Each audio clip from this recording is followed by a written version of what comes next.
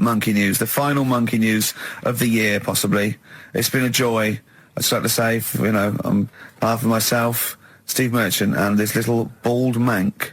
It's been a pleasure. Yeah, speak for yourself. Yeah. We should just point out as well, if you miss Rockbusters while we're away... Yeah, right. You can log on to xfm.co.uk/Rockbusters, where you can actually see Karl himself introducing you to an interactive game of Rockbusters. Looks very much like Blockbusters. It does, surprisingly. But yeah, you can join into that. And there's also, talking of monkey news, there's a link on the website. I'm trying to think where you go. I think if you go on my little biography bit, someone's done some animation to some old monkey news. Oh, it's brilliant. Great. Right. Yeah. So if you're having withdrawal symptoms of monkey news, then you can find some classic. And it's monkey animated. news Classic monkey I news. feel drained today. Do you? Go on. This is the strangest radio show in the world. Yeah. Isn't it? Yeah. Because when we can do that, we can talk about this and go, I feel drained today. Just like he's not. Like, no one's listening. Because that's the sort of thing you say socially and no one listens. Like, just when you're watching up, I feel drained today. It's rhetorical. Yeah. You're not expecting anyone, not even your loved ones, to go, oh, really? They just go, that. But to do it live on air, no one's listening. What I mean is just give us a jingle. But the exactly. But the truth is, the contempt we have for our poor listeners is unbelievable. But the truth is, the listeners aren't listening, and we don't want to be here. So this really is one of the most pointless things ever. No, I would have been quite happy to do a full show. But you know what? The flow of it's just. I would love to listen to this back in 10 years. This actual show. Let's keep this forever. Let's keep this show forever. The show, we went early. We were bored. It was a day we're trying to save Africa, but we're a little bit annoyed that no one's listening. Yeah. Right. Right. Once and for all, the final monkey news of the year. Oh, go on. What were you going to say? No, I was just going to say, if you're not into the Live 8 and you're gay, you're not listening, because you're on a walk. Right, okay. Right. Oh, chimpanzee, that monkey news. Right. There's this card game going on, right? in the big hotel in Vegas. Right. The Luxor Hotel in Vegas. Yeah. It's a major card game. All the big players and that were involved. Right, they're all invited. Anyway, so they all meet up in this dark room at the back of the. Oh, there we go, dark room. At the back they didn't work. They didn't see the little 4-foot hairy fella. So it was brilliant at poker. Like I say, it's a big game, and that everyone's been waiting for it. So it's played in the back room, not in the main entrance bit, right? So anyway, like I say, it's dark in there and what have you, and the players went in. There was already someone sat in there, right? Right. But they couldn't quite see Was he him. a short, hairy bloke with slightly longer arms than legs? Couldn't see him. Where his arms slightly longer than his legs, strangely enough? Was he holding his hand of cards with his feet? Anyway. So the cards were dealt, right? Cards were dealt, game's going on. His cards with his feet! Game went on for hours, right? No one's listening. The terrible thing is that not even we're listening to Karl now. I know. Literally no one is listening to Karl. Insulting. There was a lot of smoking going on. It's going on. A lot of eating and nuts going on. That was a bit weird because they don't normally get through as many, but for this night. So, come on, let's just play Bruce. Goodbye, everybody. See you maybe at Christmas time. Goodbye. Yeah, it angered me that is there a lot of cheap housing in Leeds? Would that ruined it for him? But it just was. I assume maybe she was squatting or something. But I said in the past to you, Rick, that my grandparents. So I love them dearly, but it's like for the last 30 years they've been waiting to die. I know. It's like they just sort of. It's like the novelty wore off of like life in the 50s. Yeah, they got kind of bored of it. Like in the 40s it was brilliant. All sat around the old Joannas, the bottles fell, singing. They loved that. The 50s, that was great as well because that was the post-war years. It was, it was a bit tight in the pocket, but it was all right. Everyone pulled together. And then the 60s came along, all the crazy music, the funny hair. Let's stay in bed. Exactly. They basically stayed in bed. And it was one Christmas when my grandmother said to my dad, "What do you like for Christmas? What do you fancy for Christmas?" And this must have been, I don't know, 20 years ago. She said, what do you fancy for Christmas, Ron? And he went, well, I could do with a nice big kind of warm winter overcoat. She said, don't worry about that. Don't worry about that because your father will be dead soon. It's right, you can have his. Meaning my granddad. Well, to be honest with you, my father's still waiting. which is good news. Good news for my grandfather. Less good news for my dad. Freezing. He's freezing. He finds out, how is he today? He's fine. Oh, okay. Oh, I'm freezing. It is such a weird mindset, that. I think that, to me, is what sums up people from that older generation, the 40s and 50s. And it seems to me that you've got that kind of mindset. It's like you were born in the 30s. And whenever you talk of your childhood, it's like you had like a baked potato to take to school. And a hoop and a stick is a Christmas gift. The other thing is, I think that that sort of generation, it seems that the man is dependent on the woman. There's a total dependence. Oh, absolutely, If she dies, he's done. Yes. He's done for. It just pine away. If he dies, she's got 30 years of pottering. Absolutely, yeah. Do you know what I mean? And going to, like, you know, the youth club and the church. I know what you mean, yeah. It's sort of like that. It's sad. Of course, it's sad for them, but it's not the end of their life. No, sure. And it sort of is the other way around. I don't know why that is. Yeah. It's terrible. That's a little melancholy thought for I know, Christmas I've really time. you brought it down, you've brought it down, I've brought it. This isn't a nice show at all, this is terrible. Well, we're going to have really people make just killing themselves. What? Because my Auntie Nora, she same thing, pumped her with loads of drugs. She used to have a cabinet next to the bed is like boots. She's got loads of stuff, right, for all sorts of stuff. And, I mean, she's not that old, but she's on loads of stuff, right? She's a bit coked up, is she? She called up my mum once. And, you told us this, go on, tell it again. And she said, oh, how are you doing and that? It's all right. Bit worried though. My mum said, why, what's up? She said, I've been breaking wind. So she goes, well, you know. She says, no, but this one is going on and on and on. And she was like, she was like, what do you say? What's like passing wind, farting for 5 minutes. One thing, not like, you know, trumping and then nothing. Yeah. Continuous drone of a fart. Yeah. I don't think she had. How big was she? She must be the size of a barn. No, she's not that big. She's good for her age. No, but I mean, quite slim. No, but fighting for 5 minutes. Where's all the gas? Was she circular breathing? Was she sucking it in with her mouth? It was just, I don't know that much about it. But she called up my mum about 2.5 minutes in. Could you hear it in the background? 2.5 minutes in. 2.5 minutes in, she called my mum up, and it went on for a further 2.5 minutes. Oh. And she just stayed on the phone, did she? Where was going? Can you hear that? Well, did she hold the phone next to her arse? Listen to that. She was off the ground. I'm trying to work a tune down. she was actually hovering. She was 4 foot off the ground when they found her. The ambulance men. The cat's dead. Don't light a match. Don't light that cigarette. Yeah, it's like that advert. The kids come home from school, switch on the light. Yeah. Then they see Granny hovering. Turn the light on. Be careful if you have an elderly woman at home. Yeah. Drugs make you fart. So that's what I'm saying, you know, just let these people... What are you saying? No, wait, what are you saying? I'm saying let people enjoy the life they've got left. No, you're not. You're saying don't put them in hospital, leave them at home to die. No, I'm not. Give them a Rubik's Cube and let them die. That's what you're saying. Yeah, I'll tell you something now, right? Steve, I'll tell you something. I didn't want to do it because it brings the show down, but she did die. Who, the blue-handed lady? Yeah. How do you know? Because I said to my dad, how's the woman next door? She said, oh, she went last night. They've got an old fella in there now. God. So, there you go. So, wouldn't it have been better to leave her at home where her friends and family can call and speak to her, even nip-dap round if they want, you know, with a cat, I imagine. No, it's definitely a cat now. What was that cat's called, that you imagine? Probably, I'm seeing like a big ginger one, so I don't know, something like, I don't know, maybe ginger or whatever. Maybe I had a budgie. But that's what I'm saying, just let him enjoy his life, because dying in hospital, I wouldn't like to do it. If I went to the doctors and they said, you haven't got long life left, I'd say, well, I'll stay at home. Yeah. And that's the point I'm getting at. The rice is right. The rice is right. Now, just run the rules past me again. We had to identify whether it was a Chinese meal, rice or steamed rice. Well, either. Basically, it was a Chinese restaurant or an Indian restaurant. But is it true that you played this at home with your girlfriend and it was clear you could always tell which was which? Because one had an Indian sounding name and the other was Chinese sounding. No, it did work once. I managed to pick some sort of duck dish that sounded a bit Indian. Right. But then it wasn't Bombay duck, was it? Which is actually a piece of fish.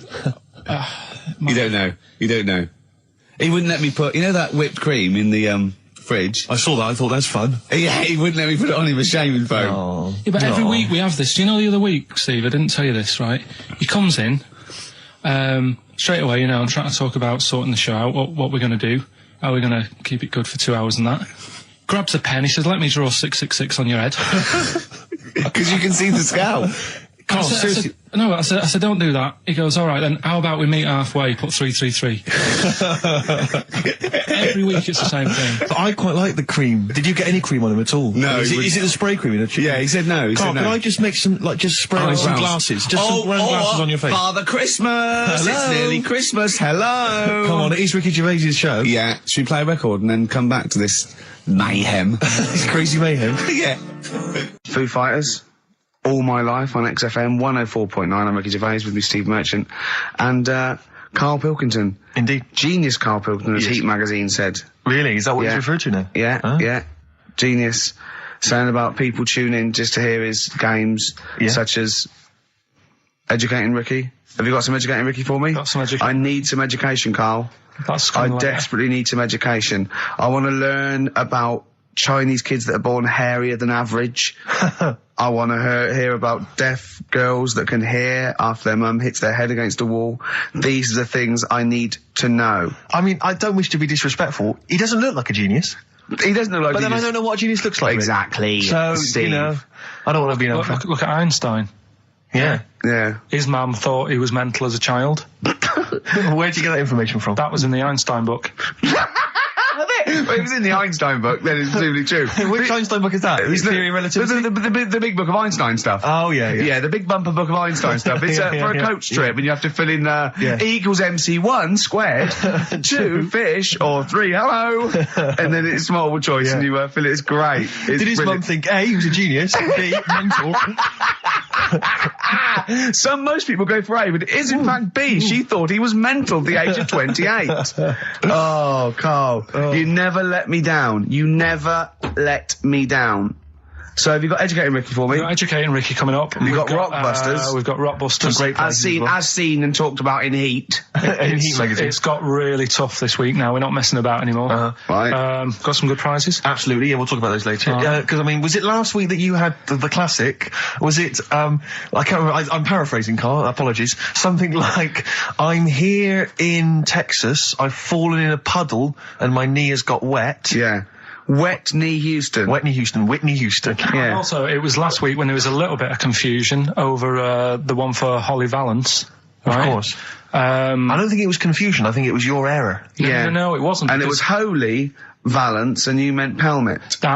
Then Becky, who called up that time and said, if you're getting mistaken with Pelmet, right, she sent me an email in a week saying, I've done a bit of research. Yeah. It was my fault. I've made an error. Yeah. It is a Valance. Okay. And I know about Valances. As I told you last week, at the very end, my auntie loves them. Yeah. Right? She makes them. She started off just like putting them on top of the sort of window around the curtain. And then she thought, I can do more with this. Yeah. And she had a little coffee table that had magazines underneath. And she said, I'm sick of seeing them magazines when I'm sat down. She sounds like a Pilkington. So...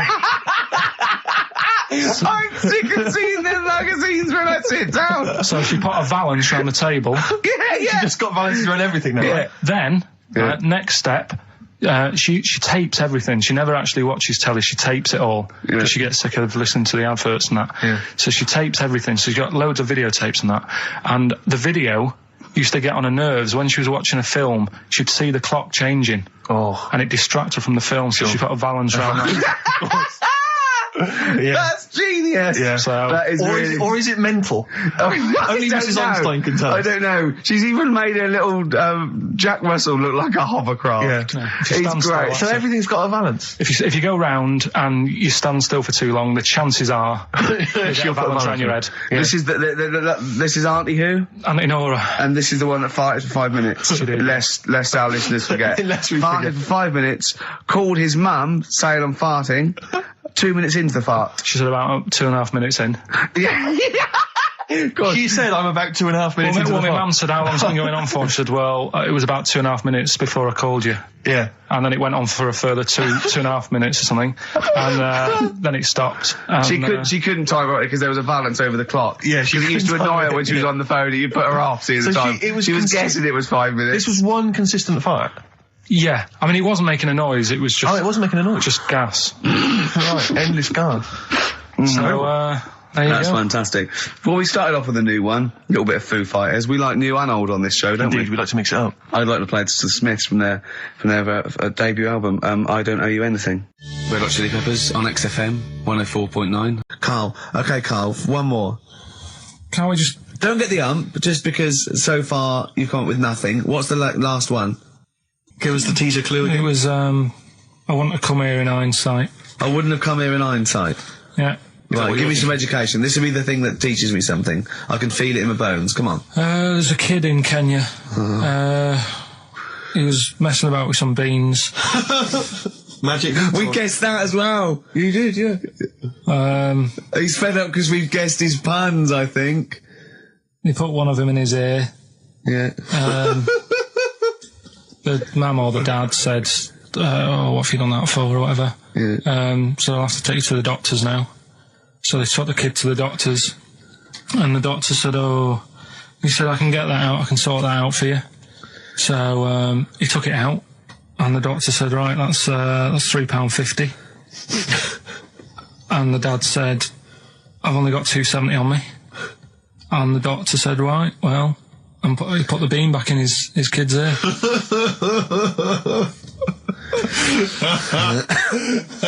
I don't know what to say. I don't know what to say. I mean, A couple of questions from me, very quickly. Are you sure that those were definitely the sums involved, were they?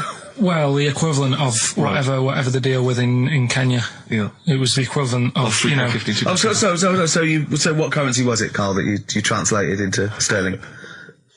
I don't know. It was saying in the thing, it said the equivalent of... £3.15, £2.70. Did it say that? Yeah. So did it say that? Yeah. Carl, look at me. Did it say that? Yeah, it said that was the... Did it say that? Yeah. Yeah, it did. It definitely said that. Definitely. Yeah. So... Oasis, Live Forever on XFM 104.9.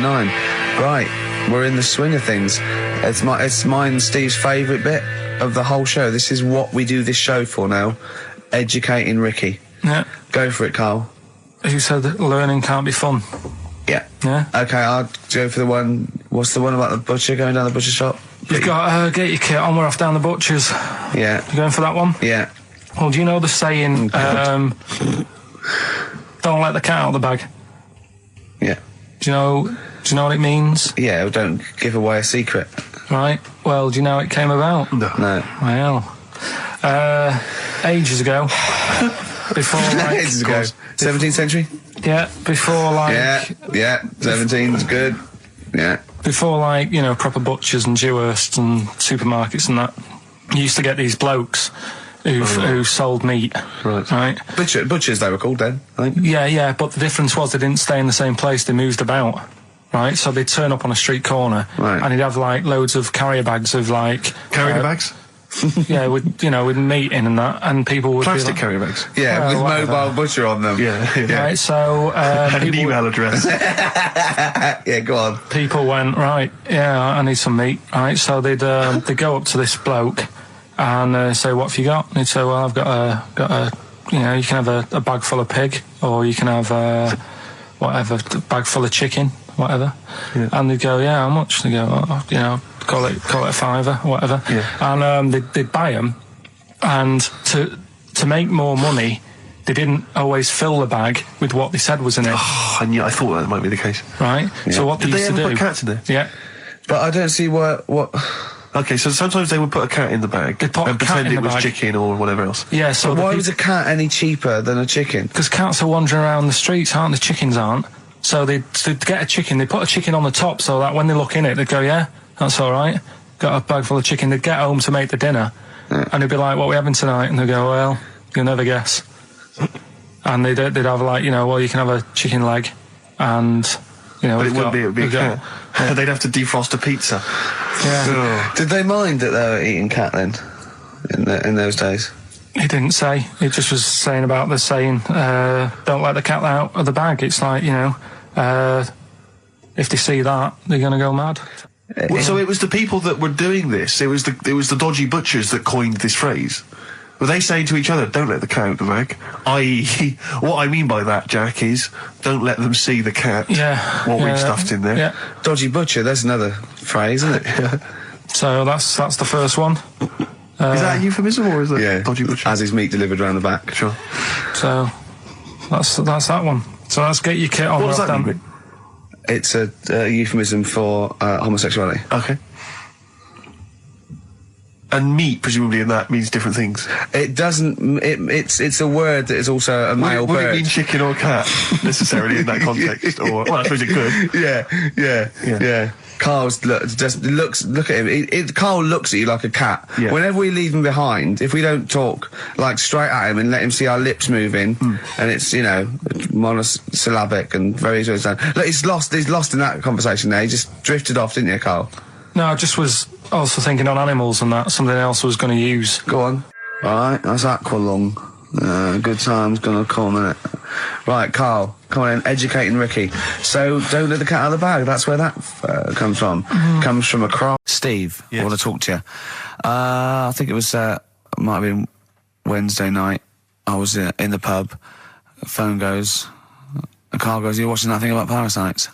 Right. I went, "No, I'm out." He went, "Oh, fella with a maggot in his head." Fellow with a maggot in his head? Yeah. And they go, "Oh, no, he's pulling it out now." Oh, God. I said, "Well, I'll get it. I said, "Yeah, see you later." About 5 minutes later, I get a message on my phone. Beep, beep. I look at it. It just says, "Oh, no, there's a fella with his fish up his cock now." There's a fellow with a fish up his cock? Yeah. Right. Okay. Do you want to explain that, Carl? Is it one of those little ones that swim up if you're having a slash in the Amazon? Yeah. Yeah. That's weird, isn't it? But it was still like stuff like that. It started off with What does the fish do when it gets in there? just sits there. Why? Well, what else can it do? No, but why does it go up there? Don't know. I didn't listen to that bit. But listen, he started off with a fella who had a bit of meat and got a tapeworm inside him. Yeah. And he grew it for however long, and then it came out at the end. It was about 7 foot long. On purpose? Yeah, he did it on purpose. Yeah, for the program, right? I think probably slimming, isn't it? Well, I was thinking that could you're a fan of Waller. Could he purposely have about 8 of them? What, Rick Waller? Yeah, It's a good idea. because they were saying how they eat, a lot of stuff when they're in you. They just eat. Well, they take enough so you don't die, and nor do they. Yeah, but I mean, you've got to keep taking them out, haven't you? Because you'll still have the same weight because it's got to go somewhere. So you'll have them in you. What you got to do is like let them eat your meal and then take them out. Do you think worm watchers will catch on? Yeah. So anyway, so that happened, right? And then there was a woman with a maggot in her head. A woman with a maggot in her head? Yeah, she went on holiday, it got in there somehow, and Stowaway. it just it was massive. And the thing is, she had a hole in her head, and she's there being interviewed with the doctor, like, and you can see it just sort of sticking its head out. Like, do you know when you see a cartoon with a maggot in an apple? Yeah. And it looks around like that. Yeah. Why didn't they just take it out there and then? I think they could have done, but the doctor's messing about. It's like, well, it's good for the show, isn't it? And they left it in there. And another bit. This was the best one, right? Grab it. Right. There's this fella, and he was on his bike, right, Yeah. cycling to work or whatever, and he sort of sees this thing in the corner of his eye. Right? Literally in the corner of his eye. Or you mean he saw He just said he saw in his something. peripheral He vision? saw Okay, something yeah. and thought, what's that? Yeah. So he thought, oh, doesn't matter, whatever. And he stops off at a cafe, right? Yeah. Get a little scone, a tea or whatever.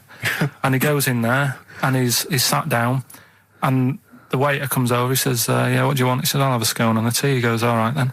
So he goes to get it, comes back. As he puts the tea and the scone down, his face is like, what is that? Right? Like a look of frightenedness on his face, right? Drops the tea and legs it. So the fella's going, what? So he legs it after the bloke and goes, what? And he says, oh, something came out of your nose. That was massive. Sorry, something came out of the Listen, guy this is all serving. true because people would have watched it, so don't start saying it Sorry, didn't but hang on, I happen. just need to clarify. The guy I on the don't. bike. I don't believe he ran away. Wait a I minute. don't believe he legged it. I don't believe he had a look of frightenedness on his face, and I don't believe he said something massive came out your nose. And I don't even believe he had a cup of tea and a scone. These are the things that I think are embellished. But who had something coming out of his nose? Was it the guy serving the scone? The one who was on the bike who ordered the scone. Yeah, but what was came it? out of his nose. What was it? Came out of his nose. Right. So he goes home and he thinks, I've got to sort this out because it's not good and that. So he But what? No, it was out of his nose. So I mean, it poked out of his nose. It didn't come out. It just said hello and then it... It was like the maggot in the head. Yeah, he just yeah, popped, it just- popped his head out, had a look around and went back in. Why did the bloke drop the tea and run? Well, it's weird, isn't it? All right, so he goes home. He goes home and he goes, oh, God, you know. So he sits in front of the mirror and he's sat there waiting. This thing comes out. Again, sort of looks round, goes back in again. So he goes, oh. No scones. Right. No, So he goes, I've got to sort this out. He goes to the doctor's, says to the doctor, I've got something up my nose. It just keeps coming out and having a look round, going back in. Didn't say that. The doctor's like, oh, I haven't heard of that before. Right. Didn't say that. So sat there. He does it again. The doctor looks, frightened again. Runs away. Yeah. Well, he's got a look of frightenness on his face. He had a look of medical frightenness. Yeah. He dropped his stethoscope and legged it. No, he said, I know what it was. So what? So you got a leech up your nose. He had a leech about that long. What's radio? Well, how long's that? 4 inches. 4 inches coming out of his nose. Next time it stuck its head out, he grabbed it, pulled it out. That's horrible, though, isn't it? Isn't it? Can I just remind people, just let people know, when Karl was saying it was about that long and Ricky said 4 inches, he was using his fingers. Oh, yeah, he didn't have his... No. There's nothing else there. Fella out, no. So he had a leech up his nose. How did he get a leech up his nose? I don't know, again, I'm not that bothered about that bit. All the footage and stuff. Oh, play a record. Brilliant programme. I'll tell you what. Go. Right, okay, after... Okay, we're going to play a song now, and I'm going to tell London Karl's confusion over evolution. Right. You two? Oh, brilliant. Sweetest thing. 104.9 XFM, 104.9. You2, the sweetest thing on XFM. Ricky Gervais, Steve Merchant, Karl Pilkington. So, we're with Karl in the week. So, what can we do this week? I was saying, well, don't do Rockbusters. That's dead in the water. I hope the listening public agree with me. He's going, well, I want to teach you stuff again. Remember what I taught you last week? I went, no, no idea. Were you joking? I went, no. And it was, he went, Ivan the Terrible gouged out a fella's eyes. Yeah. He actually said Ivan the Terrible at the time. Yeah. So I can't remember. This was a man who had built something for Ivan the Terrible, and then but his idea of education is telling someone something that knows more about the subject than him, so they can correct him when he's telling them it. And so I said, well, I don't know. And he gets annoyed that me and you are dubious against monkeys who perform bank robberies. And he goes, but you believe in Newton. He doesn't know the difference. I was trying to explain the laws of the universe, right? It was going, what do you do? And so all I come up with, I thought somewhat interesting. You know, when you tell a child maths, you say you've got 3 potatoes and you've got 4 potatoes. I have to do that with science to Karl. Yeah. So I ended up saying, imagine you're in a shopping trolley with loads of house bricks. If you throw the house bricks out, you'll go the other way. He loved that. Right. Didn't you? Because I didn't know that would happen. And it's sort of useful to know. It sort of explained a bit to me and stuff. Yeah. Right? And that's why I like doing stuff every week. I think listeners go away going, well, I didn't know that. Do you know what I mean? Karl told me something there. They forget it instantly, just like we do. We're friends of yours and we forget it instantly. No, the annoying thing with you is, Steve, not so much, Ricky, at least he'll listen now and again, he'll just dismiss stuff straight away. I told you loads of stuff yesterday, But Karl, what you consider education... hang on, what you consider education, I consider tittle-tattle. Well, it's not education. Do you know what I mean? You seem to think it's education. It's just kind of gossip, stories you've sort of half read. Right, all right. Example of yesterday. Goldfish have longer memories than people think they do. Yeah. You said no, it's rubbish. No, we didn't. We said, where'd you get that from? We said, oh, really? From? Yeah. There's not enough information there for it to be educational. Because it's also relative. I don't know. Because that as a statement, it has no objectivity. Goldfish's memories are longer than some people think. That isn't a fact. Exactly. Because we don't know how long do people think a goldfish's memory is. Do you see what that isn't a fact? Whereas as Newton's laws of physics and the universe are. Right. Yeah, but it was just a little thing. And I taught you more than that. I said about there's loads of Chinese people. If you put them in a line, you can't get to the end of it. I don't know what that means. I don't know what that means. There's loads of Chinese people. We know that, but what? If we put them in a line, we can't get to the end of it? We just say there's about 1 billion Chinese people in the world. But what really annoys me is, right, I read something on the internet the other day, because I'm always trying to learn stuff. Yeah, no, you are. I know you are. Right? Yeah. And you're having a go at me because you're saying, well, what does that mean? Yeah, there was a report on, I think it was Ananova or BBC News website. It said, the world may end in 32 million years. Right, first of all, it says may, it doesn't say it will. And 32 million, who's going to argue with that? And yet they're allowed to put that on a website. You're not having a go at them. No, but you didn't read on. There's more information. That wasn't meant to be a news flash to worry people. That was like, oh, scientists have discovered that possibility. That was just like. Yeah, but again, possibility. No, but Karl, yeah, but there's the 8 other paragraphs that you haven't read. You see, that'll have to give explanations as to why they think that might happen. So therefore, it becomes a news item. It becomes educational. It's not just the headline, the bullet point. The headline's just supposed to draw you into the story so you read on. Yeah. That's not all the information. But then I was trying to come up with things to excite him, and I realised that I was opening a can of worms. I was trying to come up with facts for him. He was going, give me facts. So I said, oh, okay, why can't an owl, why does an owl have to turn its sort of head 180 degrees? And I said, it's because the eyes are so large, it has a huge focal point for its sight, that they can't move within the skull, right? And he went, well, why'd they do that? Why don't they just do it, give them normal eyes, and then after I've turned their head? I went, what do you mean? Why didn't they? He went, well, whoever did that. I went, well, it was evolution. He went, it's like giraffes. I read that giraffes grew their necks to eat food. So they didn't grow their necks to get the food. The ones that had upshots lived longer and so got the food and passed on their. He went, yeah, but why didn't they just give them wings? I went, why didn't who just give them wings? He got angry and went, whoever gave them the necks. his understanding of evolution made me fall on the floor. Who do you imagine is they? Because you don't believe in God, do you? So who is it you imagine is they? Well, whoever made us sorted us out. Who? I don't know, it just happens, doesn't it? Yeah, exactly. Well, there's no will to evolution. It's natural selection, I isn't it? still don't get it, though. We talked about an hour, didn't we? I know. Yeah, but to be fair, I watched as Ricky tried to give you actually what was quite a concise and educated version of evolution. He tried to explain it to you, and I have never seen a person lose interest quicker. But I tried to use actual fact, then I tried to use metaphor and analogy, then I showed you some computer programs to show what biofeedback is and everything. I tried all these things, and Steve's right. You were looking out the window. Have you ever spoken, Karl, to someone who's got Alzheimer's disease? And you try to explain who you are, and they're listening, and then that's what you're like. It's extraordinary. But listen, seriously, I went home, I found this book. I found a couple of facts which I think are more up your street. Evolution, a little bit complicated, a little bit big. But this one, I think we may have mentioned it before. I think you'll like this. This is from a book of facts and trivia. The Egyptians trained baboons to wait on tables. That's interesting to you, isn't it? Yeah, that's pretty good. Yeah. Have you got any more there? I'll see if I can find he's interested. Yeah. Can get the staff. That did happen, You pay peanuts, That definitely happened, you get yeah. monkeys. And then what did they go off and do after that? Well, it doesn't say. So I love the fact that he thinks, right, okay, so in his mind, it's the other monkey going, it's 5:30, I'm off, you know I was going early today, and they go off maybe dancing or something, or they come in late.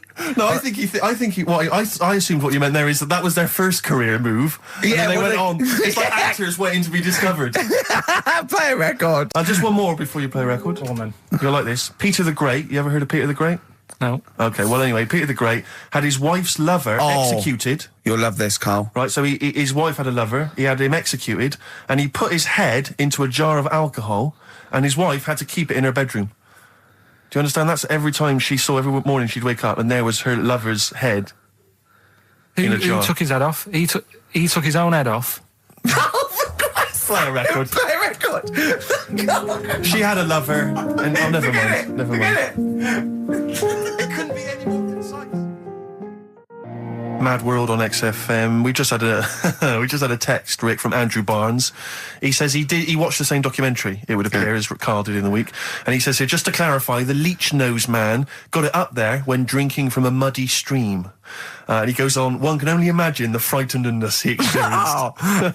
Carl. Explain to him once more what happened with Peter the Great. All right, so we've got Peter the Great. Yeah. Okay. And his wife had a lover. That's another man. Another man. Not Peter the Great. She was having an affair with someone else. Right. And Peter the Great, he found out about that. Okay. Yeah. So he sliced off this bloke's head. He killed him. He executed him. Right. You with me so far? The fella who she was seeing for a bit. Yeah, there's only two fellas involved. There's two people involved. Yeah. One's Peter the Great, the other one's not. Right. The guy that's not Peter the Great, Derek the Terrible. Derek the Rubbish. Yeah. Right. He's having an affair with Peter the Great's missus. So Peter the Great slices off his head, puts it inside a jar of alcohol to preserve it, and puts it in his wife's bedroom. So every morning she wakes up, she sees her dead lover's head. You'd have thought he wouldn't have wanted to remember, wouldn't you? Oh. Best bury the head so she don't remember. Well, it was a reminder so as not to put it about. And did it work? Oh, I don't know. I love that. Again, that to me is an amazing thing to do. And you go, did it work? I mean, you've got quite an interesting mind, actually. I mean, you are, in some ways, really, really bright and intelligent. I love the way you think. You're one of the cleverest blokes in some ways that I know. Dad always says I've got common sense. Well, yeah. And that's more important than knowing about, But it's it's like you follow the subplot, which is quite an interesting thing. Do you know what I mean? It's like, you tell you a story, you'll always pick up on something that I didn't even think was an important bit. It's like you're looking out of the window all the time. So what's important about that head thing? What do you mean? The head in a jar. It's a grotesque thing to do. It shows ego, power, cruelty, and revenge. although I think it probably did work because he is called Peter the Great. Yeah. So you'd assume he got it right. Yeah. I don't see how you can query that. That's the sort of facts you give us. You see now, you're on the other side of the fence, and you've got questions just like we've always got questions. No, but in Carl's thing, it would have been, turns out, some weird happened, right? And he was still alive. Yeah. And so she was still having sex with body. And his head was watching. Yeah. And Peter the Great didn't even know. I've got another fact for you, Carl. Might be of interest to you. It's the final one. The ancient Babylonians had few... What? Can I just stop you there? What's a Babylonian? My head's gonna burst. What do you mean, what's a Babylonian? I've never heard of one. No, but we'll work out, what's an Evertonian? Someone who supports Everton. Well, or from? From Liverpool. Yeah, so what's a Babylonian? He's from Baba. Yeah, well, anyway, some people from Baba, ancient Baba, they didn't have very many doctors in those days, all right? Because they felt that illnesses should be left to the wisdom of the public, right? So if you were sick, okay, you were placed in the city centre, right? And then a passerby... Outside Baba. Outside Baba.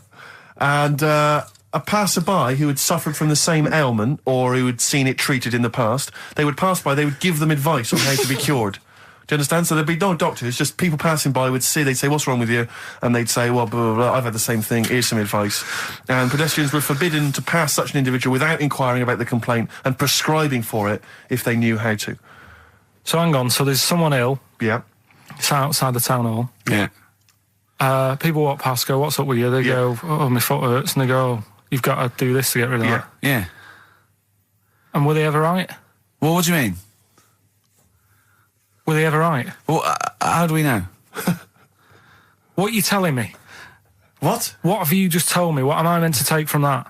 You just said strangers sort of say, you've got that wrong with you. I think he's sulking. I don't think he's ever going to take anything we tell him again because we don't. No, but I don't like the fact that he goes, monkeys can do armed robberies, and we go, no, they can't. I don't understand what the problem is. But how is that different from telling me that a Chinese woman ate dirt? How is that not the same sort of Because that's weird. Someone sat in Trafalgar Square going, I've got a headache and I go take some Nurofen, isn't shocking. I'm not a doctor. I've given him a bit of advice. But neither is the dirt lady. She's not particularly interesting. Neither of them are particularly interesting. I'm just trying to give you an example of the same sort of drivel you feed us every week. See, like I say, I was looking around and there's stuff that is interesting. Right? I was looking on the web. But there's no point. Well, it's just that I found one about... What's the point? About a lad who 8 years old, but he's still breastfed. Now, I don't know if you can get anything out of that. Is that what his mum said?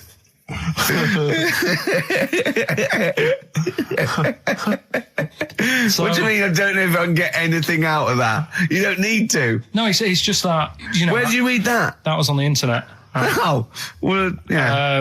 You're always unspecific when you mention it. It's just it was on the internet. Well, I'm trying to think what I put in. I think I put in Y to see if I'd confuse a computer. And then, go! You are... No, honestly. I did a search, put in Y, and he came up with funny things that, like, why is this person doing that? Why is that? And it had a picture of this 8-year-old lad, sort of, you know, on his mum's nipple. And it was saying, you know, is this healthy? You sure that wasn't asking you that question?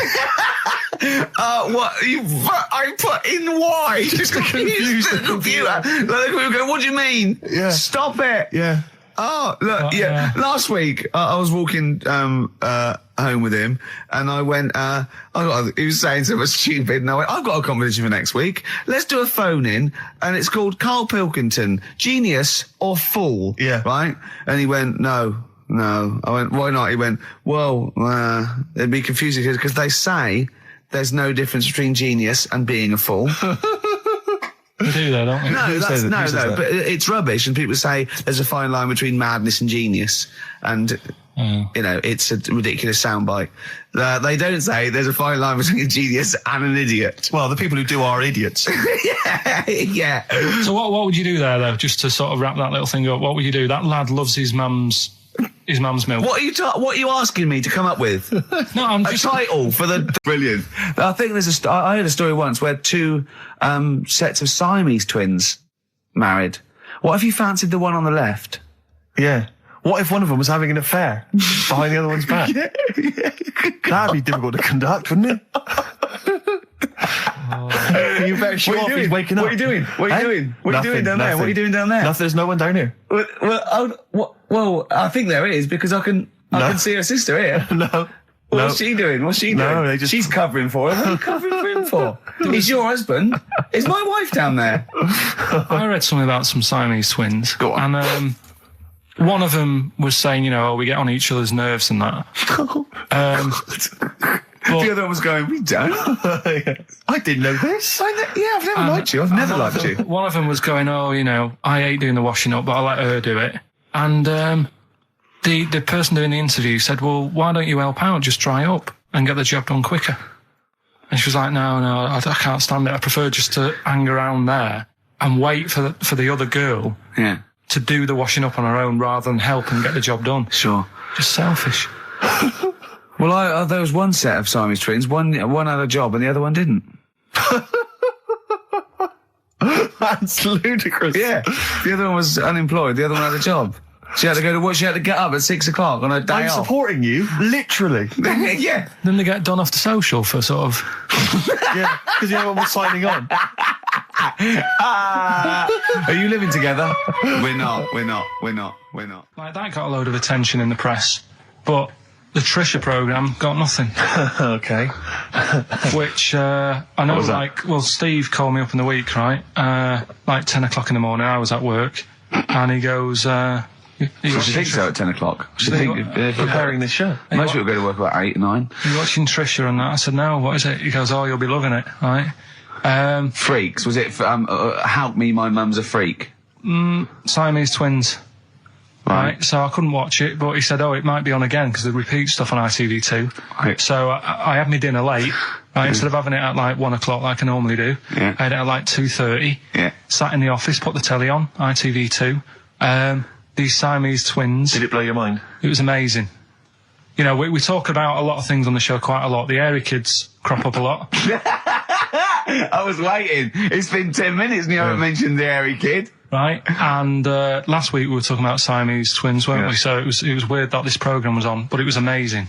I mean, what I think you can't refer to them as Siamese twins. I think they're known as conjoined twins. Why? I think Siamese is maybe considered derogatory or as an old antiquated phrase. Yeah, I think it's because the first famous ones were actually from Siam. Right. And that doesn't exist anymore. No, it's conjoined, Carl. Yeah. Get the phrase right. But you think that if that's happened to you, that wouldn't be that sort of offensive. The names that you must get called. Right. You think that's least your Siamese worries? twins, I'd say, well, that's, yeah. Now, were you stunned by where they were connected? Just live with it, we'd say. Because they were connected, of course, at the forehead. Oh, sort of, which was quite extraordinary. God. What if one had bad breath? That wasn't a question that Trisha asked. Annoyingly, because I know that much of the audience was thinking that. There's a few things that didn't crop up. What questions would you have asked of them? Because what things did you feel weren't mentioned? I'd love to just watch Carl watching amazing things. Exactly. Do you know what I mean? It's like early learning thing. Mouth slightly open. Yeah, mouth open at dribble, looking round to see if anyone else has seen it. You know, I hate that. Like when a cat sees a bird land on the balcony. Exactly. It can't believe it's luck. I'd probably say, how do you buy her, like, a birthday present? A surprise gift, yeah. Because everything's ruined. Sure. Right? I'd probably ask... Yeah. Well, did you not think it was interesting that one of them had a boyfriend? Well, that was a bit weird, wasn't it? Uh-huh. But what was the other thing that I was thinking when I was watching it? I was thinking if one got into crime and was sent to prison... Right. What would happen? How would you handle that? It's brilliant. It is brilliant. If a chimp could talk. And what was the other one? The other thing was, what did he talk about? Because it's not as if you can say, oh, guess what I did today? Do you know what I mean? Yeah.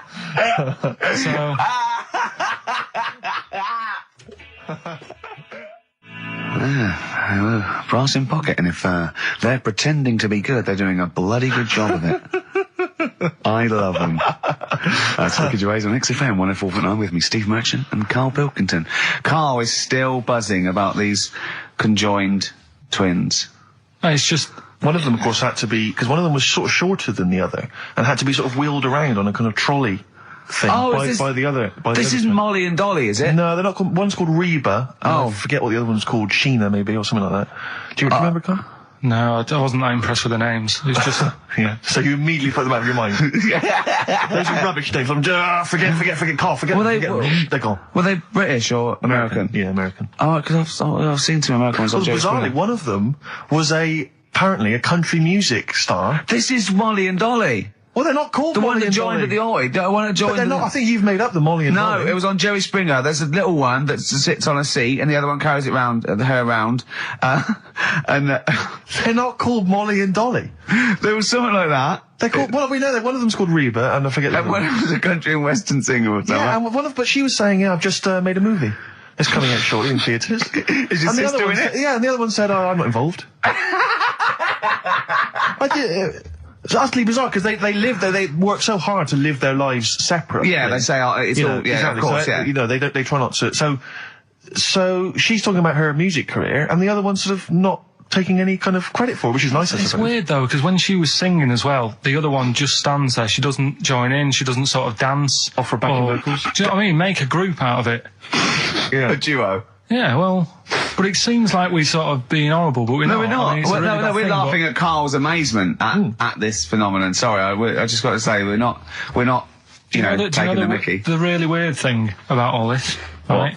And it's annoying because you were saying about, what should have Trisha have asked and all that. Yeah. But one of them mentioned that one of them was adopted, and the other one wasn't. Don't talk rubbish.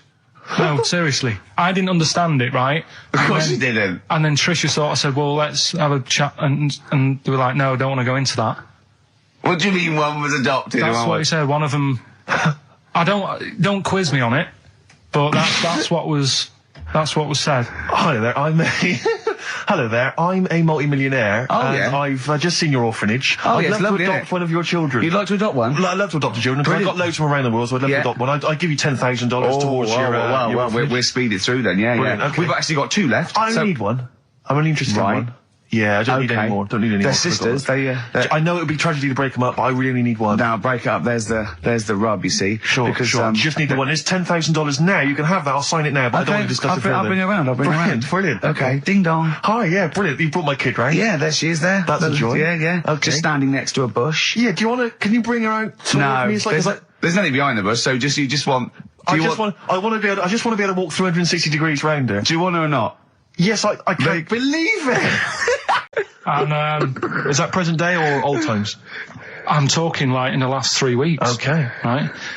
Little midget, circus, really packed out show. People are loving it. Steve, you're asked the same question I did, I know. So there's a little midget jumping up and down on a trampoline. What sort of circus is this? Right. I pay good money to see it. So everyone's clapping and he's getting carried away. Because he can't believe they're loving it. I didn't know they'd like a little person on a trampoline, but they love me. But you know what it's like when, if there's a crowd of people sort of encouraging you to sort of go higher and stuff. Yeah. And I'm sure he knew it was getting out of hand. But he was jumping and he was coming down the road going, higher, and he's going really high in the air, right?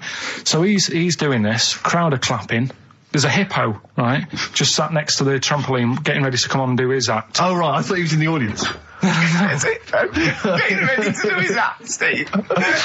Yeah. So he's a ventriloquist.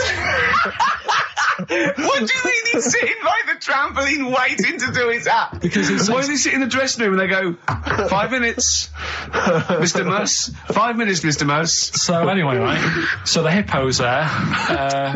He's getting annoyed, is he? Because the midget's he's going, how can I follow this? This is really annoying. They're going to be, no. So he's thinking, he's already done the trampoline, my pogo stick act is never going to work. Yeah, go on. So there's a hippo waiting. It's a great story, and I just know he embellishes it or it gets slightly wrong. Go on. So there's a midget jumping up and down. The hippo's getting annoyed. The crowd are going mad. The midget's loving it. Can't believe his luck. Although you think he probably knows he's dicing with danger. Yeah. So next thing you know, they're all saying higher. He gives it one big, heavy sort of landing on the trampoline, goes really high, but goes off at a funny angle. Oh, hypotenuse. Okay. Yeah. And sort of flies up. Hypotenuse! Sure. Flies off at a funny angle. Ooh, Hippo's there, swallows him whole. Crowd are clapping, thinking that's why the hippo was waiting there. Rubbish. Rubbish. Alright, that's Aqualung. Good time's gonna come, innit? Right, Carl, come on in, educating Ricky. So, don't let the cat out of the bag, that's where that comes from. Comes from a crafty butcher. Right, go on then. So the next little headline is, Wash Up With You. Wash Up With You, go on. You want to know about that? Yes. It's a survey that they did this week. They? Yeah, some university did some survey. Brilliant. Did a world test on washing up. Yeah. And each country were given 140 pots to clean. Brits were the quickest. Yeah. Turkey were the slowest at washing up. The Turks. It's not because the little fellas that work in the kitchens with no... Is it? They can't reach. Spain were the cleanest, and the Germans were pretty good as well. So... I don't know where to start with this. Honestly, Steve, I don't know where to start with that. Look at his face. It was really light, right? We've had the parrot, right? These are things that I found. Found the parrot, right? I've told you about the dog in the car wash. Right, you didn't tell me about that. You said there's a car wash for a dog. That's all you told me. Yeah, the but parrot, you said there's a parrot. What? It's a problem at funerals. Yeah. That's nothing. That's nothing. That's nothing. Do you understand? And they used to eat cats. What else have we got? Travis on XFM 104.9 on Ricky Gervais with me, Steve Merchant and Karl Pilkington. We're doing Educating Ricky. Right, final one. Come on, Karl. Right, what was it? It was, why don't they just get a diary or some paper or something to write on? Yeah. Because snappy. I couldn't think of a heading for it. It's basically, Go on. people who have tattoos have never understood it, right? That they have something put on their arm. Right, sorry. Have we started the educate? Is this part of it? Are you educating me? This is something that will be useful in my life that I didn't know about. Yeah. Go on then. No, it's just that they've got a machine out, right, that does tattoos. You come up with a design you want, and you sort of this machine scans it, and you put your arm in this thing, and you press print or whatever, and then it does the tattoo on your hand or on your arm. Like loads of little needles that follow a pattern? Yeah, the computer, basically, yeah. Is it a real tattoo? It's a proper proper one. The fella said... well, as long as it goes out, it pierces the skin with a I just wondered if it's one of those kind of, those kind of... No, it must be lots of little needles or a moving needle that can go Sorry, along but it. how is this cleaned, like, in between each person? Dunno, probably... I don't know. Well, no, as long as it's only that... If it's one needle, it's just the head, isn't it? If it's one needle that moves, does it like like loads of little... What are we gaining from a machine doing it? Just because they're going to sort of mess it up. But hold on, how do you keep your arm still? Because your skin moves slightly. So the machine it's sort of strapped to your arm. Right, and so it's spread... the fella said that the tricky thing was in all this, it was the fact that, nobody would let him test it out on anyone else, so he had to do it himself. But did it work? Because the thing is with the tattoo artists, they yeah. can see when your skin's moved and they can see what they've done and they keep wiping it and looking, whereas a machine's just got to trust itself. Yeah. So I think one needle could go wrong. If it was a lot of needles, that it just came down, like, 1,000 needles that was an imprint. Yeah. But obviously I'm asking someone who hasn't delved any further than there's a machine that can give you a tattoo. That's all you've got at the moment, isn't it? Well, basically. That's all you've got? I mean, that's what I've got, because I'm not a fan of tattoos. I don't... But where did you read this again? This was... Internet? This was on the internet, yeah, it was, yeah. Okay. And I just don't understand why people do it. That's what got me attention. Because me... Sorry, what have I learned from this? That if you wanted to get one, you can get one done by a machine now. Well, you'd think it'd be Bughead, wouldn't you? What? Well, you'd think it'd be Bughead, wouldn't you? You'd think it beat... No, you'd think it'd be... Yeah. You'd think it'd be Buggered, wouldn't you? Bughead. Bughead. This can't be... If this is anything with a bug living without a head, I'm not interested. Because we've done it. All you've done is fun. Let's just do what a cat. So it is that. Well, do that one first. Which one are we doing? No, do the Bughead one. Right, well, the Bughead one. Well, we've talked a lot about animals and that, haven't we, without heads. Surprisingly, we have. I think a disproportionate amount on it. If you're a new listener, this is the first time you listen, you'd be surprised. Yeah, we've done all that. We've covered worms. The way if you cut their head off, it grows back. If you don't cut too high above its neck. We've covered the chicken, the fella who blinked. Yeah, I can't go into it again. Right, let's not go into it again. We've had the chicken with no head that lived for 8 months. Yeah, and we've had the cockroaches living for a week without an head. Right, okay. Well, it's a bit more on the cockroach front, really. Right.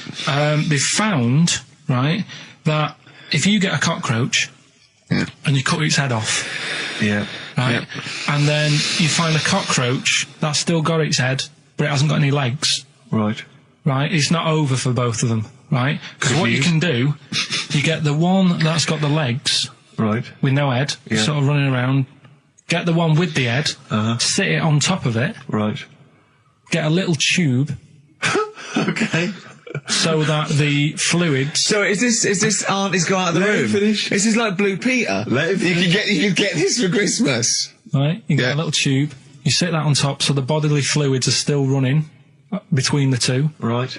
The head of the one on the top will control the feet of the one on the bottom. Okay. What about that? Good. And will it continue to live? Yeah. Okay, you don't know that for sure, do you? That was just a question out of the blue he wasn't expecting. Well, what do you think of that? Good, yeah, it's great. Yeah, just a primitive nervous system that can, yeah. Did you expect us to be more impressed and excited by that? Did you fall off your chair when you read that? Did you literally topple off? Snowbird from Mark Heights are part of his covers album. He's so happy that the XFM listeners understand his stupid clues, and he knows it annoys me. We've got some right answers. We'll be giving out the answers just quickly, just in case someone sort of missed one of them. I'll just quickly do them, yeah? Yeah, go on. First one, there's a load of letters. There's a load of letters there asking for advice. Put them on Claire's desk. Oh, a Merry Christmas. Ask your mum if you should. Oh, a Merry Christmas. And a couple of people were arguing in the supermarket. It was Christmas, and that's veg why. Counter. and that's B. Okay, we'll give those answers out shortly. Yeah, right. Here's the last clues of the year. You had, there's a load of letters there asking for advice. Put them on Claire's desk. Go on, was no idea. F. That was for foreigner. For Rayner. I don't know what you mean. Claire Rayner. She took advice. She gave people advice. So that's a foreigner. That is shit. Right. I'm sorry. That may be Christmas. That is absolute A garbage. lot of people got the right answer. I know. Yeah, well, well, that they don't annoys like- me even well, more. Yeah. Did a bit more research this week. Okay. Found a good story out about a monkey, Right. which I'll tell Ricky a little bit about it. Tell me, come on, tell it now. No, no, Well, tease I me reckon with we it. should keep this. It sounds exciting stuff. That's got 'em, right? Tell us about this monkey, Carl. You're going to love this one, Steve, Go on. right? Yeah, so last week we were talking about how, like, a lad left his family because there was problems at home and that. He went and lived in the wood. He got airy, right? No. Leave it there, Rick. We haven't got time to go into Right, it. so... That's what happened. And that's what happened. He lived with the monkeys. He went airy. That's Anyway, that's what happened. looked into some other stuff about, like, airy kids and all that. Yeah. Came across this story about a bloke, right, who worked in a zoo, Oh, dear. right? So... Trouble's brewing. loving his job and that, but it's quite a lonely sort of job because you don't see many people. You're just dealing with animals all the time, right? So anyway, he gets a bit pally with a monkey because it's the closest thing to a human. Well, that ape is. Right. Yeah, but you can't really go that close to apes. Well, It's dangerous. what do you mean? What type was it? Do you Just mean it was let a him tell the Was story. it a chimpanzee? I reckon it was a chimp. Yeah. Yeah, it was you a don't chimp. even know, so It was that's a an chimp. ape. It was a chimp. Okay. Yeah, but it doesn't matter, does it? So he It's the gets story. pally with him. Right, so he gets pally with What, him. do they go on and holiday together? Well, no, I mean, it starts On the off pool together. starts off just checking each other out and, probably sharing lunch and that together. Yeah. Right? Anyway, this goes on for a while. They're getting on well on that. And then after a while, right, the monkey starts sort of imitating him a bit more and sort of walking upright, Oh, God. Yeah. right? So he thinks, oh, that's a bit weird. Anyway, they get on really better and what have you. So he thinks he could live at home with me, this, Yeah. because we're getting on a storm, Yeah. right? So he takes him home, and before Is you this know the it, beginning of Beneath the Planet of the Apes? I think it is.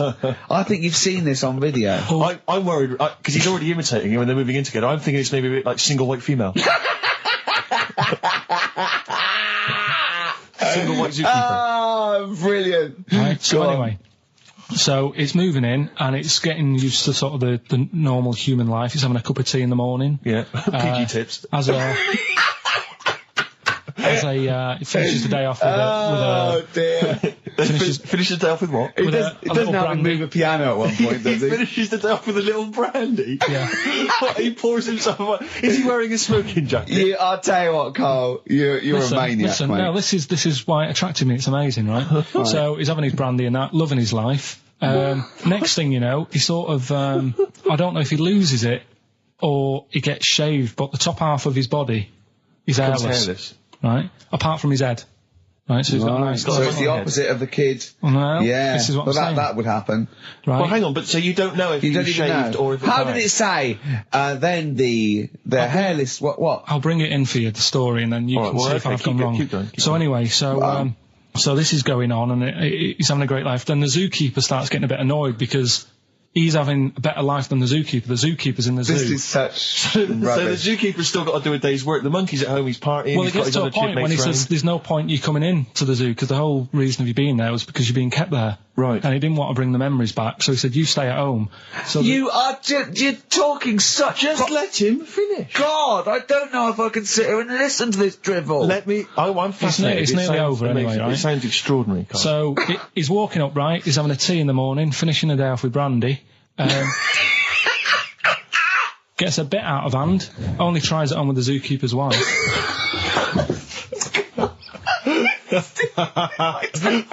Make him go away, Steve. How does he do that? Well, because he's around humans a lot, he becomes a bit of a charmer. And, But what is it that he could do to seduce her? Pick fleas out of her? he didn't say. He's but- built. He was built. Yeah, it's well hung. So what about that? Wait, what do you mean? What about it, Carl? It's obviously not true.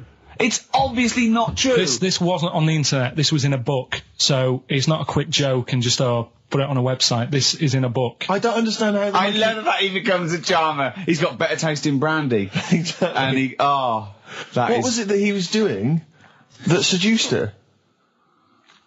I don't know. Maybe because he was at home more than the zookeeper was. But what would he be doing, Carl? He's not going to be talking with her. They're not going to be playing Trivia Pursuit. Maybe she liked the silent type. He didn't go into that. He just said that's when the trouble started. Carl, play a record. Right. Is that what Suzanne did when she brought you in? What I found is I found out like a lot of monkeys' names. Like that's how I found out about Oliver. Yeah. What do you mean you found out a lot of monkeys' names? Well, there's a lot of monkeys out there, and you think they're just called Monkey and what have you, but they're all given names, right? So this one that I found about, bit of a weird name anyway. It's actually called Crap. Its name, right? And so they're not born with those names. It's not like their parents give them those names. You know, they're just chimps. Yeah. Well, this one, right? And it's called Crap. Yeah, I know. Right, but do you know what it's famous for? What crap? Yeah. No. Go on. Is it involved with this show?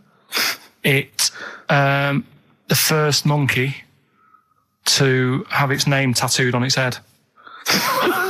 Yeah, again, I will say not by choice. There is no way that a chimp would go down to Camden Lock and go, are you a registered tattooist? I am, yes. Yeah, it's the cleanest, yeah. Go, okay, Can I have a look through your book? Can I have a look through your book? I'm looking for something quite gothic, but, I'd like, you know, what's your name? Crap. Oh, I'm not sure I can do that because you're not drunk, are you? I haven't had a drink. I've had some Mbongo, and that's all. But no. What are you talking about? The first monkey to have its name tattooed on its head. What are you talking about, There's got to be more information. Don't tell me you're leaving it there. There's got to be more information. That was it. And then I read it thinking, well, that's weird because that means there's loads of monkeys with tattoos on their head. If that's the first one. No, it could be still the only one. The first and only. Yeah, but would they report that? What do you mean, would they report it? This isn't the Washington Post you're reading. This is mentalists who do websites about themselves every day. What? There's got to be a third Why is act that to that news? story. Why is that news? How did you come across that? Well, First nut monkey with tattoo head. I mean, what are you talking about? But why did it have its name tattooed on its head? No, it didn't say that. I mean, yeah, I know, it's mad. But he didn't say why. Was that enough for you, though? Did you feel satisfied having read that? Did you not have other questions? There's no way that is in the Guinness Book of Records. There's no way that is cited in the Guinness Book of Records. I just read it as like, what a weird name for a monkey. And then, you won't have that on your head. What would be a good name for a monkey? I don't know, anything but that, really. Yeah. Dave. Ted. But what do you think of that then? Well, I don't know what to think about it because I don't know what you're telling me. I don't know that that's news. I don't know that it's true. I mean, I don't know where to start with that. Is that all you found? You found something about a monkey? I'll tell you, right, when I was searching for stuff on monkeys, right? Yeah. I was searching around like I always do, finding information, right? Yeah. And found out, are you aware of the Iceman? The Iceman? Yeah. Go on. Right, and to me, the monkey thing was more... What's the Iceman? Oh, the man that was found in the ice. So you're aware of him? Neanderthal man. Right, yeah. Ricky, do you know Not a about monkey, the Iceman? though. No, I know, but I just was looking at, like, info. Right. The 5,000-year-old fella who was preserved in a glacier. That one. Yeah. Right. Yeah. Do you find that more fascinating than the monkey? Well, I know that it's true. Yeah, it is true, but do you find it more fascinating? Well, simply because it's true, I find it more fascinating. I can't act on if someone, anything that's true is more fascinating. But you see what I get from the monkey thing, you go, I wonder if it was happy about that. And but you accept it straight away. You accept that is true and interesting, and I don't know what that is. I mean, to me, it sounds like a bit of cruelty towards animals. Yeah. Because I mean, if that's true, it's disgusting to tattoo a monkey's head. It's disgusting. Yeah. Do you know what I mean? Yeah. There's no way. That's what I'm saying. It doesn't do it. If they reported that a monkey went in and got a tattoo and chose it itself and then was riding a Harley Davidson down Camden, I'd go, that is incredible. But I'd really want to see it on the news, and it mustn't be anywhere near the 1st of April. You know what I mean? I think you've just blown next week's.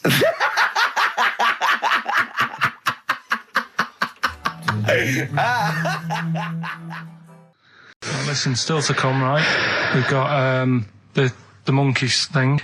Oh, chimpanzee that. And when I was out last Sunday, right, at Johnny's birthday party, Yeah. Steve was there. Yeah. Got talking about stuff. And a debate that we didn't really finish cropped up. It blew your mind, didn't it? Amazing. Oh, I know about this. Steve told me. This is the infinite amount of monkeys. Or a monkey with a typewriter and an infinite amount of time would eventually come up with the works of Shakespeare. Yeah. There was no debate. It's a philosophical, mathematical problem. There's no debate. It's true. It wouldn't happen. No, listen, Carl, listen. Infinity sorts it all out for you, right? An infinite amount of monkeys at a typewriter, right? They do everything. They type everything. Infinity just sorts it all out for you. There's no getting to it and they're going, oh, well, let's have a look what they've done. This one's come close. Did Romeo and Juliet. It would do it all. It would type everything ever possible, conceivable. Yeah, but it's a mathematical Well, infinity. we've heard your side of the argument, Rick. And I'll be honest with you, it's a persuasive one. But let's hear Carl, because he heard about this in a pub last week. Yeah, so what's your he's got some problem? strong What's your ideas problem with himself. it? What's your problem with it? well, first of all, right, you're saying it's a load of monkeys. It's not just one monkey. That Depends. can live forever. No, wait. It's either a chimpanzee with a typewriter with an infinite amount of time. He would eventually, by definition, mathematically, type everything ever possible. Okay, or it's an infinite amount of chimps with typewriters, and one of them will type it first time. But already, that's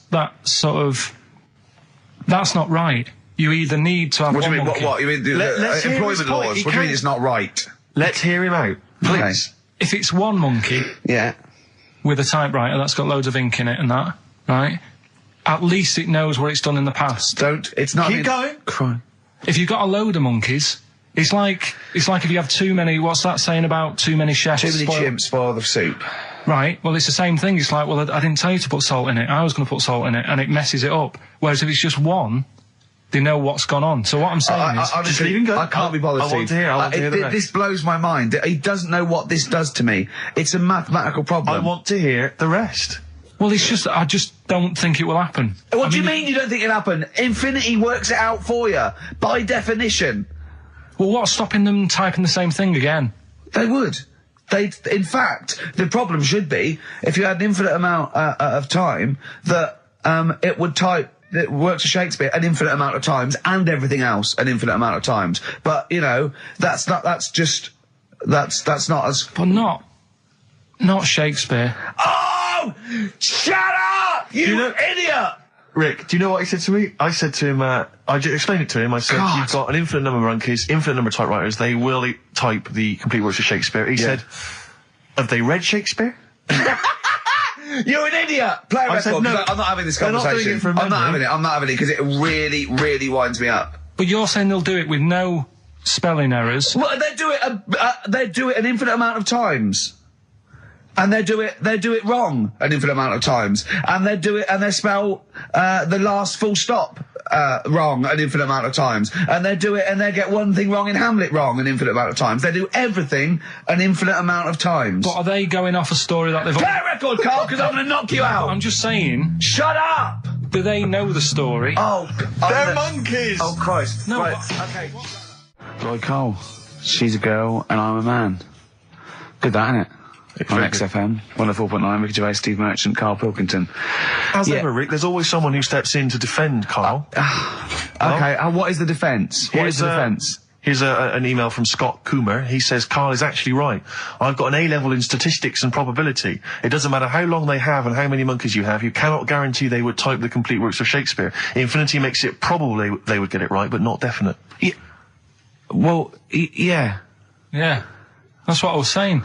No, you weren't saying, Carl. You don't understand it. Infinity sort of sorts it out. That if they do anything, they nearly do everything, won't they? No, I mean, they'll give it a good shot. on that. No, that's not the point. But the I'd point be is this. surprised if they did one page right. Right, listen, it's not to do with consciousness. It's not to do with them aiming. They are just bashing away at the keyboard. It's like they're used to show that there isn't consciousness. They chose the chimpanzee because it can type, presumably, hit the keyboard. It's because they hadn't come across you at the time. Yeah. It's to take out thought out of it. It's to take out reason and trying, right? It's just random. They're saying that if you typed enough things, if the computer was left typing everything, if you left it for an infinite amount of time, and they chose Shakespeare because there is meaning behind it, and it's difficult to get it exactly right, to show you that infinity would come up with it's not just Shakespeare, it's every novel. It's everything. Fairly eloquent there from Gervais. A quick riposte, please, from Karl Pilkington. No, I'm just saying, what I don't understand, if it hasn't read it, then how does it know where it's going? Listen, right, listen, right, Can I just explain to people, right? Some people have said, oh, why are you cruel to Karl? He drives me mental with things like that. As I say, this discussion began because we were talking about a quote that Noel Gallagher supposedly gave. Now, I don't want to misquote Gallagher, but the gist of it was that he said, had I written Wonderwall or whatever, instead of the Beatles writing Strawberry Fields or whatever, I'd be the one that was considered the great songwriter, and it wouldn't be the Beatles. You know, it's just the fact that they came first that meant that they get all the credit as being the greatest band. I don't know where to start with that statement either. I mean, that's Gallagher's thing, and he's, you know, well, whatever. We know what we think of that. What was your point, Karl? You agreed with him, didn't you? Yeah, I reckon. Right? Do you know we've talked about putting a baby in a room before, and it'll know what colour it is and stuff. If you've got a room that's painted red, right? But forget that, because that's going to confuse Hear him out. Listen to me. Say if they did some new TV show, right? Like, what's that film with Jim Carrey in where The Truman Show. The Truman Show, right? So they make up a little room, and some woman has some kids, and you say, right, let's put the kids in this room, and they don't know what's going on outside. They don't know anything about, like, EastEnders and that. It's like their little world, right? They don't know anything that's gone on. How could a child survive without EastEnders? Right, listen. So, you sat in the room, right? And then, when they're all asleep... Right, wait for this bit. Someone Have you heard this bit? Wait for this bit. They're all in a room. Yeah. They're asleep. Yeah. Someone pops in, puts a guitar next to the bed. Right? Nips off out again. They wake up in the morning... And one of them goes, what's this? They don't even know it's a guitar because they've never seen one, right? They're talking English, though. Yeah. We just left guitar out of the vocabulary. Right, so... There's plenty more to come. So, one of them will pick it up, and they'll go, I don't know what it is, and they'll start strumming, they'll go, that sounds good, doesn't it? Give them a few weeks, they could come up with Hey Jude. Whereas, typing Shakespeare... A monkey that can't even spell. I see that.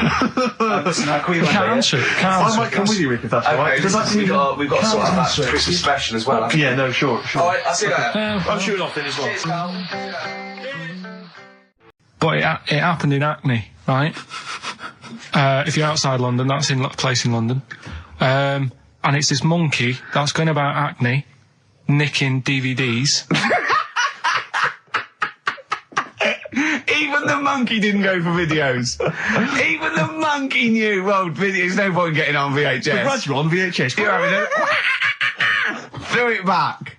Right, and there's a girl called Lisa who works in our office here, right? And I mentioned it to her because she lives in Hackney. I said, you familiar with this? And she said, oh, I remember something about it, which annoyed me.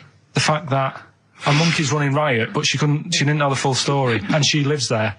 What do you mean a monkey? Do you mean a chimpanzee or a monkey? I don't know. Is he a zoo in Hackney? Is he a zoo there? I don't know what sort it was, but it was like. Is there a zoo in Hackney? I don't know. That's what I was asking. So right, get on with the story. So anyway, yeah, it's been robbing stuff, and the other bit that really puzzled me, right, is the fact that.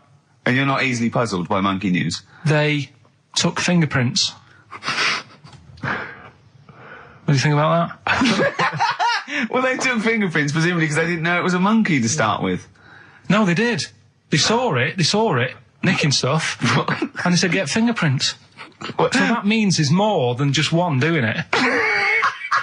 I'm going to have a heart attack. He had to fax them to Interpol. Yeah. We know that is, It's Brian the monkey. Yeah. So sorry, I don't understand. He was stealing DVDs, specifically DVDs. DVDs, I think it said watches and stuff. What, breaking into homes? Yeah, in Hackney. Maybe. Are you sure it wasn't a kid with a mask on? No, seriously. How was he breaking into homes? They're good, Up the drain pipe. They're good, aren't they? They're good, aren't they? But how would they do So that? is that the news? Well, that's how much do you want Is that monkey news? for this week? Well, I don't know that it's true. Again, I've got the things. There was other stuff. There was another story that I found about a monkey, but I would like to know from someone in Hackney if, do you know what I mean? And I missed that one on Crime Watch, which would have been good, right? But there was another story about one that kept getting on buses, not paying its fare, and just sat in a corner reading the paper. Reading the paper, Carl. You're an idiot. Well, that wasn't in London. You're an idiot. That was in America. It wouldn't read the somewhere. paper. Why would it read the paper? Because it was its way of sort of going, oh, well, if I'm reading something, maybe the inspector... The inspector won't notice my hairy hands. Oh, Carl, you're such a fool! Well... Pilkington. Carl, We've just had a news flash that an infinite number of monkeys in Hackney and an infinite number of typewriters. Yeah. We don't know what for. At this stage, we've got no more information. And they've taken back an infinite amount of graduate on video. So this is rubbish. Don't bother telling the story about Men in Black 2 either, because I don't think people will be interested. Actually, on the subject of Men in Black 2... What? Have you seen that, Steve? No, I haven't, Carl. Tell me about You it. should see it. Go on. Why? Because there's this thing in it. Go on. Uh, What, a stupid, bald Mancunian tosser? no, weirder than that. There isn't anything weirder than that. Big eyes, it was gangly. Keep talking. And, you've got to see it, because you wouldn't believe how the likeness and that. You've got to get the film out tonight. Right. It's not as weird, it had a normal voice, right? He's done you and he's not even here! I'll tell you what, mate, it ain't worth coming in next week. Oh, stay on the line, Carl. Play a record player. Kings of Leon, Molly's Chambers. What do you think of that, Carl? Alright. There's a surprise. Another insightful remark. Steve is not a fan now. Not only does he know you've been slagging him off behind his back. No, I wasn't slagging Steve. If you get it out on the DVD tonight, you'll know I'm not slagging you off. It could be your brother. I love the fact that it makes it worse, but he's thinking you're going to go, oh, he wasn't slagging me off. It does look like me. I do think I'm an alien. I love the fact that you hope Steve will go, he's got a point.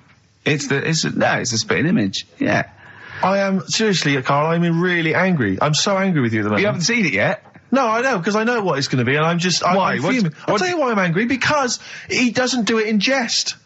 No, but what do you think it's going to look like? What do you think this thing's going to look like? Going to look ludicrous. It's not going to look anything like me, but he's going to pretend it does. Go on, what? Go on. No, it does look like you. Yeah, of course it does. And you looked like the Human Z. Well, I mean, to be honest, you did a bit, Carl. You walk like him, you're bold like him, you got a sort of gormless face like him. Any more? I don't smoke. That does. Hang on, I'd love to have some monkey news, though. Go on then. Got any monkey news?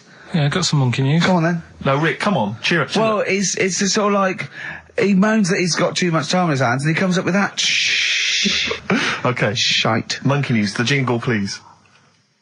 Oh, chimpanzee that monkey news. Okay, There's been quite a lot of stuff going on. There was a few bits in that Guinness Book of Records book that cost me 20 quid. Yeah, well, that's not news, is it? They printed that probably last September. No, so that's there's one in there. new music. New monkey news from last September. You're a lord. Come on. Waster. Please, Ricky, monkey news. Right, there was this monkey in a zoo in Brazil. Right. And there's a little man monkey, a little woman monkey. And You're a scientist, aren't you? Go on. and they said the people in charge were like, oh, wouldn't it be good if they had kids? Brilliant. Right. So anyway, the chimps used to stand sort of, they'd have their little caves each, and they used to sort of lean on the fence having a bit of a chat and stuff with each other. Right? Well, Just gossiping, yeah, gossiping. the equivalent sort of thing. Yeah. So anyway, they were getting on a storm, and like the zookeepers were like, Can you hear that cheapest chimps this week? I thought it was fascinating. Yeah, just gossiping, I understand. so, what's any monkey news? I don't know, let's tune in. What was monkey news this week? Go on. It was from last September. so they were stood there having a chat, and the zookeepers were like, I wonder if they're ever gonna have kids and that. Yeah. Anyway, it went on for ages, you know, this just chatting, no sort of action. So what the zookeepers did was, they said, I know, they'll have kids. Are we letting that go? They were just chatting, are we just letting that go? We're letting it You know go. what I mean? Just doing whatever monkeys do. Okay. Right? So the zookeepers were like, yeah, I wonder when they're gonna, have some kids. Yeah. Anyway, what they decided to do, to egg them on, bought one of them a suit, one a wedding dress. Right. Keep going. No, I'm not having it. Shut up, Gervais. Fade him down if he's going to interrupt. I want to hear the rest of this. They got married. So they got married? Yeah, they got married. Right. What? That's the end of it. This is why I don't. Right. That's the end of monkey news. That's the end of monkey news. Don't do that again. You've got no features left. Why don't you like that? Well, it's not a story. It's about two chimps chatting, which doesn't happen. The zookeeper's going, I wonder if they're going to ever have kids. Egg them on. They got married. That's the end of the story. What are you talking about? Hang on, just calm down. Let me just check that you didn't make a mistake there and didn't lose out. What do you mean you didn't make a mistake? Wait a minute, he may have just left out a fundamental piece of information. What, the story? That would have made it into a story. Right. Let me just check the facts. So they bought them wedding outfits. They were married. Did they propose to each other, or were they just forcibly Don't married? encourage him. Just forced onto And it. then what was the outcome? Once they got married, what happened? They fell in love? Yeah. What? Whoa. It's not a marriage, Carl. Be quiet. It's not a real marriage. I don't know what you've got in your head. It's like the head of Homer Simpson. I'd go in there and there'd be a wedding reception and there'd be a couple of fights and they'd be talking about stuff. They got married. They fell in love. Did they have children? They're not back off the honeymoon yet. Play a record. You got no features left. Now, what it is this monkey, right? Yeah. Don't know where it was. Mm-hmm. But there's a bit before the monkey anyway, right? Jeez. Is this, no, listen. Shoot me. Right? It's a bank. There's this bank, right? Busy bank. Normal day, everything's going normal, right? Busy bank, people going in, doing what they do, seeing about mortgages and stuff. Yeah. Everything's normal, everyone's happy, right? Yeah. So anyway, it's quite busy one day. Fella comes in with a gun and a balaclava on. Up to no good. Right, I'll tell you now, Carl. If this fella turns out to be any ape or monkey related species, you're never doing this again. You're never.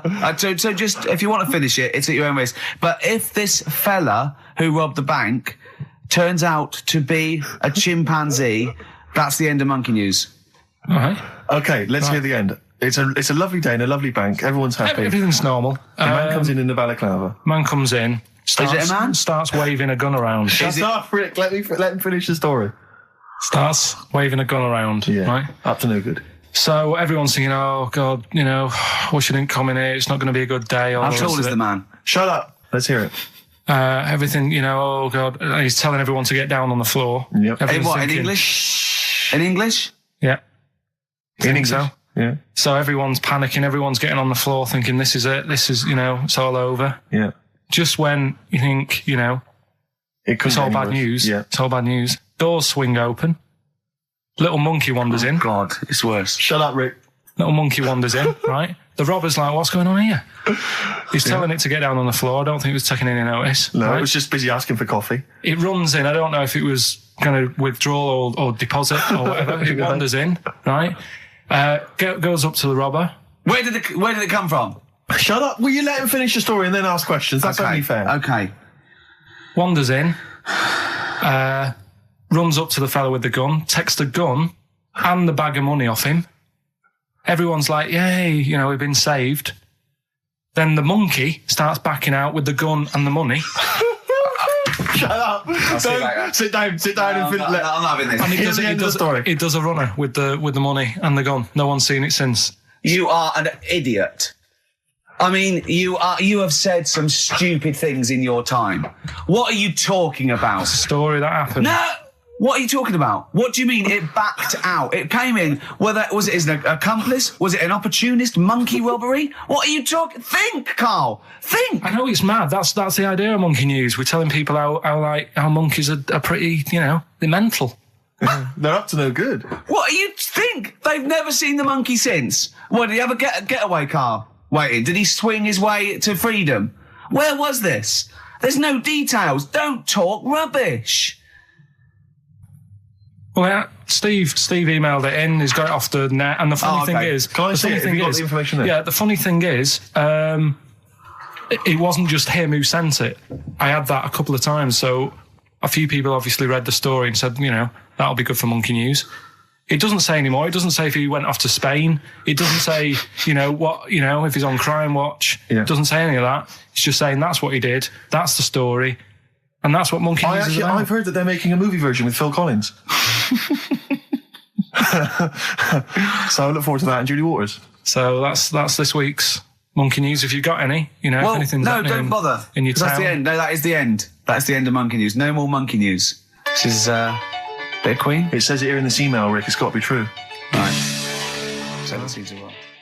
Oh! Right. Before I went away, I told you about Alfred. He was the monkey where there was a robbery going on in a bank. Yes. And then he nicked the robber's loot and backed out with a gun. Yeah, he sort of stole. He robbed the robber, didn't he? Yeah. Did he take his gun as well? He took the weapons. He took all the weapons. There was like a couple of robbers. He managed, because they were so amazed that a monkey was coming in. It was like, don't talk shite twice. Right? Anyway, got a follow up to that. Okay. Now, what was that monkey's name? Alfred. That was Alfred. Because a lot of people wanted to know, well, what did he do? Did he go off and have a holiday? Did he? No. So the follow up is, what happened is the monkey had the guns, had the cash, which was $250,000. Sure. Right. It went back to the zoo. Right. Right, Carl, you're talking shit. Ricky, I get angry with you when you won't let him finish his Monkey News. Right. Can't we just get out of the official Imagine thing? if people were interrupting Trevor McDonald. It wouldn't happen. I want to make sure I don't get anything wrong. No, of course not. Check the internet. So the monkey goes back to the zoo, right, where all the zookeepers come out and go, get him. He's got the guns. Yeah. He hands out a couple of guns to his mates. What? His monkey mates? His monkey mates, so they've all got a couple of guns each. Oh, Carl, Steve, I can't, mate. I cannot stand it. Honestly, I want to scream. Please, I really get annoyed with you. They tried to do him a deal. They said, how about if... I'm going. Tell him that. I'm not going. No, I can't. Step out for a moment. Okay, we'll just do it. Look, don't listen. Step out and I'll paraphrase what I hear for you when you come back in. Step out. Now, please, I need to hear the end of this. This is Monkey News. This is important stuff. Right, Ricky now has left the room. He cannot bear to hear, which is surprising to me. Right, so anyway, they've got the money, and they say to the zookeepers, how about we give you some cash? Yes. And they go... Sorry, hang on. Sorry, the zookeeper said that to the monkeys? Yeah. Right. No, the monkeys who have got the £250,000 right. say to the zookeepers, we'll sort you some money out if you let us go. Sorry, the monkeys say to the zookeepers... We'll give you some money. Yeah. You don't see any problem with that? Right, listen. Okay. It's nearly finished. Right, I'm listening out there. This is ridiculous. What do you mean the monkeys say? What do you mean the monkeys say to the zookeeper? They were probably holding the money out, like kind of going, look, we'll do your deal. Right, okay, come on. And what happened is, I think they were happy with that. I think they left, and that was that. They wanted to get out of the zoo because they didn't like it in there. There's the thing. Right, I don't... Just have a look. Right, Carl, think. Right, how did they get out in the first place, this one? Just let Steve have a... So why did he go... So he went and robbed... He thought... he knew there was going to be a robbery that day, did he? He might have been getting some money before they went to escape, and then that happened and they had more money. They might have been withdrawing some stuff out. What do you mean? If he was planning on leaving the zoo, he's going to get his savings. What are you talking about? What have you read there, Steve? I've got a feeling this is a review of one of the Planet of the Apes films. I think it's Escape from the Planet of the Apes. I'm not certain. It could be Beneath the Planet of the Apes. Right, Carl, think. Please think, right? So this monkey, right, he leaves the zoo, right? So he leaves the zoo, which he can do, presumably what? They leave him the keys or what? They're chatting to him, they might as well. He goes to a bank. What's he thinking of doing? Sees a robbery, probably by chance. He probably wasn't tipped off, was he? Or has he got one of those police scanners? Probably got one of those police scanners. Well, I think he was going to the bank to get a mortgage to build I think he wanted an extension, didn't he, on his cage? Think of that. And so I love the fact that he hands out the guns and they do a deal.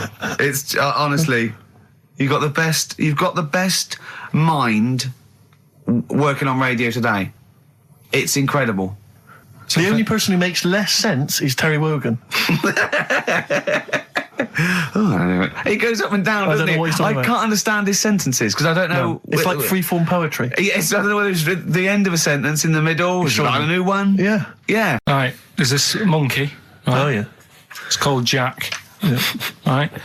I got pally with this bloke who worked in a railway station. How? Pen pals? I don't know, I didn't say all internet, that. I'm just telling you. I'm not sure. Chat rooms on the internet. So, anyway, he's helping him out all the time. It's this fella's job, right, to sort of make sure it's safe for the trains to come in, that sort of thing, right? But he's always working on his own, so he's got his mate Jack in with him, right, this little monkey. Yeah. And, you know, they're having a good time. They share lunch together and stuff like that. Anyway, it gets to a point when the fella whose job it is, right, starts getting old, and Jack, the monkey, starts getting more involved. Presumably this is a chimpanzee as opposed to a monkey, you mean? When you say monkey, it's generic term, you mean chimps usually, don't you? Yeah. Go on then. So, you know, he's clocking the fella doing his job and he's thinking, I can do this, right, the monkey. I love it. Yeah. He's helping out, he's pulling down the levers and stuff, so the train's sort of coming on the right lines. Sure, yeah. He's clocking it, he sticks his head out of the little window, see the train's coming and that. I hope British Rail are listening. Yeah. Right? In the end... Oh, yeah. The fella whose job it is, he lost a leg for some reason, couldn't work anymore. Lovely. Gave Jack the job. Yes. Right. Okay. The railway company are happy with that. I'm sure they interviewed a number of people, but he was the best monkey for the job. And that's good, isn't it? Well, it's not true. Right, once again. Well, it's not true. Don't hand Steve a piece of paper that someone put on the internet who is probably a bigger mentalist than you. That's not proof. It's not true. At no point did a railway company give a chimpanzee the job of signalman. It was ages ago. What? Steve, when was it? It was before trains, probably. Well, it's in the 1880s. Yeah. According to this piece of paper, which is what you've based your monkey news on. Now, of course, I think ITN and a lot of the news channels, they tend to get lots of independent confirmation of their news before they give it out as fact. But you've got an email from someone, so let's assume that's real. It says, for this, Jack was officially put on the railway payroll, earning 2 cents per day and have half a bottle of beer on Saturday. That's what we pay you, isn't it? He doesn't even get the beer. Oh, dear, he's not allowed to drink. I think at one point you were trying to be sick on my leg. I do remember that. Yeah? Why? Just for fun? Yeah. All right. That's when I started getting annoyed. He was very annoyed last night. No, yeah, okay. Yeah, I can see where that could be annoying, but you just got to think, hey, look, so what? It's, you know... Well, I think you rub each other up the wrong way. Yeah. That's the problem. Well, no more cheap as chimps today. Right. Nothing to replace it because we didn't have a chat. Songs of phrase, we're doing that. You can win some stuff. Yeah, we've got the film that we haven't done for the last 2 weeks. The final film, we won't be doing that. Let him down. It's 2 weeks. So you're 2 weeks late on that. Yeah, can I just ask, guys, is there going to be some great music? Yeah. Well, what I've got about something from the only ones? Yeah. Planet. Brilliant. Placebo, The Bitter End. That's the first single to be lifted from their forthcoming album, Sleeping with Ghosts, which you can hear in full on the XFM online listening posts. I'm Ricky, you cheeky little devil, Gervais. With me, Steve. All right, ladies, what can I get you to drink? What, you think I'm made of money? I meant half a mile or something, merchant. And Karl, oh, I'm stressed. If it's too hard, I don't want to do it. Pilkington. Indeed. Oh, well, it's nice to be back, Rick. Rick, I heard a rumour that you weren't going to be playing great music today. I'm assuming that's wrong. It is wrong. This is what I mean about the grapevine and just Chinese whispers. I'm not having it. There's some great music coming up. Right. I also heard that there was going to be some boring chat. Sorry, it's that. Well, I want names. I mean, I don't want to name names, Rick, but that's the gossip I heard. It's totally wrong. I heard it was going to be inane, ill thought out, often stupid. No, Carl's not going to talk so much this week. We're going to try and sort of bring it back to real radio. So that's an absolute lie. Yeah. Great. Good. All right, Carl, had a good week. Yeah, not bad. Have you? Going on holiday now, aren't you? Well, I will be doing later. tell you about that later on. What? There's a hook. Can I just check? Because there are rules in place, aren't there? Yeah. There was a big bust up in the week. I'm only allowed to wind him up. I'm not allowed to wind him up socially now. I'm not allowed to. What am I not allowed to do socially? I think squeezing the head. Socially, has been crossed off. Right, okay, and I agreed to that because it got to a head where, you know, Karl was really upset and he was thinking of just giving it all in, weren't you? Yeah. Yeah, why was that? Because you were just winding me up too much. Yeah. I mean, do you want to bring it all up again? I don't mind, what was I doing? It was just... I mean, I should say now that there was a conversation where we were all sort of really walking on eggshells. It was frosty. It was a conference call, and Karl was on one end. And I'll tell you, I was very much a mediator. I was very much a UN mediator. What do you think of that? It was difficult to sort of keep it serious when I'm saying stuff like, "I'm sick of you putting a Burger King bag on my head." Do you know what I mean? Yeah. There's a part of me that's like, I can't believe we're doing this. What I like about it is that I'm laughing and going, well, I won't do that anymore. And he's going, you can still do it on air. And like today, I came in, I went to squeeze Eddie, went at 1 o'clock. I love those rules. Yeah. I love those rules. Well, between the hours of 1 and 3 on a Saturday, you can squeeze his head, you can put a Burger King I back on his... can't wait. It's terrible. Oh, dear. That all started last week as well, really, because I got in a bit earlier to do an edit for you on some track that had swearing in it, right? Yeah. So I get in early, he comes in, first thing he does is go to sort of squeeze me head. And my reaction was, not now, do it later. As if it's all right to do it later. Yeah. So that's kind of what made me think this isn't normal. We should just point out, when we say squeezing your head, what exactly does that mean? I put my hand on the front. I do 2 experiments, right? Yeah. One is the side, because you can crush an egg sideways, so I think that's more dangerous. Right. And I actually put my elbows out, and I pressed like a vice, and I really go for it until it really hurts. And the front one it shouldn't hurt so much, if my experiment's right. I don't know.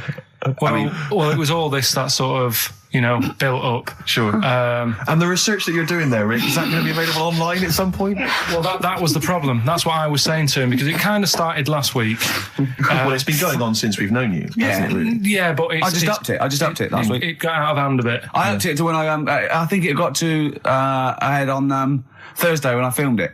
That was it, yeah. That's right, yeah. I brought in a cameraman to film me torturing him. And there was some people from the 6th floor being shown round. Yeah, some management and that, showing probably clients round. You know, sort of, they've probably been on all the different floors, same what all the different radio stations do. This is XFM, the sort of this sort of noise going on. Yeah. You see them all look down. I'm saying, don't do that, right? Sure. They might want to spend a load of money. Yeah. Right? Yeah. And he's doing that. He's wrestling with me. He's filming it. So that's when I just thought, It's mad, isn't it? And then when we were having the argument on the phone, I was saying, has this been some sort of experiment? Yeah. He did. He said that, and of course I lost it. Yeah, but it's all good now. Well, do you want to squeeze his head before we play the next? I won't at the moment because we've got to get on. It's not right, and that annoyed me as well because I was trying to find out where he was going. I was filming him. I was going on waiting for Karl. Told Johnny he's meeting a mate at 6, which annoys me on 2 counts. And I'm just doing it to the camera, So I'm gonna follow him and just turn up and go, all right, where you been? But then when I came in, he went, I'm meeting a mate, and he told me where it was. So I told him that spoils my fun. Of course. Because you'd want to just track him down. I don't want him to like it. Yeah. Which is sort of pulled the rug under my carpet now that he's going to let me do. It's that thing though, you see. This happened years ago to me, right? When, you get pally with someone and then you wind each other up and then there comes a time when you just go over the line. Yeah. Right? What happened? Well, it was this lad called Anthony, right? Who was my mate. Yeah. And we used to sort of always have a little fight in the toilet and that. Right? Sure. Punch each other. Now I want to wipe it. And the punches, used to get harder and stuff. And then, so he hit me harder. Turned out into a proper fight. Yeah. I chipped his tooth on the sink. Right? Right. This happened at school, and it was time for assembly, and I thought, and he's in the toilet crying. I thought, go to assembly. There's police in there in the assembly that day telling people about unnecessary violence. And you thought they were there for you? So I'm like, oh no. Anthony's going to come in a minute, like crying with all blood coming from his mouth. So I'm going to get arrested. Yeah. Did you go running and sleep? And that was an example of. Yeah. I mean, it kind of happened because I went out with a girl who he fancied. How old are we now? About 8 or 9. I think that's out of order. Going out with a mate's girl. Yeah, but she didn't like him. He had like big ears and that. He had no 'cause chance, you're so why such a should I? dish. No, but do you know what I mean? All right, I haven't got the looks like I used to. Sure, when you were 8. But that's before the stress of, having head squoes and that sort of thing. I have aged a lot since. Having your head squeezed. I love your own grammar. I know, That's the past tense, is it? Squeeze or to have squeezed. Oh, he did squoze his head. Yeah. Oh, brilliant. So, What about a bit of Bowie? Let's, Bowie? Be my wife. Carl, I'm asking you. Let's make I think it we up. can squeeze that in. Be my wife, Carl. Come on.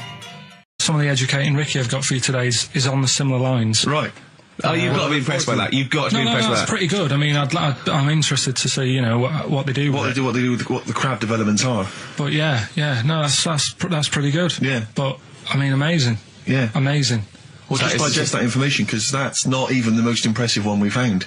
I think it is. I suppose it's pretty impressive, but the next one's maybe more shocking. Okay, right. But let's play a tune, and Ricky's got another extraordinary fact. Have you actually punched anyone yet? Have you actually? Not any. No, I haven't punched punched- recently. I've punched pads and I've punched the bag and I've sort of sparred and that. I know you're going to get a chance to punch Well, as someone. I suspected, my punching power was all right, but my fitness is. I mean, it felt like I was smoking. Yeah. But there's bits of lung that haven't had oxygen in them for 20 years. Yeah. And it's ridiculous. And also because it's not only it's being filmed, but there's other fighters there that are ridiculous. They're like machines, right? And it's that thing. I can go right. I can come out on top, but die now of a heart attack, but never give up. Or I can sit down and go, I'm sorry, I feel ill. And I chose that one, and of course they took the mick. Well, of course. But I mean, soon. As I said, I haven't got the respect yet of the boxing fraternity. But And how long have you got then before? 4 weeks. Okay, so and do they think that they can turn you around health-wise in that time? No, Or they're you're being gonna be coming out on a realistic. Zimmer No, frame they're going during the fight? to going to teach me the basics and see how it goes. Right. But I mean, and I'm each sure- round is 4 seconds. Is that right? Yeah, 2 4-second rounds. with a Yeah. 2-hour break in between each one. A sit-down meal. So give the number. I want serious suggestions of my fighting name. Nothing insulting. So we can actually use. Well, let's give out on the email. BBC. That's always the easiest. Yeah, exactly, Ricky.gervais@xfm.co.uk. What's the number, Carl? 08700 800 1234. And it doesn't have to be in the middle. It could be at the beginning, like. The Rage. Okay. Ricky the Rage. Ricky the Survivor. Tits. Sure. Ricky the Man Play a record. Big It was a favourite good of day, ours. yeah. Ice Cube talks to me about my life in the pub. yeah. A couple of emails are already coming in. They're flooding in, Rick, Yeah. inevitably, as boxing name suggestions for you. This is one from Matt, I think. He's given a couple, actually. Ricky the Pudding Gervais. Ricky Big Mac Gervais. There's a theme here. Ricky Pasty Gervais. The pasty. I quite like the pasty. Here comes great, the isn't it? pasty. As Carl said, he said the thing is, if you have a really good nickname, it's embarrassing when you lose. Whereas if you just call yourself, it's not so embarrassing when you lose. Carl, this is doing no good for my ego. Do you know what I mean? If you have like Killer Gervais. Yeah, and then you end up like vomiting, and choking on your own vomit upside down, hanging out the ring. What happens if you win? Do you have to do something? Whereas there goes the pasty being stretchered off in the first 2 minutes. Yeah, Not such a problem. there he is, being lightly basted, and chucked down a mine. What do you mean? What do I have to do? Say if you beat Grant, say if that happened. Yeah, right. What happens next? What do you mean? What happens then? What do you think? Oh, this is a contention fight for the big no. one. But do they? Yeah. Well, then we make Ricky 2. No, but do you know if they're planning on making more money? Because it's for comic relief, isn't it? So what happens on the night? No, it's for a charity of our Comic choice. relief would make sense. Yeah, Well, yeah, whatever, right? yeah. It was last time. I think that was last time. Is it sport relief? It's not sport. It was relief. last time, right. yeah. But this is. I think this is a program where the. And how do we? Sorry, how do you make money for charity from this? Do we pay to sort of for how many punches to the head you're going to take? Or No. I just how think long you're going to last? I assume the BBC donate money or someone or a sponsor or whatever. I don't know. Just donate money because it's actually a program. This is more about a program with a I see. Charity angle. So yeah. So as if you get like killed, there's more money and food to go around. Maybe. But no, I mean the thing is, what's the next step? Because if they go like, right, yeah, well done, you've won. Thank you very much. Carl, what do you expect? That it's winner stays on? Yeah. Like in a fair, where I go there, I let people punch me. on Bird of Manning. Yeah. And then my twin gets up. Yeah. It's just it's a programme. He's not going to turn pro. It's like faking it. Yeah, but what's the point if it's not going to go anywhere? Well, sorry, him fighting Grant Bovey in a ring is not entertainment enough. yeah, what's the matter with you, Carl? That's going to get his face pummeled in. That's Coldplay, The Scientist on XFM 104.9. Right, competition, isn't it? No, it's Educating Ricky Part 2. Oh, is it? Yep. I wasn't even listening. He's doing all the work, I wasn't even listening. Oh, and he spilled some water down that. Right, what's this one again then? Right. What's the teaser headline? Teaser headline is, What's Tomato with You? Brilliant. Yeah? Go on. How excited were you when you came up with that? You couldn't wait to come in and tell us, could you? I think it's a good one because you won't forget it now, will you? I mean, like the worm one. What's so special about the worm? A lot of people think that if you cut a worm in half, 2 worms will grow, but no. What happens is if you cut the head end slightly nearer the tail than the tail will die, but the worm with the head will be okay. So, it's exploded a myth and taught me something. Right, so the second one, part 2 of Educating Ricky. What's Tomato with You? Yeah. What this one's about is, ages ago... It's scientific. There's never a date. There's never a country, a location. Okay, settle down, children. This is A-level history. Right. Once upon a time. Yeah. When a mental place with swords was a king. Forget his name, but he was a loony. So, and it was literally ages ago. Yeah. So, good luck in the exam. Yeah. Right. So, alright, many years ago. Oh, yeah. Cleared that up. Go on. They thought tomatoes were poisonous. Right? Okay. Because what hold on, are they going to be proved wrong at the end of this story? Well, because I don't want to give away the ending, but is it so much to do with are they poisonous tomatoes? No. Oh, you're having a laugh. I don't believe it. Go on. They could have been eating tomatoes all this time. Oh, Steve, what's tomato with you anyway? Okay, so hang on a minute. Let's just recap quickly. Many years ago, when people thought tomatoes were poisonous. Yeah. Go on, Well, they didn't know they were poisonous then because they were still eating them. But what was happening? But they're not poisonous. But hang on a minute. All right, and it's not. I'm just going to listen. I'm not even going to talk. I'm not going to tackle anymore. If you remember, years ago they didn't have like pottery plates. They had lead plates. Right? What are you talking? Just let him talk. Sorry, what year is this? Let him talk. Come on. Plates made out of lead, and what they'd end up doing, they'd say, right, do you want a tomato? And they'd go, yeah, all right. And they'd put the tomato on the lead plate and cut it. And because of the acid in the tomato, right, it would sort of make the lead runny, and the lead would go into the tomato, and they'd say, oh, it's lovely this, and they'd be eating it. They'd get food poisoning, lead poisoning, what have you, and they'd be really ill. So they thought tomatoes were poisonous, so they didn't eat them for many years. And when you say they, do you mean the people of Narnia?